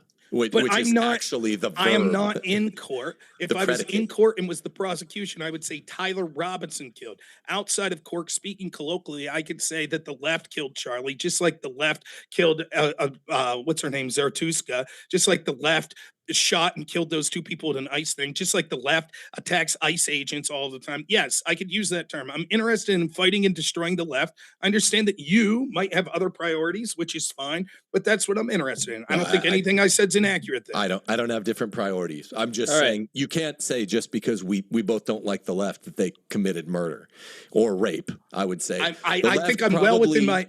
I think quick response Robinson was a lone actor, which I don't think. Okay. Then he would have been infected by the culture of the left. I wouldn't say if you were a lone actor, the left killed Charlie Kirk. Okay, Even Lord 7825 for 5 says, this is a rare debate where I changed my opinion on the debate because of the answering questions. Timothy W. Well, I disagree with you. I don't think that he provided anything other than the talk about motive and timeline. That's all he talked about, and that's not proof. And you would be able to say that. Disagreed with a guy who disagreed with you? Yes. Whoa. Like you did earlier? No, I'm just saying. I disagree with you. It's like, well, Yeah, I was explaining quickly why. It's all right. Yeah, you got that very important point in there. I don't think that he offered any substantial evidence other than motive, and I don't think that's enough to say that there's compelling reason to believe that Israel killed Charlie Kirk. Well, the commenter disagrees with you. That's fair enough. All right. I'm not going to call them gay or something like you did when the commentator disagreed with you, huh? Talking Fallacy for 5 says, Rob, do you have any opinions that aren't Andrew's? Yes. All right. Monarch Cliffs for 2 says, shout out to Ryoma Tubes. I'm not going to read the rest of that. Okay. Spaghettio says, quote, he publicly said, end quote, where? His quote, his words were published. They were published. I said published, end quote. The state of Tim. Ha ha ha ha ha. It's been like that the whole debate. He says preemptive, then says, no, I didn't say it. For the record, I might have said publicly said and then stipulated. But that's not the same thing as I probably said he publicly said, for the record. So to take that score, enjoy it. But that's a stipulation. Starting to add up. I meant there's a statement later published through I also said through double hearsay on the first pass. So if you know anything about what we've been talking about all night, there's no way you can say something through double hearsay in the present tense. It's always telephone game. So sure, take that if you need that one back. The problem is you have said at points when we've been discussing it, things like that. The problem is when you're going off on these long speeches that you give, you'll say things and then have to backtrack them. So you'll say he publicly said that Israel is trying to kill him, and he was offered $150 million. And then what happens is if I don't correct it every time, the audience is like, oh, well, that's compelling. He publicly said that he was offered $150 million, and it's just not true. So I have to push back. That's why double hearsay is often producible as real evidence at court, because it is, if it survives one of the exceptions and it gets into court, it is considered legally just as good. It's up to the jury whether they believe it ultimately, but the reason that it's allowed in through process is because it's just as good as having him there. Lance Twiggs, by the way, was literally, without any of the appreciable exceptions to the rule, allowed to testify through double hearsay at the pre-trial. No, Did you know that? That's not true. These are two completely different things. One is Lance Twiggs. It is true. Let me explain. Maybe you don't understand. I don't need an explanation. I'm just saying. For someone who took Charlie evidence really class, said that. I believe, and a jury could find that he really said that. Let me explain the difference. One is Charlie's Lance afraid Twiggs, of Israel. One is Lance Twiggs on tape, who's been sworn in, who will lose his use immunity deal if he lies about anything, right? Saying what he's saying. The other is a person saying an anonymous person told them what Charlie said. Those are two different things, and they're not held. That's called the declarant. They're not held to the same. It is not the same evidentiary standard as if Charlie said, "I fear Israel is going to kill me," versus Harrison Smith said, "Someone told me that Charlie is fearful." Those are not held to the same evidentiary standard. They're not. Charlie Kirk is dead, so he can't be produced. Not to be what do you think? This is important. This is really important for whoever's lingering still. What do you think the purpose, Rob, of the hearsay evidence rule is? What is the very purpose of it at law? Quickly. What is the purpose of the hearsay rule? So that people that say things that they think is evidentiary important could be heard by the jury. No, what is important in a fundamental way? We won't even use fancy terms. What's important about why hearsay is generally not allowed, but sometimes allowed? What is being preserved there at trial? It's really, really, really fundamental. So, cross-examination? Is that what you're getting at? Yes. Yeah, exactly. The ability of the jury, I'm being serious now, the jury to hear witnesses put on by P and witnesses put on by D, and they're going to put on witnesses that say opposite stuff, obviously, right? So they're hearing both, And the idea behind jury trials that are like 3,000 years old is let the jury people decide who's believable, P's witness or D's witness. Assume they're saying the exact How do you opposite. cross-examine an anonymous person? I'm getting to it. So Charlie, originally you would say we want the declarant and we want the declarant's declarant. And you'd say, let's get to them. But the reason there are 27 hearsay exceptions is one of them is the original declarant dead? Yes, you pass on that. And another one is the declarant of the declarant being kept anonymous for a reason of safety. Yeah, because he'd be next by Israel. That's how they operate, presumably. So that's why you say you can't just produce this.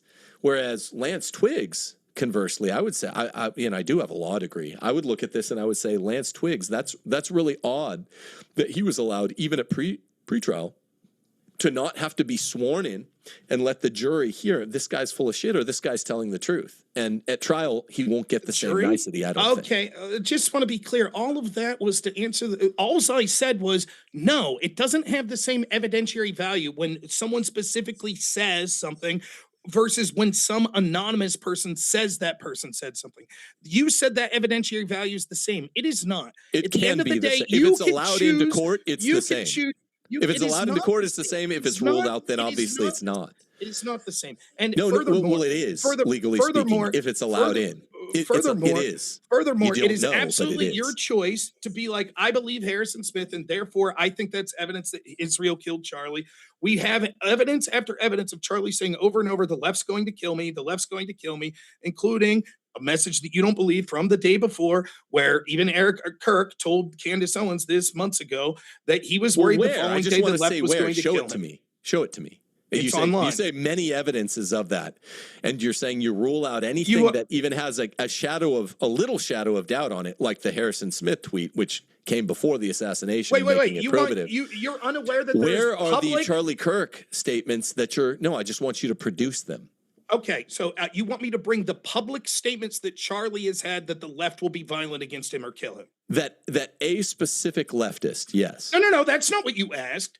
He didn't say Tyler Robinson's going to kill me. I'm trying to show you the difference between saying something ahead of time that's specific, like naming a party, like an agent of Israel, versus just saying some leftist doesn't like me because Charlie Kirk also wasn't like a cutting edge fringe right guy. He was a normie right guy.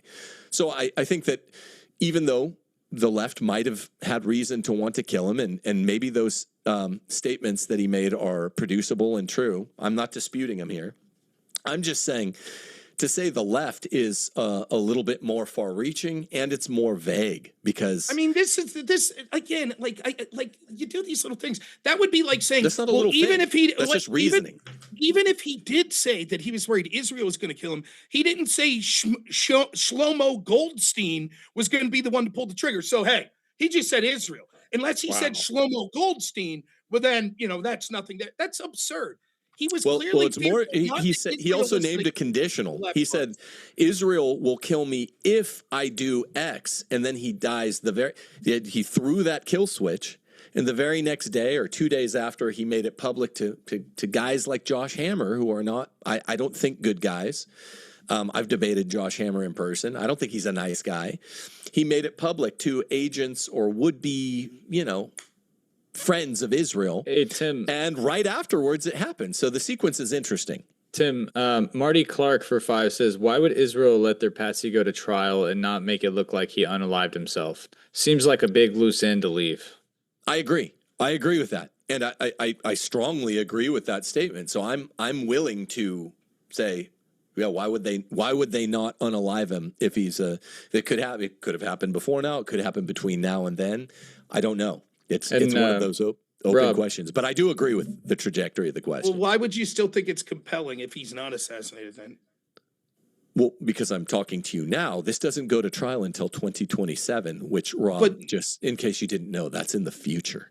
Right, I understand, but the point is, I just said hypothetically, if they don't kill him, right? Why would you think that would you still think it's compelling? It'll be less compelling if they don't kill him. Now, there's potential. I don't. But would know it still be exactly how compelling? TAOs work, but I just said, yeah. If this thing gets to trial, I told my friend this the other day. Why are you so verbose? If this thing gets to trial, well, that's what happens when you study books and you get degrees. And you don't just you're not doing sweat yourself any and favors argue here. in bar rooms with other drums. Listen. Come on, 50-50 you bathhouse, ask a question, Tim. I start answering, and you go, "Why do you use so many words? Why are you so wordy?" You just drone on and on. You want to have a spelling bee? We could have a math bee. They would have taken him out beat you at that already. too, They man. wouldn't have allowed the evidence. We could have a spelling bee. They wouldn't have allowed the evidence that we already saw at the pretrial hearing. They would have taken him out before that as well. So all I asked was hypothetically, and you just start droning on. I was like, hypothetically, if they don't take him out, would you still find it compelling? But I was answering. No, I did. And I was agreeing with the questioner. That's what you've done the entire time. I was agreeing with the questioner. All you've done the entire time is run your fat mouth. I was agreeing with the questioner. So I wasn't answering the question as if I disagreed with him. I'm like, yeah, it'll be more compelling if we get to trial at 2027 and they haven't killed him. I do agree with that. Real quick, next question. Rob, Enslaved by Truth says that you got free lifetime bagels for this debate. Is that true? No, I'm trying to watch my carbs. Tim's right about my fat ass. So they didn't offer me bagels. I don't know. I wish I got a fucking mortgage. I wish someone would pay me. I realize I get the joke. Israel must pay you if you don't think that they killed Charlie Kirk. Yeah, he sent like 8 back-to-back, so you don't have to respond to all these, but I'll just read them in quick succession. He said that one, the free lifetime bagels one, and then he said not one whack back. Then he said, why are you donating to a multimillionaire? Then he said, hey, so what? I'm not reading the insulting alteration of your name there, just to not say it over and over again. I think that's kind of rude on my end.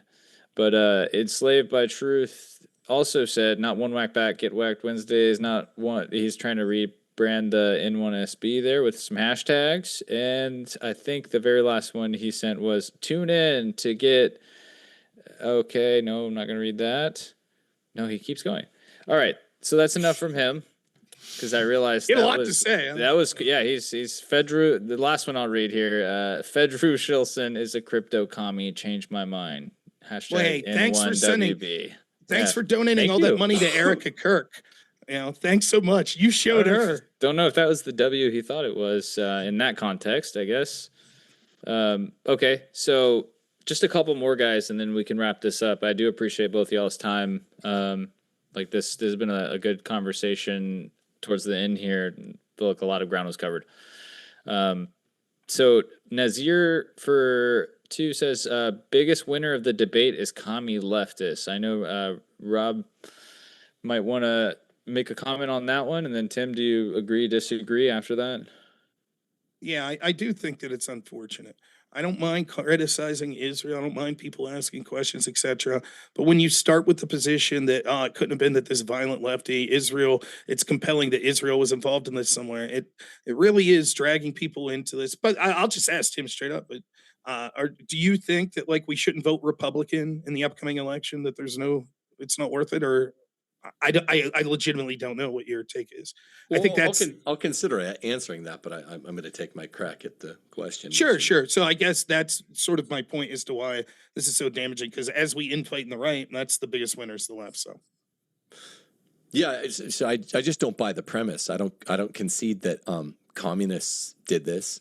I think we, for the purposes of the argument, I think we agree that probably Tyler Robinson had a lot to do with it and will get jailed. So if I had the questioner, I would ask, who else do you want jailed that's getting off? What communist, leftist should be jailed that's getting off? That's not what the questioner was asking. Can you repeat the question? It wasn't a question. It's more of a statement just saying Could you repeat the statement? Yeah, the biggest winner of this debate is the commie left. So this infighting is what it's insinuating is what's the win. Well, no, I don't need. I mean, I have my own interpretation of it. But was the full statement the biggest winner is the commie left? Precisely. How, I don't understand how. Because we think Tyler Robinson. There are other comments on here, so probably he's going to get convicted. I guess we'll have to see some a lot more evidence that will emerge in the trial and stuff. But I don't get how he would be the winner if he gets convicted. No one's saying he's the winner. They're saying that when it comes to the political philosophies, the left's winning when the right's infighting like this. That's it. That's the point. Well, I mean, that's your interpretation. I would just say the biggest winner is probably Israel, because I do believe that more likely than not they had some role in it, and they'll probably get away with it because of. So now you're saying it's more likely than not that Israel has. I would say that though they can't be locked up at court. So Rob's going to get confused again because we don't have the standard to convict, but my entire position is that there are these cognizable facts, should be investigated. You can't lock them up on this basis, but yeah, I think Israel's involved, and since we're probably not going to really find out, I think that whoever was, and Rob says he thinks it's the whole left that killed him.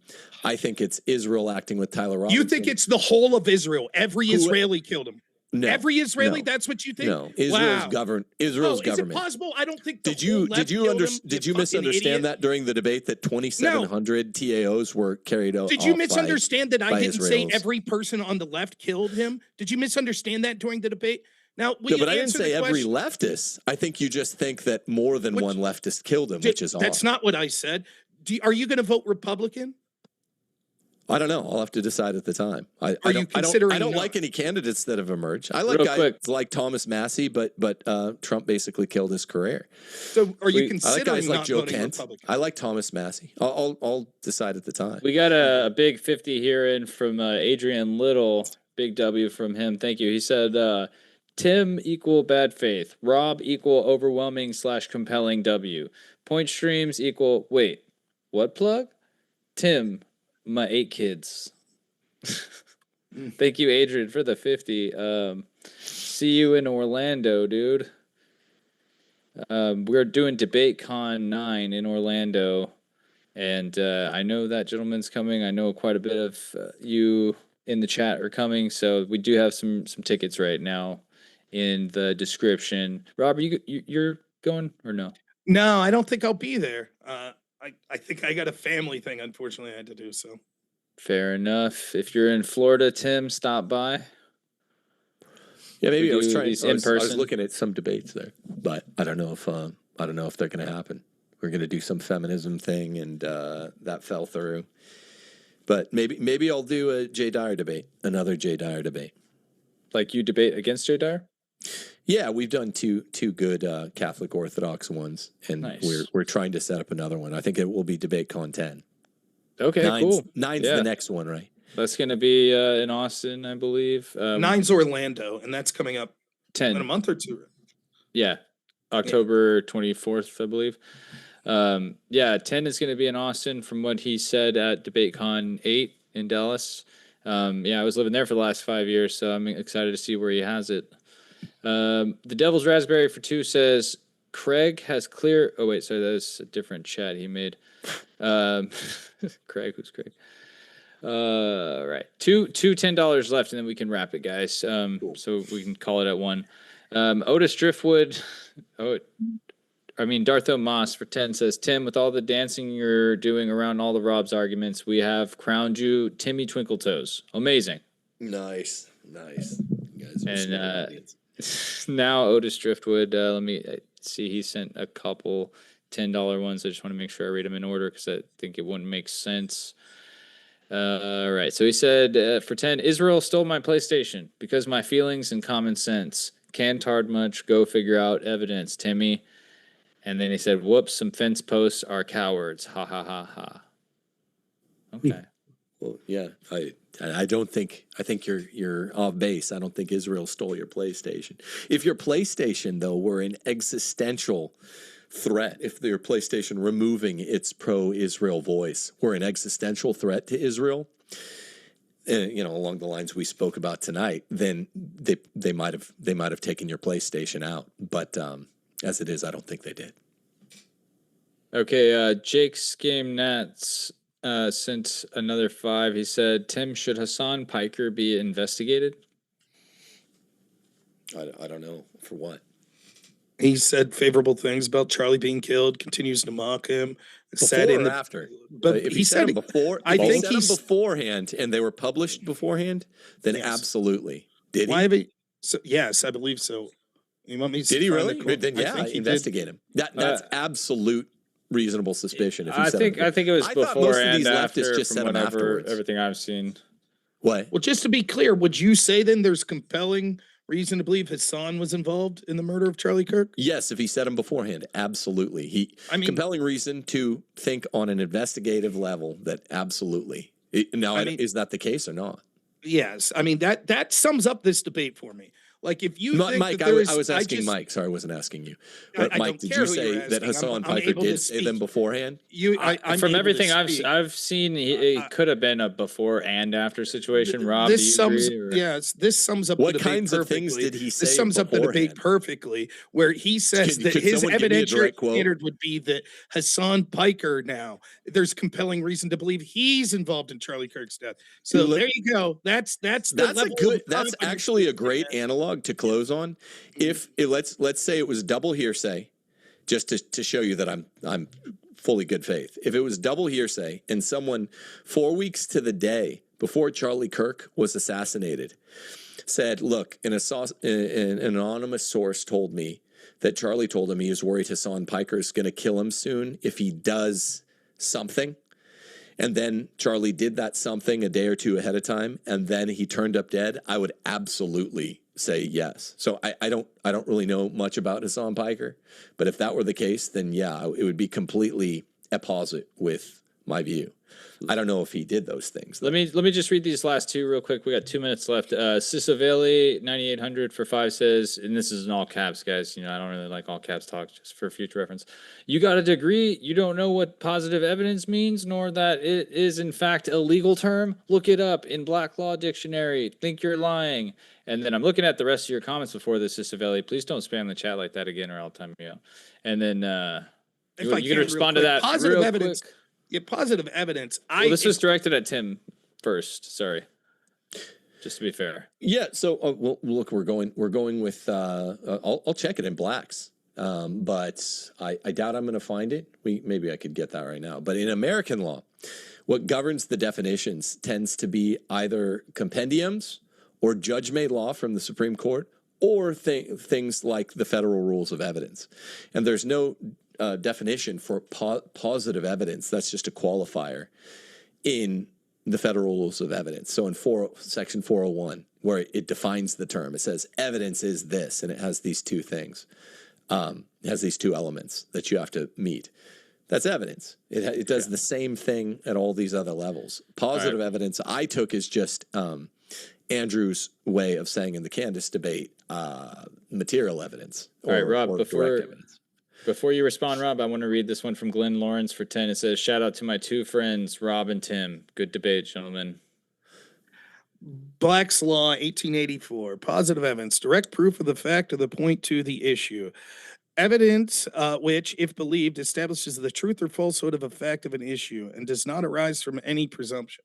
I always looked at it as the legal prescription. Positive evidence would be like a witness saying, I saw his gun and then he shot him. Negative evidence would be like, I don't know if he had a gun. That's how I always looked at it, but it's not the way I was using the term. When I was using the term positive evidence, all I was merely saying was evidence that points to the conclusion that Israel committed this specific crime.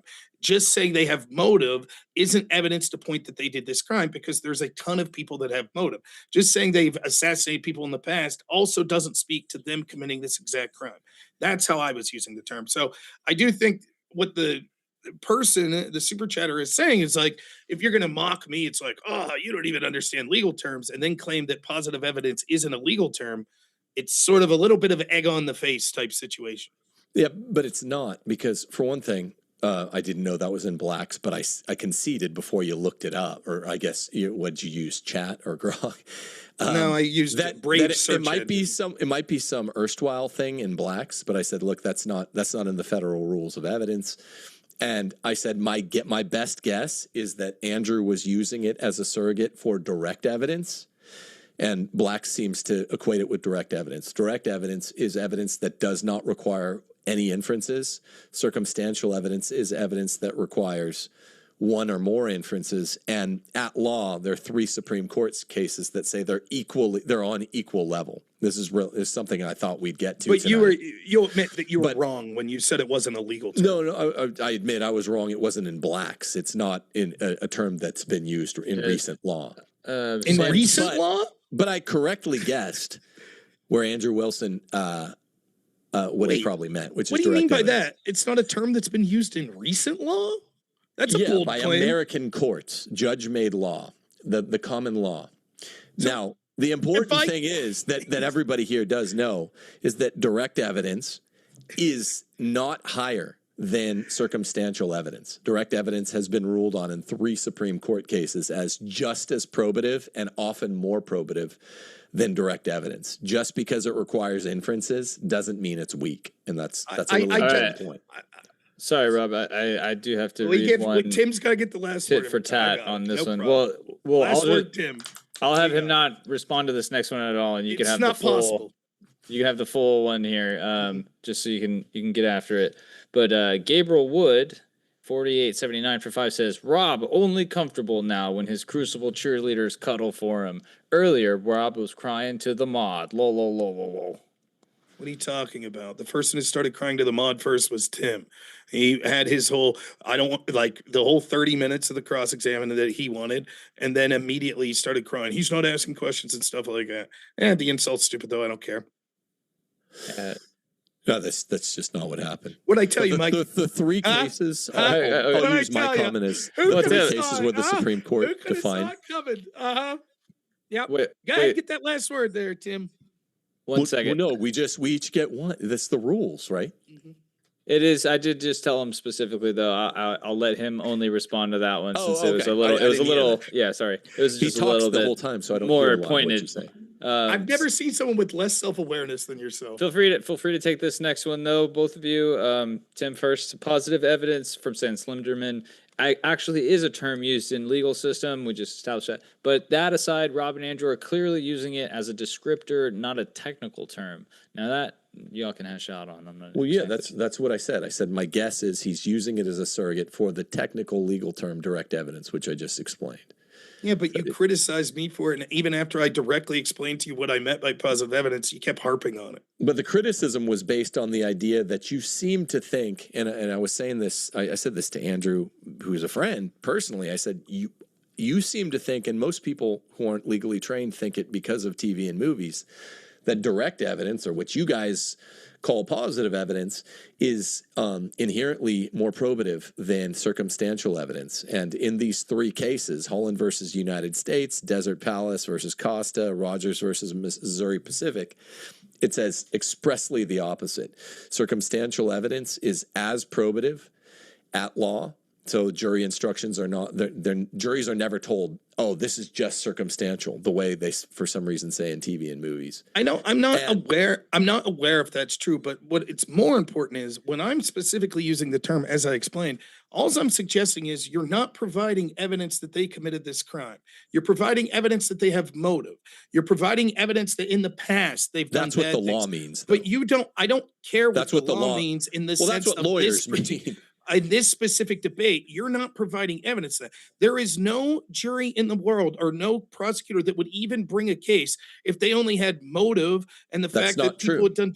Okay, show me a case. Show me a capital murder case where someone brought a case with just motive and did not provide any evidence that person that they were charging committed the crime. Well, this is why the burden of persuasion is so important, because at the investigative phase, right, they move from reasonable suspicion, get a little more evidence, get to probable cause. It's another way of saying what I just said is true. Hold on. This is the phase we're at with Tyler Robinson. We're literally finding out whether or not there's enough probable cause evidence to move it to an actual trial. I'm sure there probably is. But the point is that what I was really intending to interrogate all night was, I think what you're saying, and I'm not quoting you directly, but I think what you're saying, I think what Andrew was saying a lot to Candace is, well, there's no real evidence or no positive evidence. And you're just saying, well, and there's no evidence whatsoever.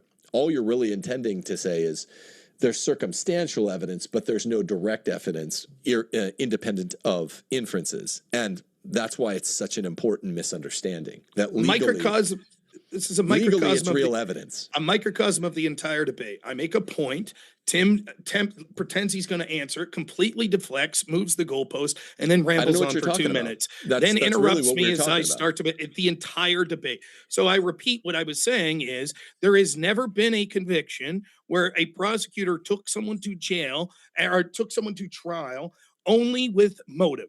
That doesn't happen. And what he responded, if I'm being charitable, is, okay, fine, they wouldn't prosecute. You're right, Rob. But they would use this as the beginning steps of an investigation. Right. But it doesn't dispute. It does not dispute what I said, that you would need more. But I agree with you. But you're missing one key fact. So right now, let me finish. So right now, what I'm suggesting is Tim hasn't provided any evidence other than motive. His defense of this is saying, but it would be impossible for me to provide that because Joe Kent said he wasn't allowed to look.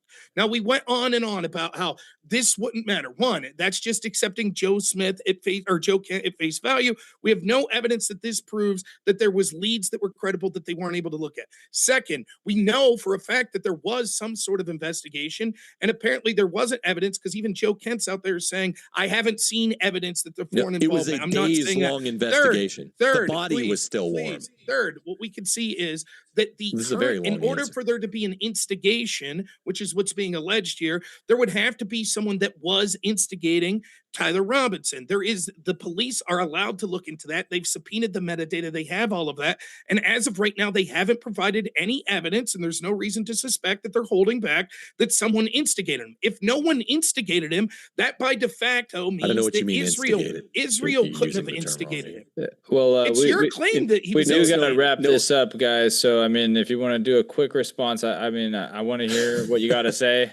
So, but I also don't want to upset Rob if you get the last word here. So this is the moderator's woes. Why are you so worried about it? Like, Rob's going to be upset and sweating no matter what. We've established that here tonight. 50, well, it's Tim. Just because I told him earlier you opened it, so usually the other person ends it. So I was trying to be fair to that.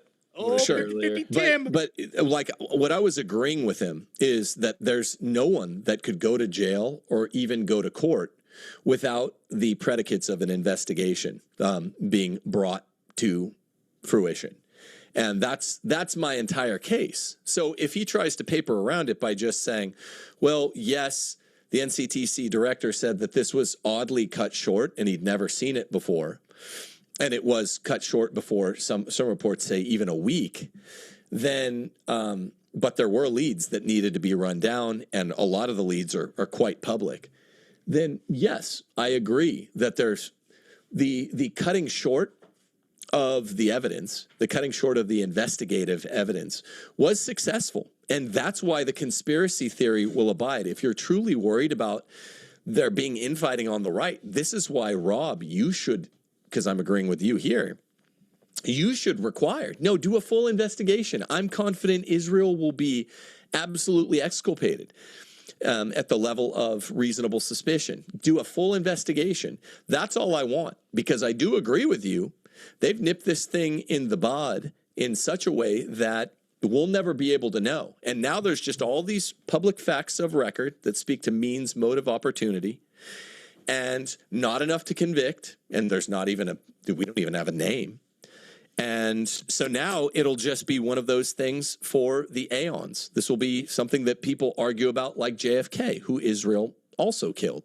So that's the problem. That's what's actually the most upsetting to the moral fabric of the right wing, is the fact that this thing wasn't given the air. And this is what Charlie Kirk stood for. It was just give the truth air, let the best thing win.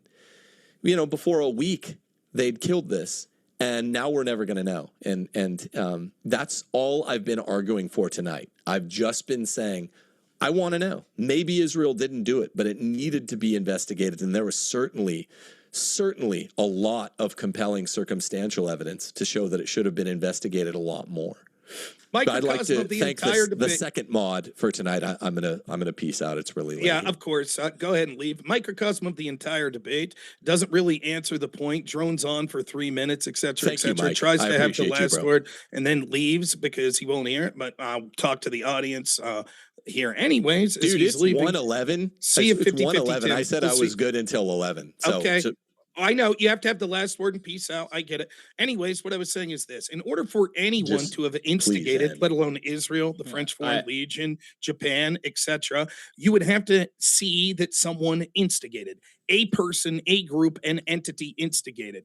There is no evidence that anyone instigated. The local police are still looking at that evidence. It is not the business of the FBI to be like, well, even so, there's no evidence that anyone instigated, and the police, if there was evidence, could continue to run down those leads and come to us if they need help. We have to just perpetually investigate Israel because Harrison Smith said something and people were bandying online about stuff. He has to interrupt. Microcosm of the entire debate has to have the last word. I assure you will. What I was I'm asking saying a is question. there You think is perpetually no is more than a week? instigation that we've seen. We haven't seen any instigation whatsoever. If there was Perpetually like, hey, is more than we a week. see instigation that someone instigated him, and maybe it was a foreign source, and the All right. FBI then says, I'm unwilling to look at foreign sources because it could be Israel, then you would have something.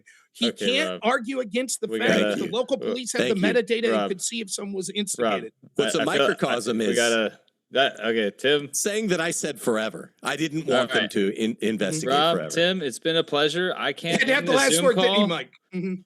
I can't end this Zoom call, so you guys have to leave if you want it to end. With pleasure. Mhm. Yeah, All right, God, well, God bless Mike. Tim, Take care. I followed you on X because I do want to see you debate Jay Dyer. So I'll keep apprised of that debate. And then Rob, I will see you, I guess, at the following debate con. 10. maybe? I'll probably be at 10, yeah. Okay. Well, I'll be at 10. Awesome. All right. Great. We'll put you guys together for a We rematch. can run it back. And Yeah. I will bring a big fucking sandwich. We'll and you start can it bring at some 10 a.m. and gels or end it at 10 lubricants or whatever p.m. it is.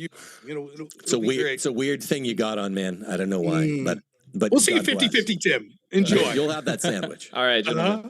All It's of been my a wife pleasure. and kids, you'll have your sandwich. God bless you guys. 50-50. 50-50 chance of it, huh? All right. We'll see ya. Peace. You guys take it easy. I'm not kicking you. You got to leave. That's the rule. All right, chat. They're going to run it back. We're starting it over right now, actually. Okay, did it end? Why does it look like Rob's still stuck in here? Does it look like that on y'all's screen? Does it still show Rob's face on there? Okay, his picture just disappeared, but his name's still there. Let's check the YouTube. Guys, that was intense. Wait, what time did I hop on here? 9 something? It's been 4 hours and 14 minutes. The Zoom call's been running. Sorry if I missed anybody's chat or if it was just too insulting to read. That's also a thing. You guys got to be cognizant of that. If you want to say something, you got to be a little smarter about how you do it. And last thing is check out the tickets to DebateCon. Those are going to be up in the description because I don't know if James is going to be able to end this. So it's literally probably just going to be streaming all night long if he's not going to step in here in a second. It's going to be funny. Yeah, chat, you do suck. No, I'm just kidding. Some of you are definitely only here to antagonize the person reading the chat, and that is what it is. I accept that. A lot of you guys are really nice, really fun. I've met some of you in person, and I appreciate it.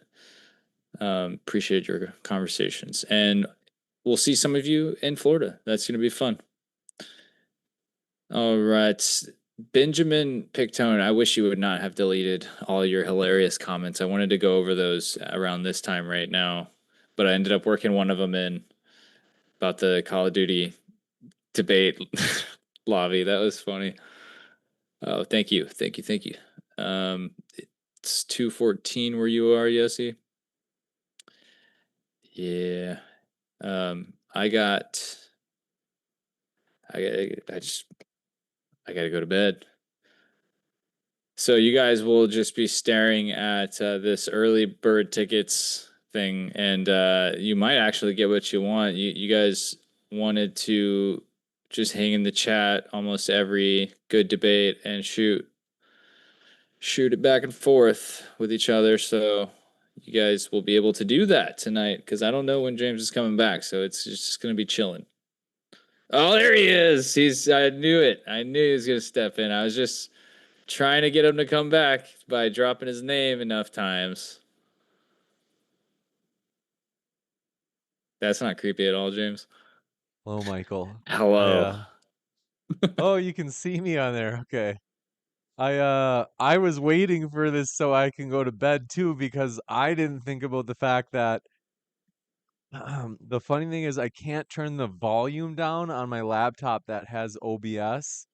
So It's just blasting it to everyone for that the you're last like posting. several hours that I've been home, I could hear Rob and Tim blasting at full volume, and I couldn't turn it like off. You can put headphones in it and just leave it. Oh, I hadn't thought of that. That's why it pays me the big bucks, chat. That's true. But yes, it looks like you did a great job, Michael. Thank you for hosting. It was a lot of fun. These guys are down to run it back at DebateCon, as you heard, in Austin when we get that. Anything else we need to remind the chat for I sign off here? No, just DebateCon in Orlando on October 24th. But I'll let you get to sleep, Mike. It's going to be amazing, though. Mike is going to be there. If you guys, folks, if you want to meet Big Mike, you can meet him. He's going to be there. And surprisingly, James is going to be there as well. I might. I mean, maybe. Who knows? But it's going to be fun. We hope to see you there, folks. You guys have a great night. Have a good night, everybody. Take care. We actually what? Oh, and the total, Mike, did anybody give you a PayPal? Yeah, I think I read that one that came through. I don't know if enough people paid attention to the PayPal message there. Yeah. Let me double check. I just don't think that's practical. Nobody's going to do that, but that's okay. No, it was just the one. We appreciate you, Neil. Wow, thank you, Neil. And do you remember how much it was? It was $10. So I think the total would be $862 raised by people tonight. So that will be going to the Kirk family. So we'll put that receipt online, and I'm going to double check that's the total. But yeah, that's awesome. Thank you so much, folks, for donating toward that via super chats. All right. Oh, so Benjamin, you are still there. Good night. All right, guys, y'all take it easy. James, take it easy. Adrian, see you in Florida, and peace. Take care, everyone. Good night.